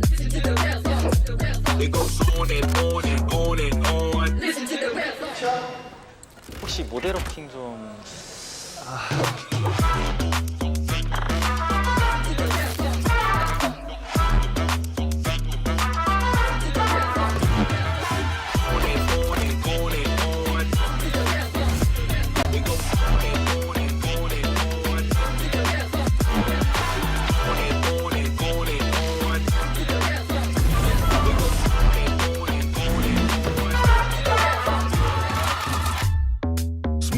Original, straight from the underground. We are back. PNC 2025 is in its twilight. 2 more games, and Team Vietnam is in a commanding lead. We look to the rest of the leaderboard to see how that all shakes out. And it is going to be Erangel, the classic, El Clasico, as we get ready to take our Last couple of plane pass here, Godspeed. It is fitting that it would end on Erangel with such a legendary team in first place right now. But like you said, it's not just about them. It's about second place. It's about China. It's about Thailand. It's about the USA all the way down. I mean, the leaderboard is stacked from 4th all the way to 9th place. Actually, 10th place. There's real possibility. There's a lot of movement to shift around in those placements. Exactly. And a lot of money to be made. Exactly. That's what it's all about. Want to see who ends up where. So you can check out some of the POVs of our teams, as you just saw. And this plane, a little bit to the north, flying right over Razak in towards Lipovka. And Chinese Taipei out super early up towards Zarki. You have Thailand and North George, USA is South George. Gatka should be Vietnam's sole territory, but there should be a hot drop. Pachinki and Pachinki. It should be Australia versus the Philippines, and it will be. Tig told me today, he's like, we have no intention of not going. I don't blame him. No, why not? I mean, why not? At this point, just have fun. Exactly. Just go out with a bang if you can. Poland mega close here to Korea's drop as they didn't go into Razak. They put a bunch of players into Boatyard. I think partly because they saw those Polish players so close. Tiggleton has an M249. Takes forever and a year to load that thing, but once you get it there, you're gonna have a lot of bullets to work with. A Bison with just 30 behind it. That was Algenbots, northwestern circle. Look at this little thing right here. 50-50. Yep, 50-50 on Everest too. That's, this is gonna be a fun one once we get there, but this is all about the nice spray. Tig's gonna find Calbs. And you know Australia want to prove a point here. Well, this is something Tig was talking about to me yesterday after the matches, about how he was so annoyed with the way the Philippines were able to get up on the roofs quickly without them knowing about it. They didn't hear it. Yeah. So this is like a counter move to that. They want to be the ones up on the roof. And you can see 2 of them already there. That was a nice knock. And so an opportunity here for Australia to really put them on the back foot early, but don't forget, there have been multiple teams that know this hot drop is going. In fact, I already see Marselect in Pachinki. He's at church. Well, so they're going to come to third party this, I can guarantee it. Yeah, meanwhile, a couple other players from Poland are squaring up here against Korea. Salute, Iron Sight, M4, has 2 players on the other side of a hill. Ooh, 10 trip, catches Monty. That's the AK, powerful in the close quarters battles for sure. There's the counter knock though, Flood able to find that. CJ sitting on the outside, Algenbots as well, M16 in hand. Yeah. That's a gun we have. I haven't said that. I think it's the first time this tournament I've said it.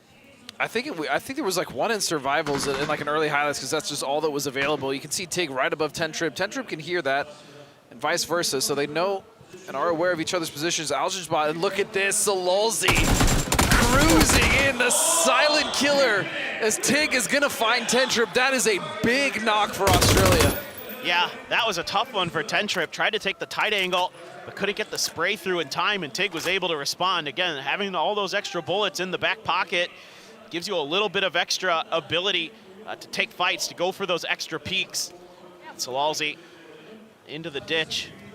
This is just so dangerous from anyone else. When you see it, just a solo player from Vietnam doing something like this, I mean, the confidence is sky high. I mean, and for rightly so, but still terrifying for the rest of the lobby, because these guys are still competing for a lot, even though you may be done. Right. Flood has to watch the angle to make sure that the res can be stuck. Safety is there. I think Australia back up to all 4 players. So couple machine guns though for Australia. They've got some real firepower to bring out into this fight. But now Sololzi, could he not see Algenbots? It's hard to tell sometimes with the X-ray. Yeah, I don't even know, but look at this. Look at the way they've pretty much set up to trap anyone else also coming out. Look, they're actually shadowing Poland right now. Vietnam is just a menace, and they're just going to leave Sololzi in here to do whatever he wants. I mean, get what you can. If you die, who cares? Yeah, it really doesn't matter to them at this point.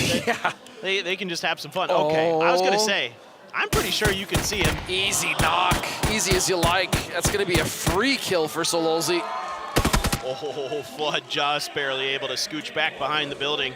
Somehow, some way, Algenbots managed to get that knock right before he got knocked. Yeah, what was that all about? As you can see, Australia is actually kind of thinking, do we just kind of back off now and slow down because it's no longer a hot drop. It's no longer a 4-on-4. They have to deal with external factors on top of Marsalek trying to go on that church. Now they have to deal with Sololzy. And Flood's in a precarious position, so agreed. Getting to him is actually difficult. So it looks like they're grouping up to try to really make sure that they deal with CJ and then figure it out from there with Flood. The revive is available, so should be A-okay, I think, as long as Sololzy doesn't go nuclear. The idea is there. It's great if they can execute it well, but we'll see if that is to fall apart for them. Meanwhile, we do see Brazil now kind of rotating tentatively in between Vietnam. And you look how wide this split is. I mean, they're just setting this huge trap. But they're not really able to get, I mean, this trap is mainly meant for people rotating out of Pachinki, not so much people coming out, you know, more north of it, which is why they're not even shooting or getting much out of it. And that's fine. They're content with this. Yeah, at this point, Sololzy has officially backed off. So for Vietnam now, they said, okay, well, we had our fun. We got our point. Let's move on with life. Let's see how far, let's really see how far we can get into this one. But again, the discipline on that, because they can do whatever they want, but they're still playing proper. They're like, you know what, let's not waste time with this. Let's still make sure we're getting good position. You know, it's just they want to prove a point.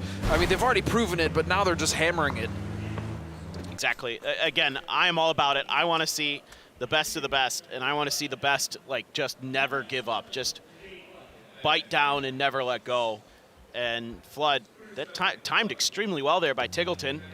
Got back just in time. CJ looks like he's moved up to the church, I think. At least that's where I'm guessing that dot is located for the last player of the Philippines. And what I'm curious about is we see Poland now in a potential fight here with Vietnam on the top of Everest.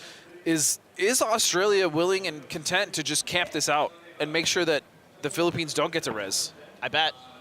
I mean, why not? They're, you know, why not? Yeah. You've opted to take this fight. What else do you have to lose at this point? You know, sure, a couple placement spots here or there, maybe. I don't think Australia's worried about that right now. As Brazil is going to rotate right on Q bridge. Currently, it's going to be Korea that sat there, and they haven't shot yet. I think they're baiting. They want them to crash. They want them to think that Cube is open because Cube is currently one of the best positions in the circle. But they're just going to drive on by. Okay.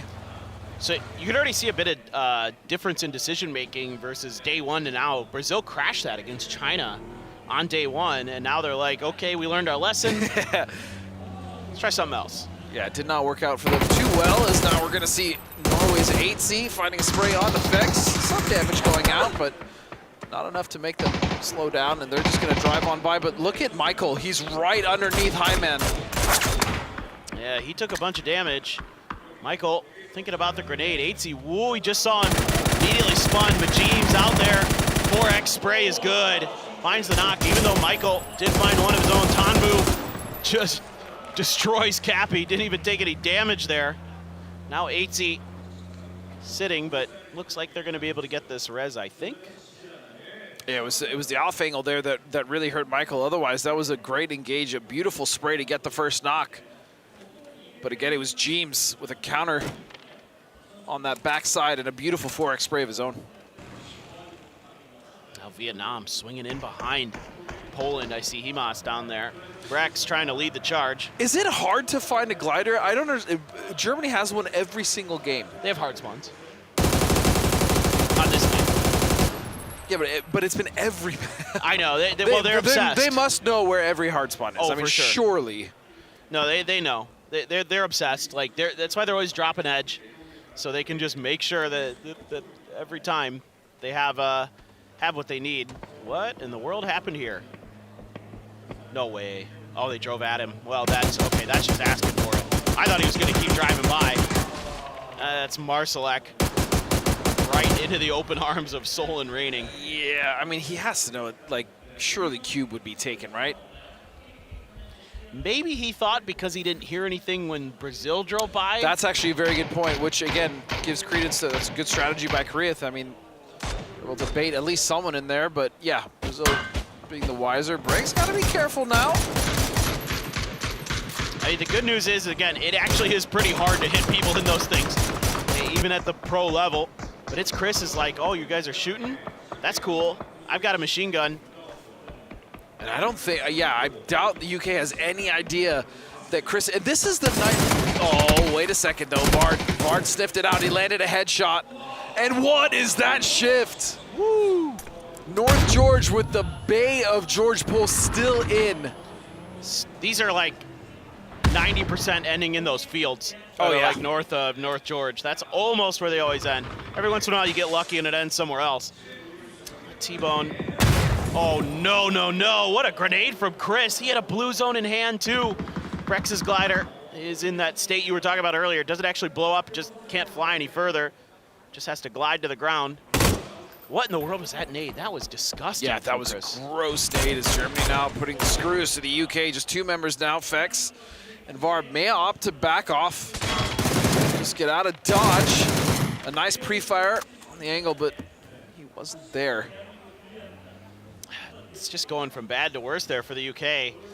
They are in a dire position potentially, but revive's available, so who knows. Denmark sliding underneath of Norway. Norway's going to take control of the ridge line here by the power tower and leave Gyumin as an anchor behind in the valley. And that's going to be their setup. Meanwhile, Vard being hounded, being accosted. They want to make sure the UK can't do anything about the reses. And no open hell there. The Molly right behind him. Couldn't even find the shots. Vard goes down. 1 player left here for the UK. Can Fex survive? Yeah, if it wasn't the 2 members pushing him, it was definitely the Molly that was able to get Vard down on his knees. And so, as you said, just 1 member left. I also do want to point out, Pachinki, Australia finally left, which means that CJ is probably going to get all of his team back. Oh, that is interesting. He was able to hide long enough that Australia just kind of gave up. China landing in the fields. I love this. I love this because this is one of the best spots in this circle, hands down. Exactly. It's not even close. These waves, in fact, are where most of the teams, when the circle does come here, as you stated, it does usually go here. They win from this position right here. I think this is really smart by China. They're playing the odds, and they're playing them well. Korea gonna land over near one of the apartments and some of the houses on the west side of North George. Thailand is in the middle. They have Chinese Taipei out on the mountains and hillsides to their west, but should be fine for now.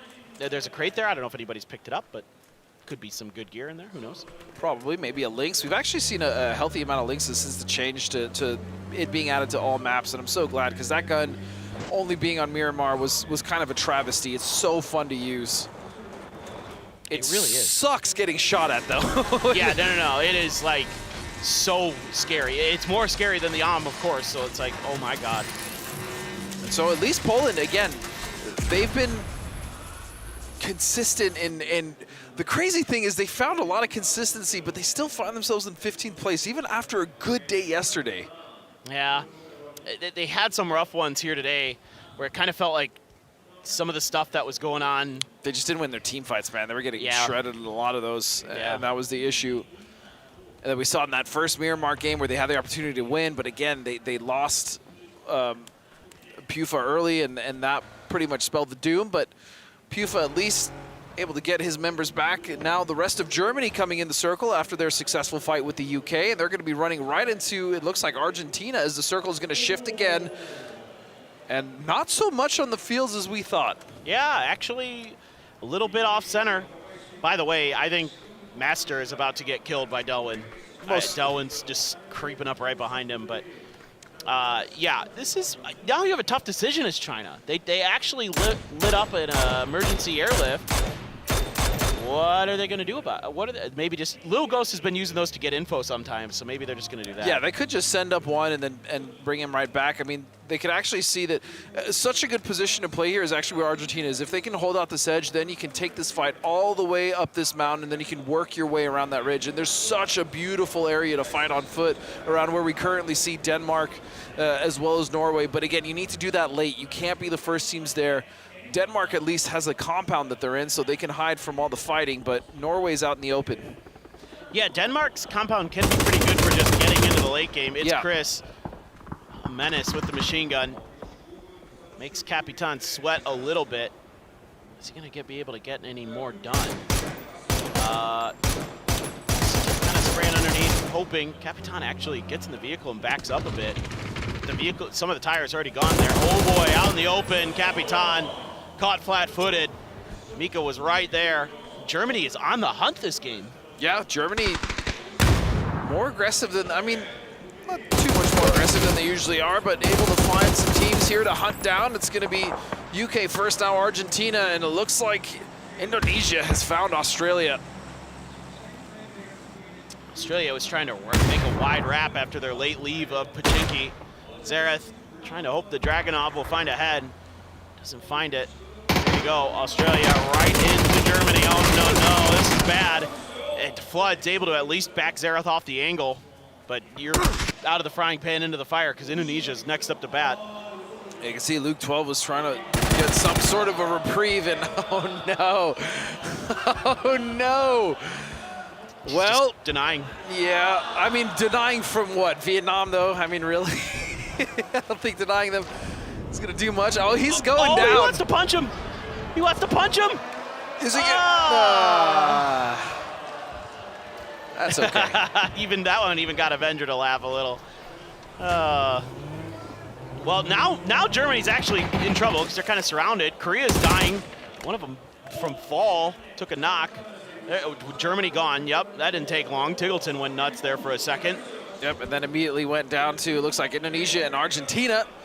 And Delwyn is going to get found by Masters. It's going to be a bolt straight to the dome. That's actually amazing that Matchster made it out of there, honestly. I thought Delwyn had him dead to rights. He was creeping up behind him for the longest time. Yeah, it looked like it. I mean, you spotted on the minimap. I did not think he survived, but he's still in the blue now, and this circle right on that. This was one of my favorite areas ever to fight. It's so good. I love this area of North Georgia above it. Very conducive to fighting on foot. Great angles. It's Credence to let multiple teams on there. This is an awesome finish, man. I'm excited for this. Yeah, this is definitely one of the better parts of the map. I'm with you on that. Michael's dead. There's no way. Good night, sweet prince. Yeah, surely somebody lands one more bullet. Oh, maybe not. Oh, wow. Maybe not, actually. Wow, he actually got to the water. All right. Now, got a cheer from the crowd. we do want to remind you that Michael currently doesn't have a weapon. He doesn't have a helmet. He probably doesn't even have a shirt on. So, although he did make it into the water, he still has a long way to go. You come back into the lobby in PUBG after a revive, just like you come into this world. With nothing. Nothing. You got nothing. You're naked. You're nothing. Ooh, Zhao Wu finds Leo trying to find a position, actually a very aggressive position just in front of China. As you can see, they were rotating in from the north, but China's going to cut that off immediately, and now they're going to hold out what's left of Chinese Taipei. And Argentina, again, I love this position for them. Yes, they're on the edge. It doesn't look like they're in a great spot, but they have so much room to work with and find on that circle. Once they get, if they can get rid of Indonesia. Now again, Aixleft putting a stop to this rotation coming out from Chinese Taipei, but it looks like Xiaowei's gonna, Xiaowei was close, but not close enough. Yeah, Brazil has some high ground in the center of the circle, and they were able to see that. Korea has to fight their way out now. Opted to go for an edge of the city and couldn't really make any rotations outside because of Chinese Taipei initially. And now they just have to kind of work their way building to building, and Thailand has completely set up to keep them out. They're down to, well, they've got all 4 players, so they have that going for them, whereas Thailand has lost Fluky. So they have a numbers advantage. It's just, can they make anything out of it? No. Jacob has the angle. I mean, this is so hard to cross. Yeah, it's really, really difficult. You can see now there's so many angles. You have to worry about the multiple levels on these apartments. And then teams can be stacked in each and every one. And then there's no safe route. You have to run through open angles. And you can see, unless you have smoke, Salute, hold on a second. Might buy them a small reprieve, a break in the action to somewhat recover. Michael will go down. Himas will find him, so his journey will end. Yeah, because even if you put smokes down, they can get angles above you.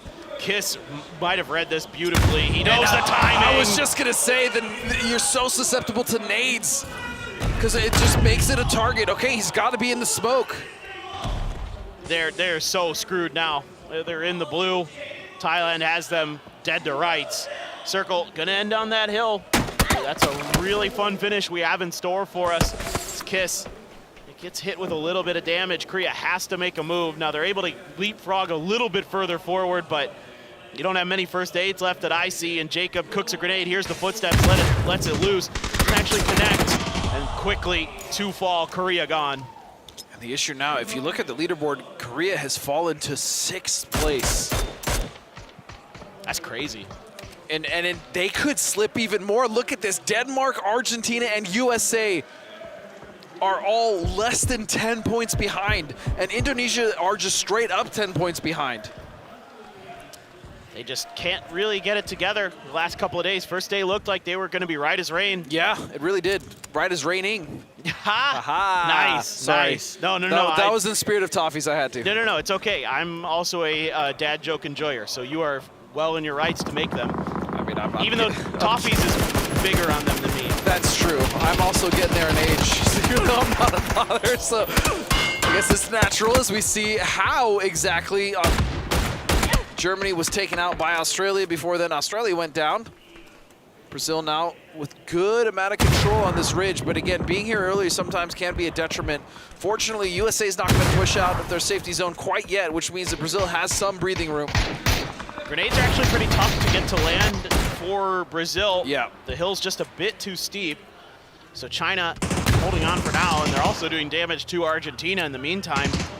So they've got a pretty nice little foothold at the very least. Setsuna actually didn't even need shots through. Trick had already done the job. Santastico has Jacob. That is a dead Jacob, I think.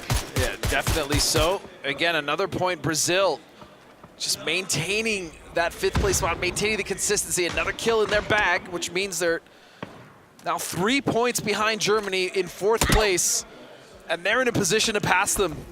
In fact, depending on how well they do, they could claim 3rd in this game. Wow, that's crazy. Let's see if Brazil can hold on. You still have 3 members of Vietnam looming. They're out on the apartments on the eastern side of North George. Rossiter Jr. has a hay bale and a badly beaten up Dacia. Oh, Ming Ming got knocked by Rossiter Jr. in fact, and he's the one who's going to claim that. So Ming Ming not aware that there was going to be another player back there. Now you've got Lil Ghost down. Gustav finds the shots with the SLR. Well, they're in trouble now. Big trouble. It looks like Biel was just about ready to knock and finish off Aixleft, but he prones behind this ridge. Now, although it is difficult to get nades down here, in that pocket, it's much easier for the bounce. As you can see, he's trying to just desperately throw smokes and shoot people off the angle, but I doubt China survives here much longer, especially now with this new circle, especially now that Denmark is starting to flex out paper. Oh, yeah. A little bit of extra help there for China, I guess, with Rossiter Jr. being taken down, but yeah, there's a grenade. Oh, that was so close. Aixleft, 9 HP left. Gets the res through at the very least. They're trying to scoot uphill, but no, finally, Ketter gets the 2-piece. So now it's up to Brazil. Can they hold back Denmark, but also Norway? They've been on the eastern side of this ridge. They've held that this long. They're gonna start to come alive as Brazil putting so much damage on the side of Denmark. Dolphy in a lot of trouble. Nice sprays there. Posa almost gets Dolphy down. Another grenade being thought about. I think that's Norway lining up onto the players on top. Oh my God. Posa just got an unpleasant surprise, to say the least. Ketter still alive for Denmark, but he's the only one. Everybody else knocked or dead.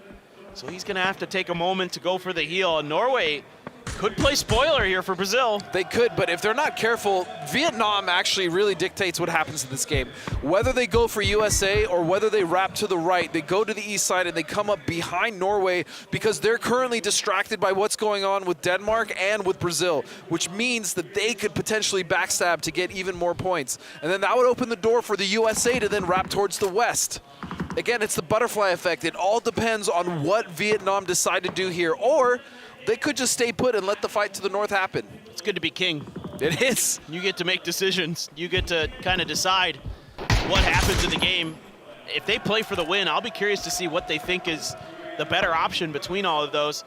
I would think go kind of almost straight up the gut a little bit, use the hillside, but then you got to worry about Norway up in the north. Tough decision to make. 80. A little bit of damage in. Poland gone. So you're down to our final 4 teams, but a stacked lobby. 4 players for Norway, 4 for Brazil, 4 for the USA, and 3 for Vietnam. Sparking on point. HC's been so good in these spots today. Yep, and it does indeed look like it's the Rap East. That's what Vietnam has chosen, especially now that they see the smokes, they hear the nades, the fight is going out, they hear the shots, and they are going to be sprinting towards that fight, and I imagine it is going to be USA going towards the west, so exactly what we thought was going to happen is going to happen. Love to see it. Another good fight here for Norway. BL trying to counter with some grenades of his own. Norway, if this fight goes on too much longer, they're in danger of just getting ripped apart from behind. Vietnam has arrived. Welcome to the party, guys. Oh man. It's about to be the most unpleasant sandwich Norway has ever been in. Tangu spraying out, got ace, he put some more damage into Brazil. And they're shooting at everybody, they don't even care. Equal opportunity offender, Santastigo goes down to Jeems. Jeems with a huge double, but Himas striking from behind. Jeems at least trying to salvage what points he can here for Norway, but Vietnam is formidable. Vietnam is indomitable, and Himas looking for the grenade. More important, it seems like Vietnam is inevitable as they come in and wipe what is left, and now it is up to the USA with 4 strong. It's just Himas. Surely there's no way USA let this one slip through their fingers. This is the last player on the planet I'd want to go against in this situation, though. 1v4 sure, but you saw yesterday what he almost did to Germany. It's a little bit of damage in, but he is pretty screwed here. He is pretty stuck. Yeah, and there you go. All right. Alo's got it. USA takes another win. Yeah, they do take another win. Now, they didn't get a lot of kills off of that, but again, they were hunkered in that apartment for a while. They got there early. They were rewarded for it. And so they will take the dub. But man, what a game from Brazil. Again, fighting tooth and nail. And if I'm not mistaken, I think they actually took that spot. I think they overtook. Woo. Let's go. Moving, still moving. There's still one more game, so a lot can change in the middle of that leaderboard, absolutely. And the USA fans, very, very happy to see the USA come out strong today. That stand, I want to stay unemployed. That is Alo's wife. I love that side. Oh my goodness, she is great, she is great. But yeah, it's gonna be the United States that take that one as we head into the Highlands. And what a roller coaster of a game this was. And it started with that crazy hot drop. We knew it was gonna happen. Again, we saw this rotation from the UK trying to get past them on the east side next to that Yas Bridge, but it was not to be. Yeah, just a very odd game, a very odd circle. Yeah. You know, one of those 50-50, so it forces teams to make some decisions. Germany fighting early, very strange for them. They kind of went for some aggression. Actually, it feels like they kind of maybe flipped the switch back there and said, you know what, guys, let's go big or go home. Well, they were finding success in the early fight. It was really until Australia came to third party them against Argentina that they started running into troubles, and then Argentina was able to flip the script then on Australia and get rid of them. But yeah, it was really, I'm looking at Korea because again, we've now seen them slide down to 6th place, and that is the last spot. Look, sure, they may have not been able to win the event, but maybe at least 2nd, 3rd. Right now, it's possible they don't even finish in the top 8. That's how dangerous and how close this is becoming in this last game. That is excellent. That is what I want to see. Let's get a good final game. Let's make it nice and close to the very end. USA all the way. That's 2 chicken dinners today. Yeah. So you love to see that. And we only have one more. That's it. Then we're done. Can you believe it? 5 days. We're almost done. 5 days, I feel like it went by in the blink of an eye. I mean, genuinely did. And these games have been so good. We've been spoiled with some of the best PUBG we've seen in a minute, right? We always get that. There's so many events throughout the year. We get the PGSs, we get PGC at the end of the year. PNC is just such a fun event, and again, it showcases so much that these regions have to offer, and again, the new talent. So I almost wish there was at least another day, but it's got to come to an end at some point. Yeah, no doubt. As a Salute fan out there, wants to see Korea fighting. USA is going to end up just barely being that top team. Norway, 9 kills, but quite as many placement points. Vietnam, I don't know, they're just always there. They're just always fighting till the very end because they're so good. And again, Brazil finding themselves towards the end of towards the end game, finding kills. See, looking back at actually the other matches as well, they've really only had one bad game where they dropped 0 points. Other than that, they've been in the points, in the money. pretty much every single time. As we head now to the man of the match. And it's gonna be Alo. Let's go. Let's go. Looks like one knock, he's stealing kills. 176 damage, but you know what, that's okay. They'll take it. Any kill that they can get, because they are still fighting for those potentially 4th place spot, maybe even 3rd. There's a world they could cling it with this last game, depending on how big they go. They're not too far behind Thailand. No, not at all. Still things to work on, still things to do. Job's not done just yet. 15 there for the USA, 14 for Norway, 13 for Vietnam. Brazil gets 9 big ones, able to at least, take quite a few kills, get a little bit deeper from their position. Even though it took a while to get rid of China, eventually, with a little help from Denmark, they got there. Yeah, and speaking of, you were talking about Denmark, again, 5 more points, so even they're still salvaging points. But the most important thing I think I have to point out, Vietnam broke 200 points for this PNC, which we are about to see right now. And sure enough, 208 points. That is diabolical. They are 100 points ahead of 6th place, which is Germany. That's bonkers, dude. Not only that, they're 65 points ahead of 2nd place. That's disgusting. I mean, it is my job to talk, but I'm genuinely at a loss for words at how dominant they have been. I mean, they literally have not made any mistakes. They have been flawless this entire 3-day event because they didn't even have to play in survival stage. No. It's hard to be better than they have been. It really is. You rarely see dominance like this in PUBG Esports. Only a few times throughout our great esports history have we seen it. And this is one of those special occasions where we know they've got it. It's over. They know they've got it. Well done and dusted. It's so cool though for them. But again, it's not over. China most likely have secured 2nd place for themselves as well. A fantastic showing. But 3rd place is not safe. Thailand has not had a good day. They have been struggling. And only at 119 points, there's at least 4 to 5 other teams that are knocking on their doorstep. That is the biggest concern, I'd say, for anybody in this lobby right now. It's that 3rd place spot as Erangel awaits. It's time for the Grassy Pastures one more time here at PNC 2025.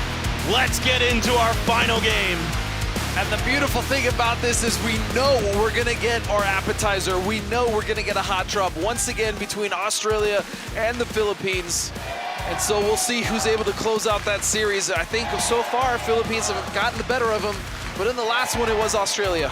Yeah, they played it really, really well. Like the little micro adjustments that TIG is making with this team. Real quick, I just gotta point this out. I've been looking at the kills, like individually. Number 1 is Tanvu with 45. Yeah. Number 2 is Himas with 38. Number 3, Aixleft, he has 30.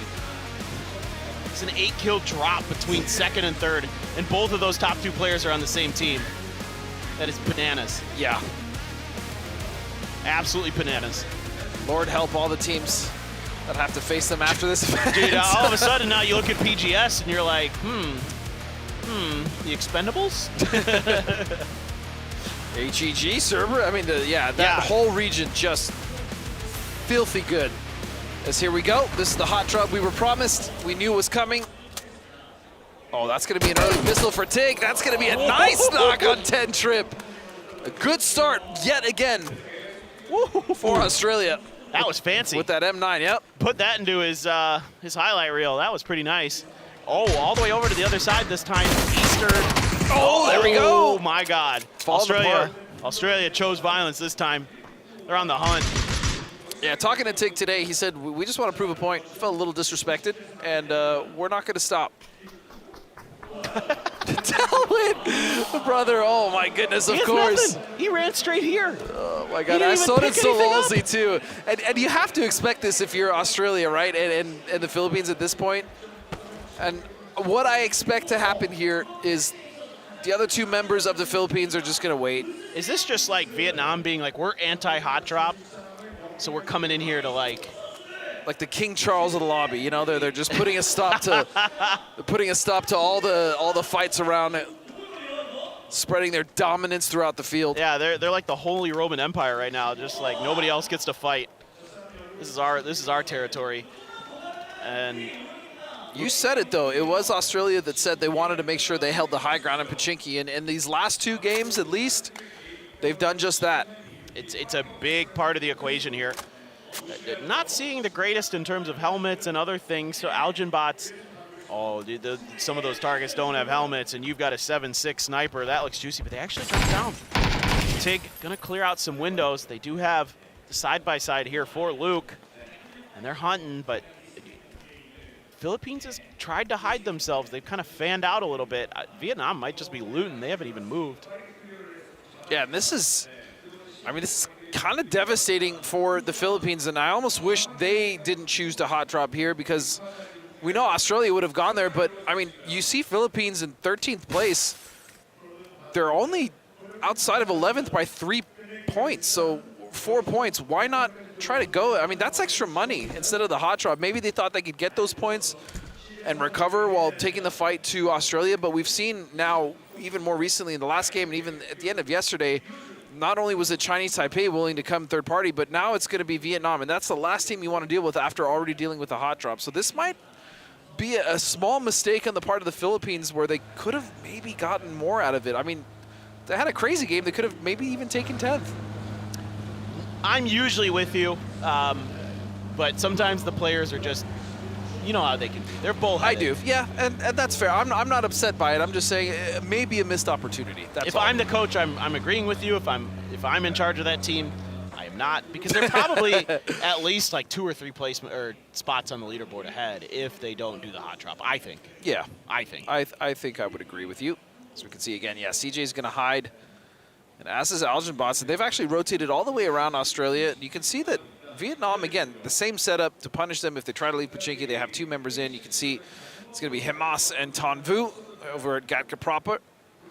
And then I actually also just noticed Poland. Now, we didn't really talk about the circle much, as Octopus is going to take some shots. In fact, he's going to get knocked by TIG, which now just leaves CJ once again all alone, as the circle is far on the east coast, and this has actually left a lot of water in order for them, the teams on the field, to have to deal with. You know, TIG is like one of those players I would not want to go up against in a hot drop in Pochinki, because you know he lives here. Like, you can watch it on his stream. He's so good at it. But, you know, the confidence for Philippines early on, well warranted. They won some of the battles. Australia there, mutant in the hands of Flood. And CJ doing a little, I call this chicken walking. Like where you kind of crouch and then you see the leg, like kind of. You kind of stop and it kind of does a little stanky leg. Yeah, exactly, a little stanky leg. What in the world's going on here? That's a knock on to Seoul. And then Korea just drives at Ming Ming. They're like, you knocked our guy, we're gonna try to stop this, but instead it's trying to, what in the world, Lil Ghost, what happened? Raining all of a sudden takes down Lil Ghost. He ran over his own teammate. Grenades are coming. This is madness. Xiaolu out in the open. Oh, Raining had an opportunity, but could convert with the ace, and he's got it. He's got another knock, but he's the last one left. He's so weak. A potential disaster here for Korea, as they're about to fall their last member, and they have 2 more teams breathing down their neck, and that is it. Korea's PNC is over with the window wide open and the teams behind them. China could get a revive here too. They're not too far away from a station, and they've got vehicles, so that's actually plenty doable. Thailand is wrapping way around the world. This is a journey that Magellan would respect, going all the way up to the north. Well, we saw earlier that I think there's an extra 7,000 to 8,000 kilometers traveled just from Germany alone to the second place team as far as distance traveled. I also want to say that the show of respect from not only the Vietnamese but the Chinese fans after Korea went down was really awesome. They all got up, they all clapped. Yeah. And it was, yeah. Back-to-back winners, but at this point, you run into each other like that, you're going to take the fight. Like, yeah. you just got something to prove. For China, that's really, really nice. Just really solidifies their second place. Thailand, I'm assuming they're making this ultra-wide wrap just because they want to be as safe as possible. Like, they want to make sure that at least third is theirs. But You say that, and I agree with exactly what you're saying. The issue is how many times have we seen teams play more safe and play more essentially, I don't want to say scared, but hesitant, and we've seen that backfire in their face at the end of a tournament. Almost every single event this happens, and I really hope that's not going to be the case with Thailand. Yeah, maybe this is just their normal thing. It's possible, yes. Yeah. So I'm trying to think back to another Eastern Circle, but I can't remember the way they rotated in it. So very well could be the par for the course. Sure. But like Denmark was still in severity, so I was a little bit worried for them. I guess I'm not going to kill quickly with a mutant for sparking. I don't actually think we saw any Eastern Circles. I think the maybe it was most survival East we stage. got, yeah, as far as finals was, I think, around Death Road. There was nothing this far towards Lip. I must have been survival stage. I think you're right. And even then, most of the circles on Erangel have actually been on the West Coast. And the Millie base island that we had, right? In survival like stage. Right off the rip, yeah. All right, Poland has Vietnam near them. Are they just going to take a fight? Because, well, it's Marcelik. Of course he is. He might not have a choice, though. Damage done. Actually, so far, okay. Yeah, rare misses here from Vietnam. I mean, very rare. They've been just plucking people out of cars and vehicles left and right. And fortunately for Poland, they're going to be able to drive on by, skirt on by. Vietnam at this point is just looking for any team they can punish. And look at the clown car that is Australia. They're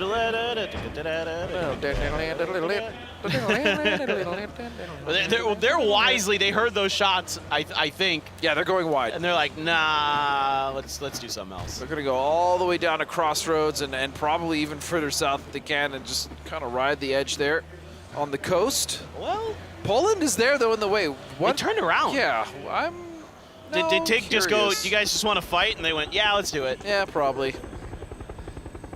Which is fine. They can do whatever they want at this point. Exactly. Just have fun with it. It's the last game. And China now, they were able to get Zhao Wu up, so good res for them.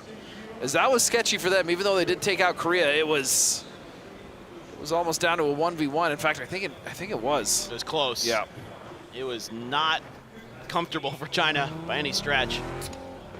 Blue zone back there for Himas, so he can be the driver, be the wheelman. Salalzi way out ahead for Vietnam, getting a little bit of info there by that Death Road. Poland backed off. They went to the south. So, ew! Oh my! That is that's a lot of water. An unsightly amount of water right there. It's going to be actually Argentina with the best position off that, and even Thailand in Lipovka. So this is working out so far for Thailand, but again, I just hope that they continue to play the game that got them in that third place spot in the beginning. I don't want to see them be too passive.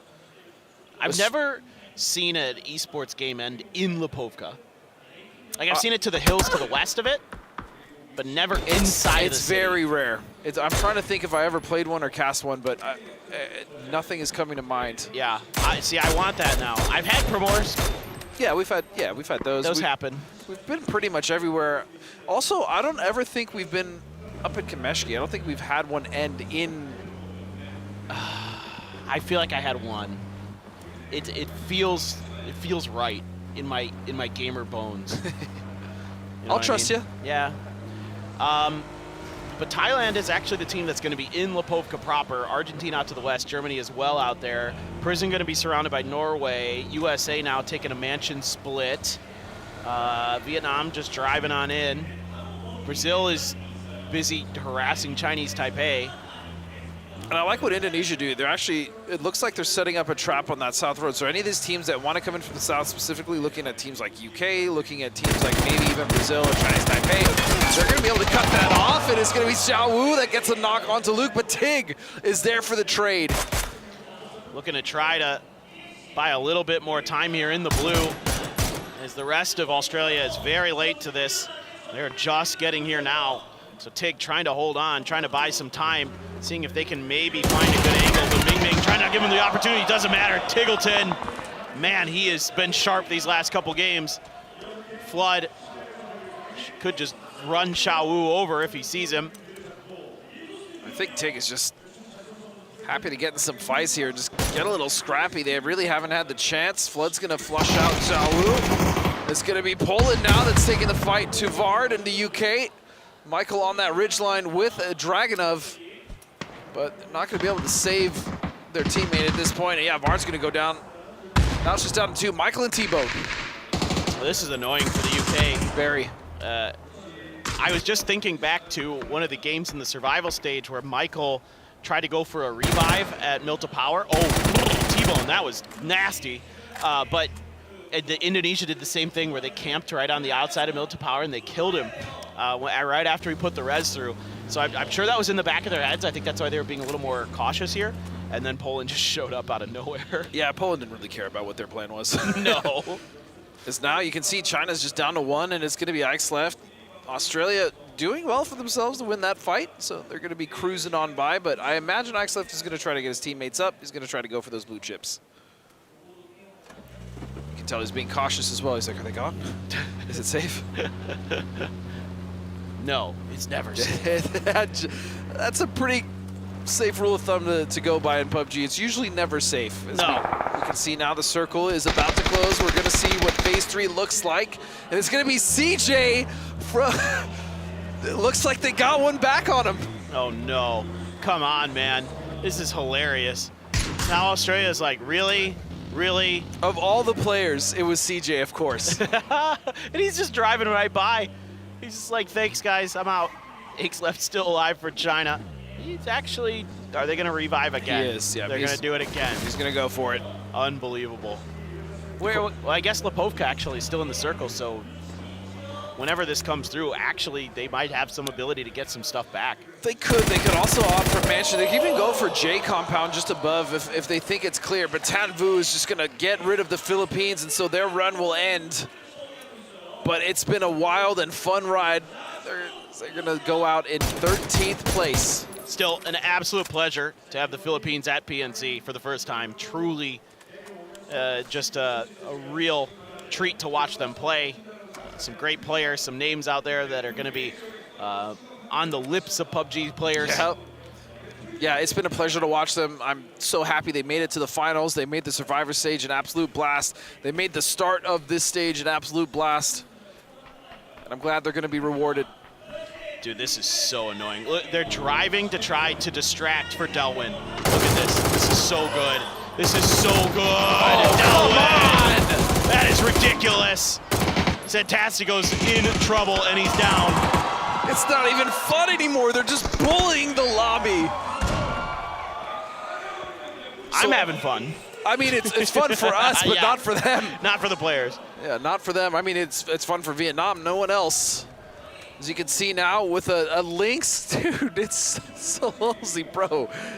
So unnecessary. Yeah, I know. Oh my goodness, and now Norway should be the ones in their sight lines. You can see now James gonna put a stop to them. This is all happening within the circle edge, so there's no real rush for Vietnam as Australia and the rest of his team now make landfall at the Wizard Tower. They also called in a res at Australia, so Monty's on the way back. I'm going to assume that Aixleft got the res off there for China. Yep. Because he's driving back in. And now Vietnam, a little bit of time to think about things, but now you have Australia behind you. Well, you could just knock, oh, Luke 12 just barely got there. Yeah, by the skin of his teeth, he's able to prone just in time. It's gonna be James once again taking shots over at Vietnam. It's gotta be annoying because he's put a healthy amount of damage on them, but not able to actually get the knocks. And even if he did, he'll be able to recover. And meanwhile, Marsalek, clean spray onto Chinese Taipei. It's gonna be Chawei that goes down. And now Leo and Savior are looking to posture themselves in order to receive this push from Poland. Yeah, Leo trying to get in there. Let's see if Leo can have a nice little moment here, as this is the last game, in theory, he's playing a PUBG Esports. So says he. By his own his own words. I'm not just making crap up. That's Leo said that. He said, no matter what, after this, I'm going to retire. I hope, personally, he kind of thinks twice about it. No, go to Leo. Leo. No, I don't care about Himas right now. They've won. Please, Leo, please. Oh, Savior. Thank you. Leo's down. Knocked by a nade. Okay, Savior, though, still a chance. They go for the prison here. I mean, where else are they going to go to loot? And Zowie actually, no. Oh! That's Norway. Yeah, it's actually Norway that's going to get it now. Himas go, oh, come on! What a spray. Himas is going to find BL. Dude, that is just so good. To be ready for the repeat like that and to, with a 3x, just nail it. Sparking, gonna take Xavier and Leo down. Chinese Taipei out. And Brazil falls right behind them. Vietnam on the warpath. They do not care. They know they've won. This is a victory lap. And they are going to ruin every other team's day if they can damn well help it. Yeah, but looking at the leaderboard, you still have USA and Germany now within the earshot of Brazil. They've already gone out, and both those teams have 4. Both those teams are also in the circle. Actually, USA, they need to get into the circle. Yeah, they've got a little work to do. Tough position, actually, because you do have some of that forest out there, but it doesn't get dense until you get past the road, so it's going to be a little tricky, especially with Denmark already in the trenches. And there's not a ton to work with, and Argentina's just surrounding them. Aixleft out there as well. But Australia have done well to recover here, and they can actually do the whole lobby a favor if they can just get rid of Vietnam. Not because they want to stop them from winning, but just stop them from killing everybody. Mani, did he just have only the micro Uzi? Yeah, he doesn't have much. He came back down. You gotta just send it. Just send it, bro. Just go run at him. Like an extra in an action movie. Why, I mean, you... yeah, but I don't know if he has that same type of... well, actually, they don't have plot armor either, so they're just extras, never mind. He is... Die Hard, this is not for him. Okay. Yeah, just be bait. Be a distraction. I mean, that's probably the best thing he can do at this point for his team, unless they can get some kills here onto Vietnam, in which case there's so many crates up there for him to loot. It's gonna have to be the hard way. Aixleft is gonna find a knock on to Gustav, and Gustav and his team are trying to, displace one of the other teams on the leaderboard. That was so fast too. It was. Good God. All right, Norway. Fans still out around the prison, but it goes way to the north, so quite a bit is playable from like the southern hemisphere of this, right? Northern hemisphere is not as good. It's kind of tight. There's really not much space. I mean, it looks like there's a lot of space, but there's not much to play within that space. Really, it's going to be Denmark with the only playable area just there.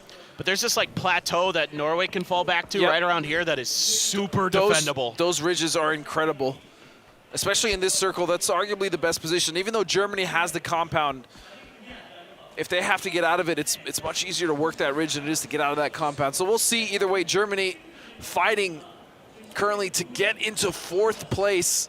Hell, if they get a win and Thailand doesn't do much, it's 3rd place. But Thailand actually still have 3 up. They are on the outside east edge of the circle. You can see Rosteted in a mortar currently. But they have, currently it's going to be Argentina to contend with, and Indonesia, when they actually decide to come in, they're going to wrap that way, I'm sure, as well. Yeah, Indonesia tied with Denmark right now. They want to get into that top 8, give themselves maybe a future look at an easier route into a grand finals of PNC if the format remains the same. Emas taking some damage there. Salalzi up ahead. He's going to try to spring into action. Again, this is like bait and switch from Vietnam. It's a lot of what they do is they drive, oh my God, that grenade did a ton of damage, didn't find any knocks. Here goes that mortar you were talking about. Yeah, and he's aiming it in the direction of Argentina because that's the team they need to get rid of in order to get into the circle. These are landing close, but not close enough. It looks like Argentina is going to be just fine for now, but Indonesia now starting to make their move. They need to wrap into the circle, and now Thailand has recognized that, but just behind them is Vietnam, and they are all sandwiched right in front of Norway. Norway needs to stand tall, but Salalzi has a lynx, could be a difference maker in this fight. You can hear it ringing out a bit. Himas is like, oh, shooting over here, that's cool. I'm ready for that. Kiss actually getting knocked by Teddy. Himas actually goes for the army crawl, might catch Simoy off guard, trying to obscure that sound. Poland will now fall. Their tournament is over. They will be in 14th place. A crazy qualification for them to get here, but it looks like a fight is going to be a start with Simoy getting Himas down. The fight is going to start with Himas going down. How is Simoy ready for that, dude? I don't know. I thought it was going to be double. That's a nice blue zone, but Simoy able to dodge it. And that's going to back Indonesia off. Res being thought about, but a lot of grenades exploding, so Vietnam has to rethink it. Himas is gone. Very defendable. Need Salalzi to connect. Need him to really break things open. I just love that Vietnam is not done yet. They're still fighting. They're still fighting for every inch. They're not getting complacent at all, regardless of the fact that they've already won this event. And they're still getting more kills. Hyman will fall now. Norway, the next target for the Titans of this lobby. Okay, big battle out here. Argentina, Indonesia. They're gonna drive through, make sure that Delwyn is dealt with. Vietnam still has Tanvu and Salalzi alive. A whole bunch of people just died. Argentina, snap your fingers, and they're sent to the nether. Simoy still kicking. I think the only player left here for Indonesia. Tanvu able to get the heels off. Monty, there you go, Monty. Monty shows up with the micro. Let's go. That's what we're talking about, and he might be able to get some loot there from the bodies. The Molly just barely not taking out Intense, so he's gonna heal up, but he's all alone. The rest of his team gone, and Aixleft still managing to come into this on the western edge. Aixleft, he's a gamer, wants to go out with a bang if possible. Setsuna, no hope there, of course. Quickly dealt with. Tanvu and Salalzi just gonna take their time, looking to try to piece by piece do some damage, but Tanvu got spotted by Thailand, so he's stuck a bit outside of this new circle. USA, this fight needs to be good against Denmark. They would really like to get ahead of Germany. Germany's still 4 up, and they're going anywhere, so this fight has to go well for the USA. It absolutely does. You can see Kurt actually all the way on the eastern edge by himself. He sent the other two, ItzzChrizZ and Kickstart, to deal with Denmark. If they get those two, that's another 2 kills on top of a placement point, which is so important. USA, as you said, tied with Germany, only 3 points behind Brazil, who is out, and that is 4th place, wide open. Round of applause here for your tournament champions, and let the crowd get into it. Dolphy, still some frags. Oh, ItzzChrizZ backing off just in time. Felt the pressure coming, sensed it, has the folding shield to hide behind. Wait a second, ItzzChrizZ got that knock all the way from the north, which means that I don't think Germany is aware of Pretty Curdy's position at all. Kickstart is gonna find Ketter. The USA, all of a sudden, if Purdy does this correctly, if USA can actually get them to wrap back to the northeast, that is big trouble for Germany. And then that opens the door for Thailand to get involved. Oh, things getting interesting. ItzzChrizZ and Kickstart do what they need to. Yep. They're giving USA a chance. They are currently ahead of Germany, so now it's just outlast them and you're fine. I don't think Germany knows that Purdy has snuck into that building. That is so dangerous for Germany. Hard to tell for sure. They did reinforce it, but how well do they know? I don't know. Luke 12 goes down. It's actually Fluky who finds it from afar. Australia did get backstabbed by Aixleft. Lost a player because of that, but they're holding on. They got 2 alive. They want to go out on a high note. Rez should be doable, I believe, for Australia as well. USA, though. Oh, that circle. Dude, what does Purdy do now? Does he just wait it out? He waits and he backstabs. This is still good for USA, but he has to make sure that he doesn't make a mistake. He cannot go down. Well, there's no doubt he's here now with these smokes up here, for sure. But what does Germany do? Oh, this is tough because you have Thailand out there too, man. Exactly, and not only that, you have that 2-man, you have Thailand, those 3 members, but then you have ItzzChrizZ taking an aggressive angle against Germany, and then I love that Kickstart is just making sure that no one can come off the ridge and punish ItzzChrizZ for this play. This is so intelligent from the USA boys. Let's see if they can hold on. Zareth has a Panzer, Purdy Curdy's favorite weapon right now. Look at the foldable shield though. Oh my God, it still works. But it just goes straight through. Okay, so Purdy will fall. Now ItzzChrizZ might want to step back and go towards his team. And look at this. I actually love this. Thailand is going for the north wrap. They're going to try to flank Australia. Aixleft right underneath Australia. Not sure if he went into that little cave. That's my guess. Diggleton spraying down Thailand. Australia has to turn around, fight Thailand. 3-on-3 here. A little bit of damage done on the drive up. Rosada Jr. has to take a moment to pause, but they have a lot of frags still left. Monty takes about half damage on that first one. The follow-ups from Jacob are good. That's a big one. Now you need the other 2 players to come through. And meanwhile, in the distance, it's going to be TGLTN. He does find Germany. They used that window of opportunity to rotate, but they did not know he would be there. TGLTN is still alive. Kickstart also trying to help, but TGLTN and Australia just trying to get rid of Thailand. 2 members just above, and he's going to find one. Rossinen will fall. Jacob will fall. Only 1 left for Thailand. Oh, what a hold from Luke 12 and TGLTN. This is such a tough fight. Fluky worried about a stun, right? Yeah, it was right in his face. Oh, a grenade though from Aixleft actually finds Kickstart. The USA all of a sudden in trouble as Fluky looks for those last 2 players. 12 kills in this game for Australia. Luke 12 sees the head of Fluky. He has a nice angle here though. He's gonna get the point. Can they do any more? Oh, he's lit up, he's down, he's out. Oh man, and Tig helping his teammate from the USA and get rid of Thailand. They are only 7 points behind, but it's just a solo player. USA has to win this game if they want to surpass 3rd place, and they're not gonna do it. Aixleft is gonna put a stop to that. I don't think there's enough points left now. I think they'd come up just 1 short if TGLTN killed everybody else in the lobby. It'd be close. No, wait. There's still 3 teams, not 2. You're right. Wait a second. No, you're right. I miscalculated. Me too. There's a chance. TGLTN's got to do it. I believe. He's got to go against his teammate too. Think about that. He's got to go against TGLTN. He's got to go against Tig. Maybe. Unless Aixleft We'll see. We'll see what happens here. This is a battle for 3rd. This is huge, and at the very least, Australia have climbed out of last place, so they can claim that. But it's going to be Tig to take out Aixleft. And so it's down on a 1v2. 2 teammates on one of the best teams in the world fighting each other now. Luke 12 is there as well. Some of the best in the business here. TGLTN gonna go down with a fight. Oh, he just domes Luke right away too.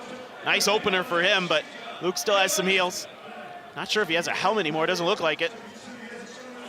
The other thing, again, I doubt Australia would, but they can't, if they deny, then the hopes for 3rd are dashed. And you can see the repair kit, which means Luke's gonna have a fresh armor. And I believe it might have even been a 3 vest. I'm not sure if it was a 2 or 3 vest. That's gonna be another helmet to repair, okay? Or maybe they're just stacking it on Luke. He's gonna go look, I think, maybe for another one back here, potentially? Maybe. Oh, the vest.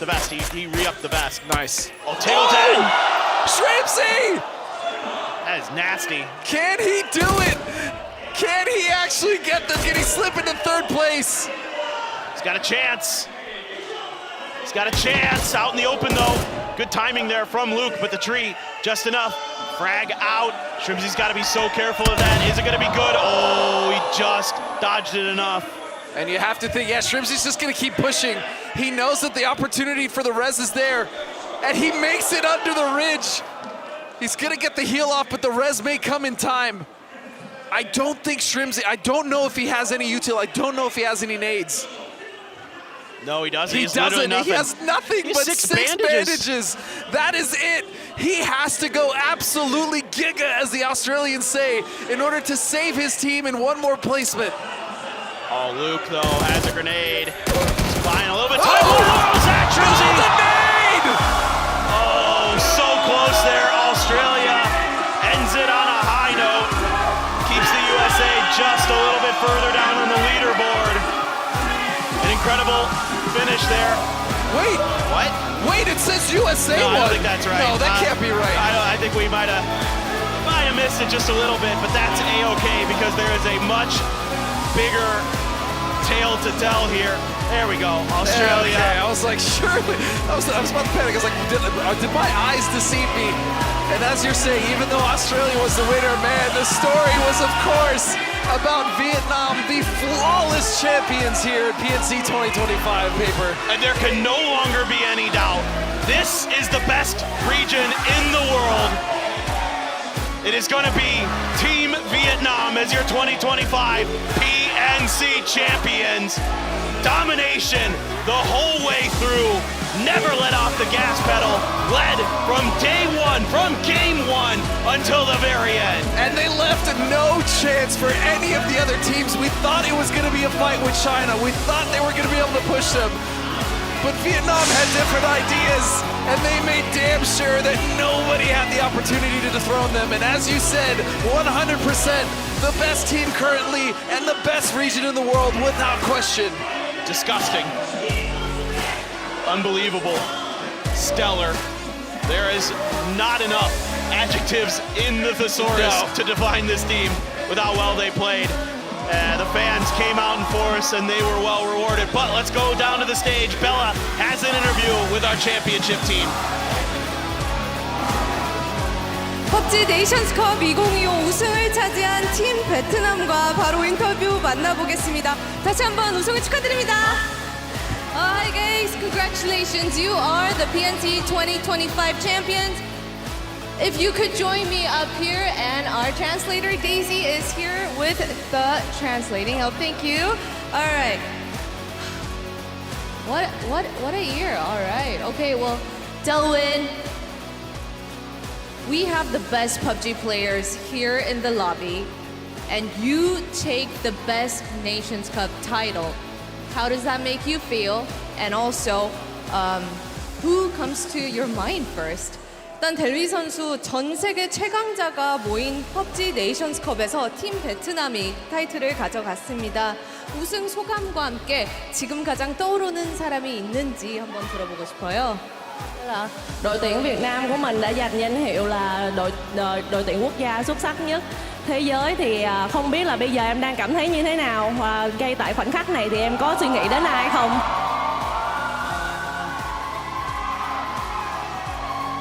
Tụi em giành được chức vô địch này thì tụi em rất là vui, vì ba tụi em đều là người mới, chỉ có Đạt là bắn 3 năm rồi, nên là tụi em rất vui vì lần đầu mà tụi em có thể teamwork tốt và chơi với nhau tốt như vậy. Em rất là vui ạ. So I'm very happy right now that we got the champion for PNC 2025, and the fact that all three of us are new players coming into this stage except for Hymas. So we are very proud of ourselves, and we are very happy that we won this tournament. PNC 2025 챔피언 타이틀을 가져가게 돼서 너무 기쁘고요. 4명 중 3명이 새로 합류하게 된 로스터였는데 아주 만족스러운 결과를 가져갈 수 있어서 너무 기쁘다고 전해줬습니다. 히마스 선수 빼고 3명의 선수가 이번에 새로 합류하게 됐는데 원년 멤버였던 히마스 선수 인터뷰 한번 물어보겠습니다. 우승만 바라봐왔던 입장에서 이번에는 PNC 우승을 가져가게 됐거든요. 그게 더 의미가 엄청나게 다를 것 같아요. Well, PNC, you've been here before, but this is your first title. You take the trophy home today. How special is it, Himas? Là trong bao nhiêu năm mà em tham gia các kỳ BNC trước đó, thì lúc nào em cũng mong là team mình sẽ giành chức vô địch, đúng không? Thì đối với lại cái chức vô địch BNC lần này thì nó đặc biệt như thế nào đối với em? 2 lần trước thì em rất mong là vô địch, nhưng mà lần này thì em không mong, nhưng mà đã tới nên là cảm thấy rất vui ạ. Hết rồi. Actually, the last 2 tournaments, I'm looking forward that we're gonna win the trophy for the last 2 tournaments. But this time, I didn't expect that we're gonna win. So this win, this champion means a lot to me. It means so special to me. 이전 참가했던 두 번의 PNC에서는 우승을 노려봤지만 오히려 이번 우승을 가져간 2025 PNC에서는 마음을 내려놓은 상태로 참가를 해줬다고 이야기를 해줬습니다. 그래서 더 특별하다고 얘기를 해줬는데요. 이번에 트로피를 같이 가져가게 된 팀원들한테도 좀 한마디 부탁드려도 될까요? Thế thì em có lời nào muốn nói với các đồng đội đã cùng em nâng chiếc cúp vô địch BNC 2025 không? Làm tốt lắm mọi người. You guys did very well. I asked Himas if he could give a word to his teammates, and you did well. All right, fantastic. Well, Tanvu, let's get an answer from you. This is your first PNC and your first title, and you've been sweeping those trophies recently. How does it feel to take another one to your long list already? 또 PNC가 첫 출전한 대회인데 트로피까지 가져가게 됐고 최근 대회에서 많이 트로피를 가져간 기록이 있는 탄부 선수입니다. 우승 소감 한마디 부탁드리겠습니다. Thì lần này là lần đầu tiên em tham gia giải đấu BNC và em đã giành được chức vô địch ngay lần đầu tiên tham gia, cũng như là thời gian gần đây thì team mình cũng đã giành được nhiều chiến thắng ở trên đấu trường quốc tế. Thì không biết là em cảm thấy như thế nào, em có thể chia sẻ cho mọi người cảm xúc của mình bây giờ không? Em cảm thấy vui thôi ạ. Và sự cố gắng của tụi em trong thời gian qua nó cũng được đền đáp. I'm very happy. It feels like all the hard work that we've been doing all this time is pay off now. 그동안 했던 고생이 보람을 뭔가 느낄 수 있으며 다시 의미를 좀 누릴 수 있는 그런 기회였다고 탐부 선수가 이야기를 해줬습니다. 마지막으로 솔로지 선수 가장 오래 기다린 만큼 우승 소감 생각할 시간도 많았을 것 같은데 한번 들어볼까요? So Lozi, the last man to be interviewed, and you've had a lot of time to think about what you wanted to say. So Lozi, let's hear it from you as well. Thì câu hỏi của người được phỏng vấn cuối cùng là Sology thì em cũng có nhiều thời gian để suy nghĩ xem là mình sẽ nói như thế nào, đúng không? Thì ra hỏi là cảm xúc của em bây giờ như thế nào ạ? Cảm xúc bây giờ em cũng rất là vui như mọi người thôi, nhưng mà đặc biệt hơn nữa là em đánh bại được đội tuyển Hàn Quốc ngay trên đất Seoul. I feel very happy, the same as my teammate, but I feel the fact that I beat Korean team in Korea feel a lot more special to me. 네, 팀원들과 같이 우승해서 너무 기쁘고요. 한국에서 열린 대회에서 한국을 이길 수 있었다는 게 더 뭔가 의미 있다고 솔로지 선수가 이야기를 해줬습니다. PNC 2025 챔피언 팀 베트남 인터뷰 만나봤고요. 저희는 잠시 후에 시상식으로 돌아오겠습니다. Thank you guys, congratulations again, and those watching at home, don't go anywhere. We'll be back with the award ceremony.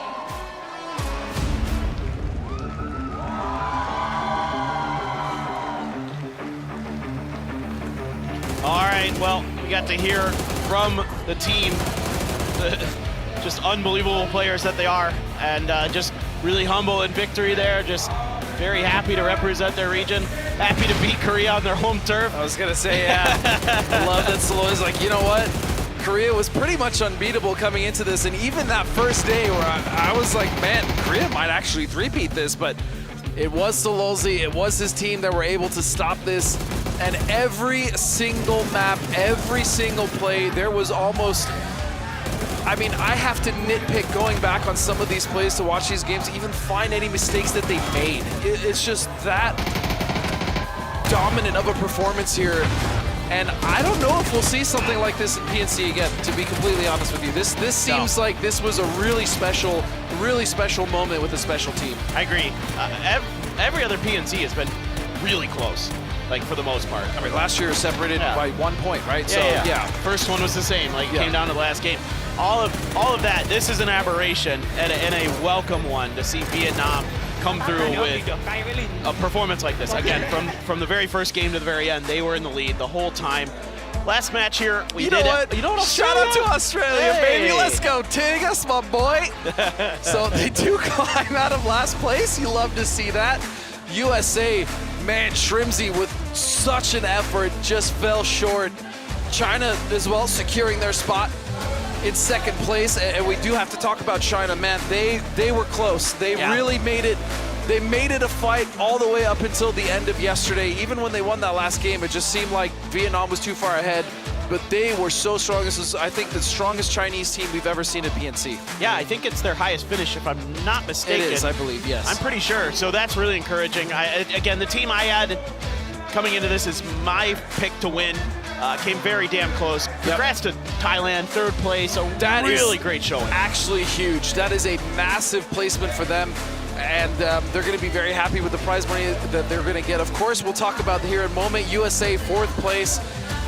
You know, 2 placements lower than what they got last year, but still the consistency is so impressive from that region, for that country. Germany as well, 5th place. They almost had it. They almost stuck into that top 3. And then Brazil, just so consistent as well. They constantly are making the top 8, proving that they're one of the strongest countries in the world. No doubt. I mean, that top 6 is really, really talented. Germany, great to see them back and doing really well. I mean, it's been a while since, you know, the very first PNC. They had a really good team back then. And then they come through here and show us strong performances in Indonesia. Indonesia, dude. 7, let's go. Let's go. I'm actually so hyped for them. Dude, I am too. That is so cool. Korea, all the way down at 8th, but you know what? You won 2 in a row. Well, let some other people have them now. I do have some things to talk about here with the crowdfunding. First of all, Vietnam wins $150,000 for first. down to 60,000 for second, and China 36,000 for third. But the crowdfunding, I can talk about this. I've been given the okay. Yes. As we sit, we're at $446,253 total to add to the prize pool. Yeah, that's on top of the 500,000 already. On top of the fact that the top sales among all the PNC skins and sales until August 6th will also be added to that, which means that this is even going to get bigger. Yeah, so you guys can still go out there, get these skins, add even more, give these players even more. Yep. That would be so generous of you. Obviously get some sick skins out of it too, but sure, you get a little something, right? But it is about what you can give back to the teams. You're absolutely right, Paper. And man, this has just been an incredible event. Even this is my first PNC to be involved in. I know you've been fortunate enough to be here, and I will say this has been one of my favorite casts ever. Thank you so much. Yeah, thank you, man. For having, man. This has been amazing. A pleasure. What an event, man. This has been truly special. I will always remember this one. Yeah, dude, they're always great. Every year I so look forward to this, but we are done. We're gonna throw it down to the stage. It's time for the awards ceremony down there.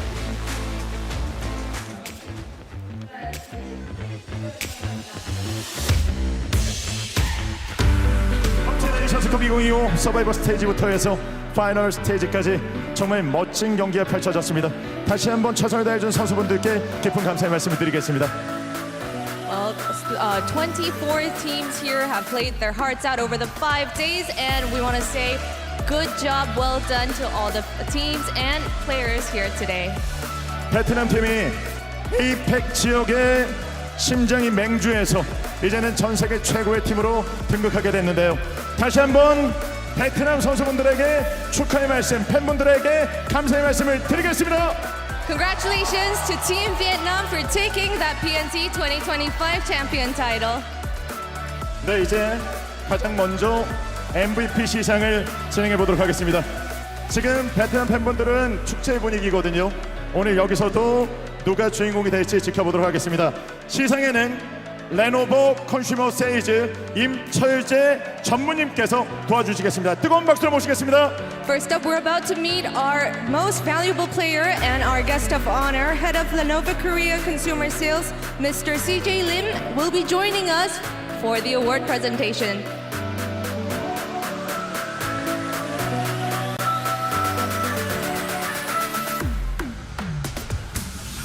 항상 PUBG Esports에 좀 많은 도움을 주신 분이시죠.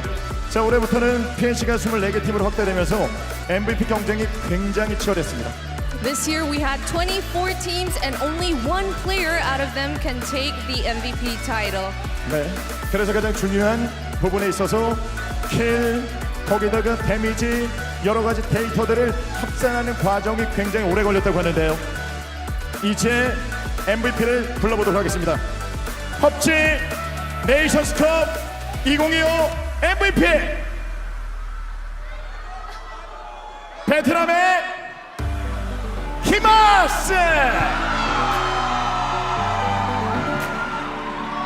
Congratulations, Himas. You are the most valued player here at PNC 2025. 최고의 퍼포먼스. 이제 전 세계 팬들에게 엄청난 모습을 보여줬습니다. 다시 한번 축하 말씀드리고요.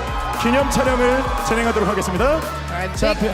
Big smiles to our MVP here. 네, 여러 가지 포즈 보여주시고 다시 한번 여러분 뜨거운 박수를 보내주십시오.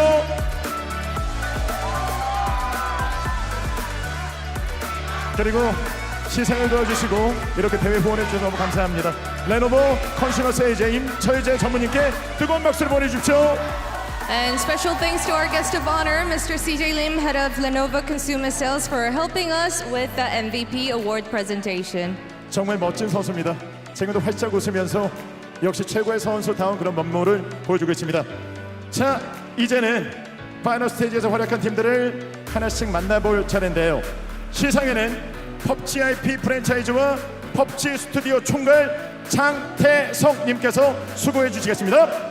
Now it's time to meet the teams that played their hearts out, made it into top 3. Our guest of honor, head of PUBG IP franchise and PUBG Studios, Mr. Tae-seok Chang, will join us for the award presentation. 뜨거운 박수 보내주십시오. 3위, 2위, 1위 시상을 자 모두 도와주실 텐데요. 자, 그럼 먼저 3위 시상을 진행해 보도록 하겠습니다. 지난 3일간 펼쳐진 혈전 마지막까지 최선을 다해주시는 선수분들의 그런 움직임들이 있었고요. 그리고 많은 팬분들에게 감동을 선사했거든요. 자, 그럼요 3위 팀을 불러보겠습니다. PUBG Nations Cup 2025 3위 태국! Coming in third is Team Thailand. Congratulations, everyone. PUBG e스포츠의 심장으로 자리 잡았습니다. 이 4명의 선수들이 보여준 퍼포먼스가 정말 대단했고, 특히 이제 키스, 제이콥 선수뿐만 아니라 로시스 선수와 함께 이 모든 선수들이 하나가 되면서 멋진 퍼포먼스를 보여줬습니다. 자, 3위 팀에게는 상금 36,000달러와 메달이 수여가 되겠습니다. 다시 한번 뜨거운 박수 보내주십시오.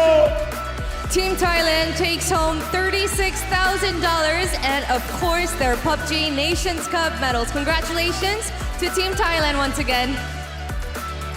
대한민국 수도 서울에서 네이션스컵에서 마지막까지 최선을 다해준 태국 선수분들께 깊은 감사의 말씀을 드리고요. 앞으로도 더 멋진 경기를 팬분들에게 보여주시길 기대하겠습니다. 다시 한번 최선을 다해준 타일랜드 태국 선수들에게 아낌없는 박수를 보내주십시오.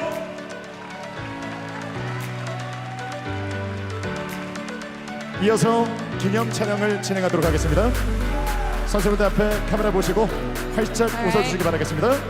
와. Let's not forget to take a picture. Big smiles, Team Thailand. Big smiles. 다시 한번 축하드리고요. 듬직합니다. 자, 앞으로 있을 EWC 그리고 PGC에서도 더 멋진 활약을 하길 바라겠습니다. 자, 마지막으로 선수분들에게 큰 박수 보내주십시오. 고맙습니다. Congratulations, Team Thailand. If you could head back to the stage. 선수분들은 대기석으로 자리해 주시기 부탁드리고요. 자, 이어서 2위 시상을 진행하도록 하겠습니다. 정말 멋진 팀이에요. 경기는 마지막까지 투혼을 불사르면서 멋진 작품을 만들어내고 이번 대회에서 전 세계 2위를 차지했습니다. 준우승을 차지한 팀을 불러보도록 하겠습니다. 팀 차이나! Well, next up, runner-up team is Team China, who fought every map as it's their last. They come in second here at PUBG Nations Cup 2025. 중국의 4명의 대장군들이 완벽하게 하나가 되는 모습을 경기에서 보여주면서 2위를 차지하게 됐습니다. 자, 역사의 한 페이지를 장식하는 선수들로 구성되어 있죠. 릴고스트 선수, 샤오디비 선수뿐만 아니라 그리고 여기서 엑슬레프트와 민밍 선수까지 모두가 하나 되는 모습을 보여주면서 많은 팬분들의 가슴에 불을 지폈습니다. 항상 최선을 다해주고 팬들의 기대에 부응하는 선수분들께 다시 한번 여러분 뜨거운 박수로 축하해 주십시오. Well, Team China coming in runner-up will take $60,000 and their stunning silver medal. 네, 이어서 기념 촬영을 저희가 진행하도록 하겠습니다. 자, 카메라 보시고요. 활짝 웃어주시고요. Smile. 네. 자, 활짝 웃어주시고 네이션스컵 2위를 차지한 팀 차이나! 네, 다시 한번 선수분들 감사드리고요. 자리해 주시길 부탁드리겠습니다. Congratulations, Team China. If you could head back to the back of the stage. 네. Aixleft, take your team with you. Okay. 자, 이제 주인공이 기다리고 있습니다. 멋진 드라마를 만들어냈죠. 3일간 보여준 킬수뿐만 아니라 슈퍼플레이 그리고 마지막 경기 운영까지 PUBG e스포츠의 새로운 역사를 장식한 팀을 불러보도록 하겠습니다. 첫 PNC 우승팀이요, 에이펙 최강에서 전세계 최고의 팀으로 등극한 팀 PUBG 네이션스컵 2025 챔피언 팀 베트남! The moment that you have all been waiting for, the team that showed their dominance over the entire lobby, this event, Team Vietnam. 새로운 전설을 만들어냈습니다. 베트남의 별에서 전 세계의 별로 우뚝 솟은 베트남. 말도 안 되는 성적을 이번 대회에서 기록하면서요, 새로운 역사의 페이지를 장식하게 됐습니다. 자, 모든 선수들이 MVP급의 실력을 좀 보여줬죠.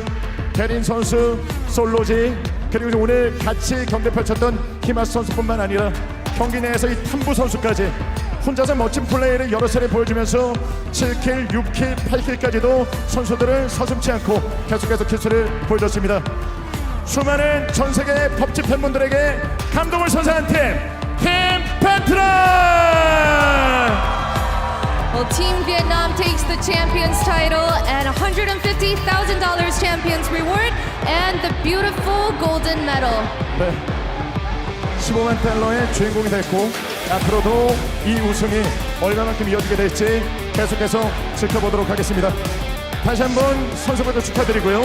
그리고 시상을 도와주시고 PUBG e스포츠 발전을 위해서 많은 노력을 해주신 PUBG 스튜디오의 총괄 장태성님에게도 다시 한번 뜨거운 박수를 보내주십시오. 고맙습니다. We would like to thank our special guest of honor, Mr. Tae Seok Jang, head of PUBG IP franchise and PUBG Studios. Congratulations, Team Vietnam. 이제 우승팀의 마지막 트로피 세레머니가 기다리고 있습니다. 정말 전 세계 PUBG e스포츠 선수들의 꿈이 저 무대에서 트로피 세레머니 하는 거거든요. 자, 그 꿈을 이룰 수 있는 오늘 주인공들의 마지막 시간이 기다리고 있습니다. 자, 다시 한번 최선을 다해 주신 선수분들과 그리고 이렇게 더운 날에도 불구하고 현장에서 열정적으로 응원해 주신 여러분께 깊은 감사의 말씀드립니다. 뿐만 아니라 해외에서 중국에서 베트남에서 그리고 유럽에서 이 현장에 선수를 응원해 주겠다고 와주신 분들에게 다시 한번 깊은 감사의 말씀드리고요. 그리고 이렇게 멋진 무대를 꾸며주신 제작팀, 운영팀에게도 깊은 감사의 말씀드립니다. 저희는 여기서 인사드리고 저희는 다음 대회에서 찾아뵙도록 하겠습니다. Well, that concludes our 5th PUBG Nations Cup coming to you live from Seoul, South Korea. Thank you for watching, thank you for coming, and we hope you guys enjoyed it as much as we did.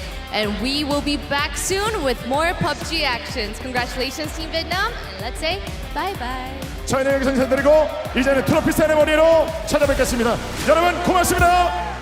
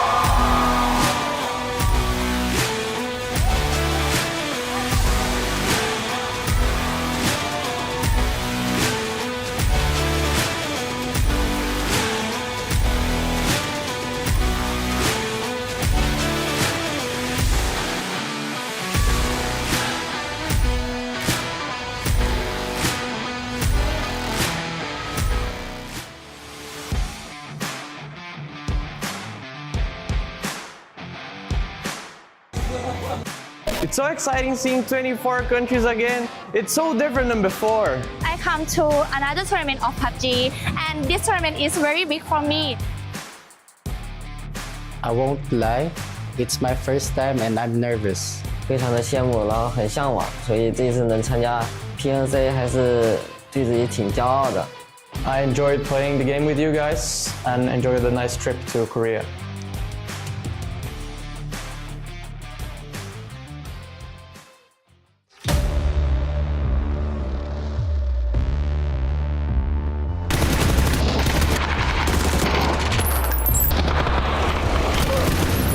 Pode puxar.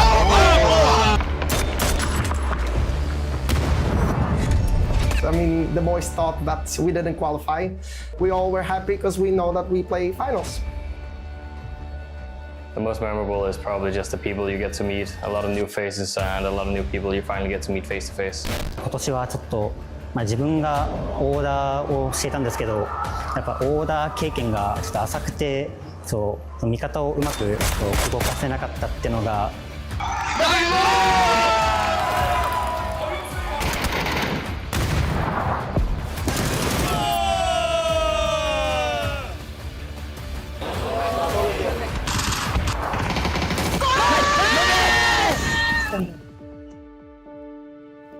PNC is like an unscripted movie, and I'm very excited for next year.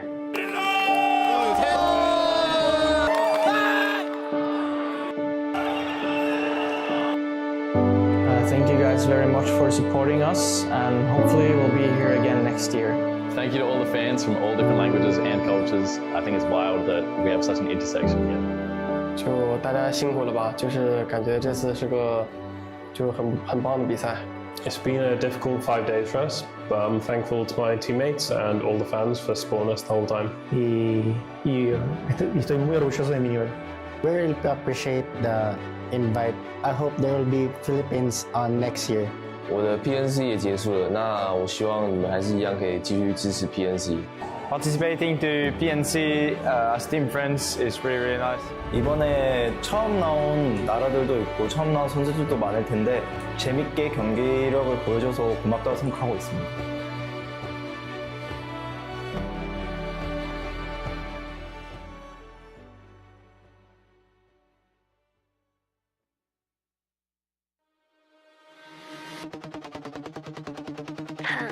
Dark arts, black magic. Yeah, I'm like a bad habit when I pull up. Dealing damage, you ran out of luck. Got nobody on my level here. I'm for battle, I don't know the feel. Ain't no stopping, no, ain't no stopping, no, ain't no stopping the show. Got you moving, I got you moving, I got you moving, that's slow. I was savage when I pull up. Oh yeah, I'm a classic, you can't get enough. Bet you love the taste of wicked games, raising all the stakes. Oh no, no, no. Take another breeze, push your limitless. I bet my life on it, no nothing more face. Dark arts, black magic, can't handle it, can't have it. Feel the power, feel the force, we attack it. Dark arts, black magic, one shot go maximum damage. Feel the power, feel the force, we attack it.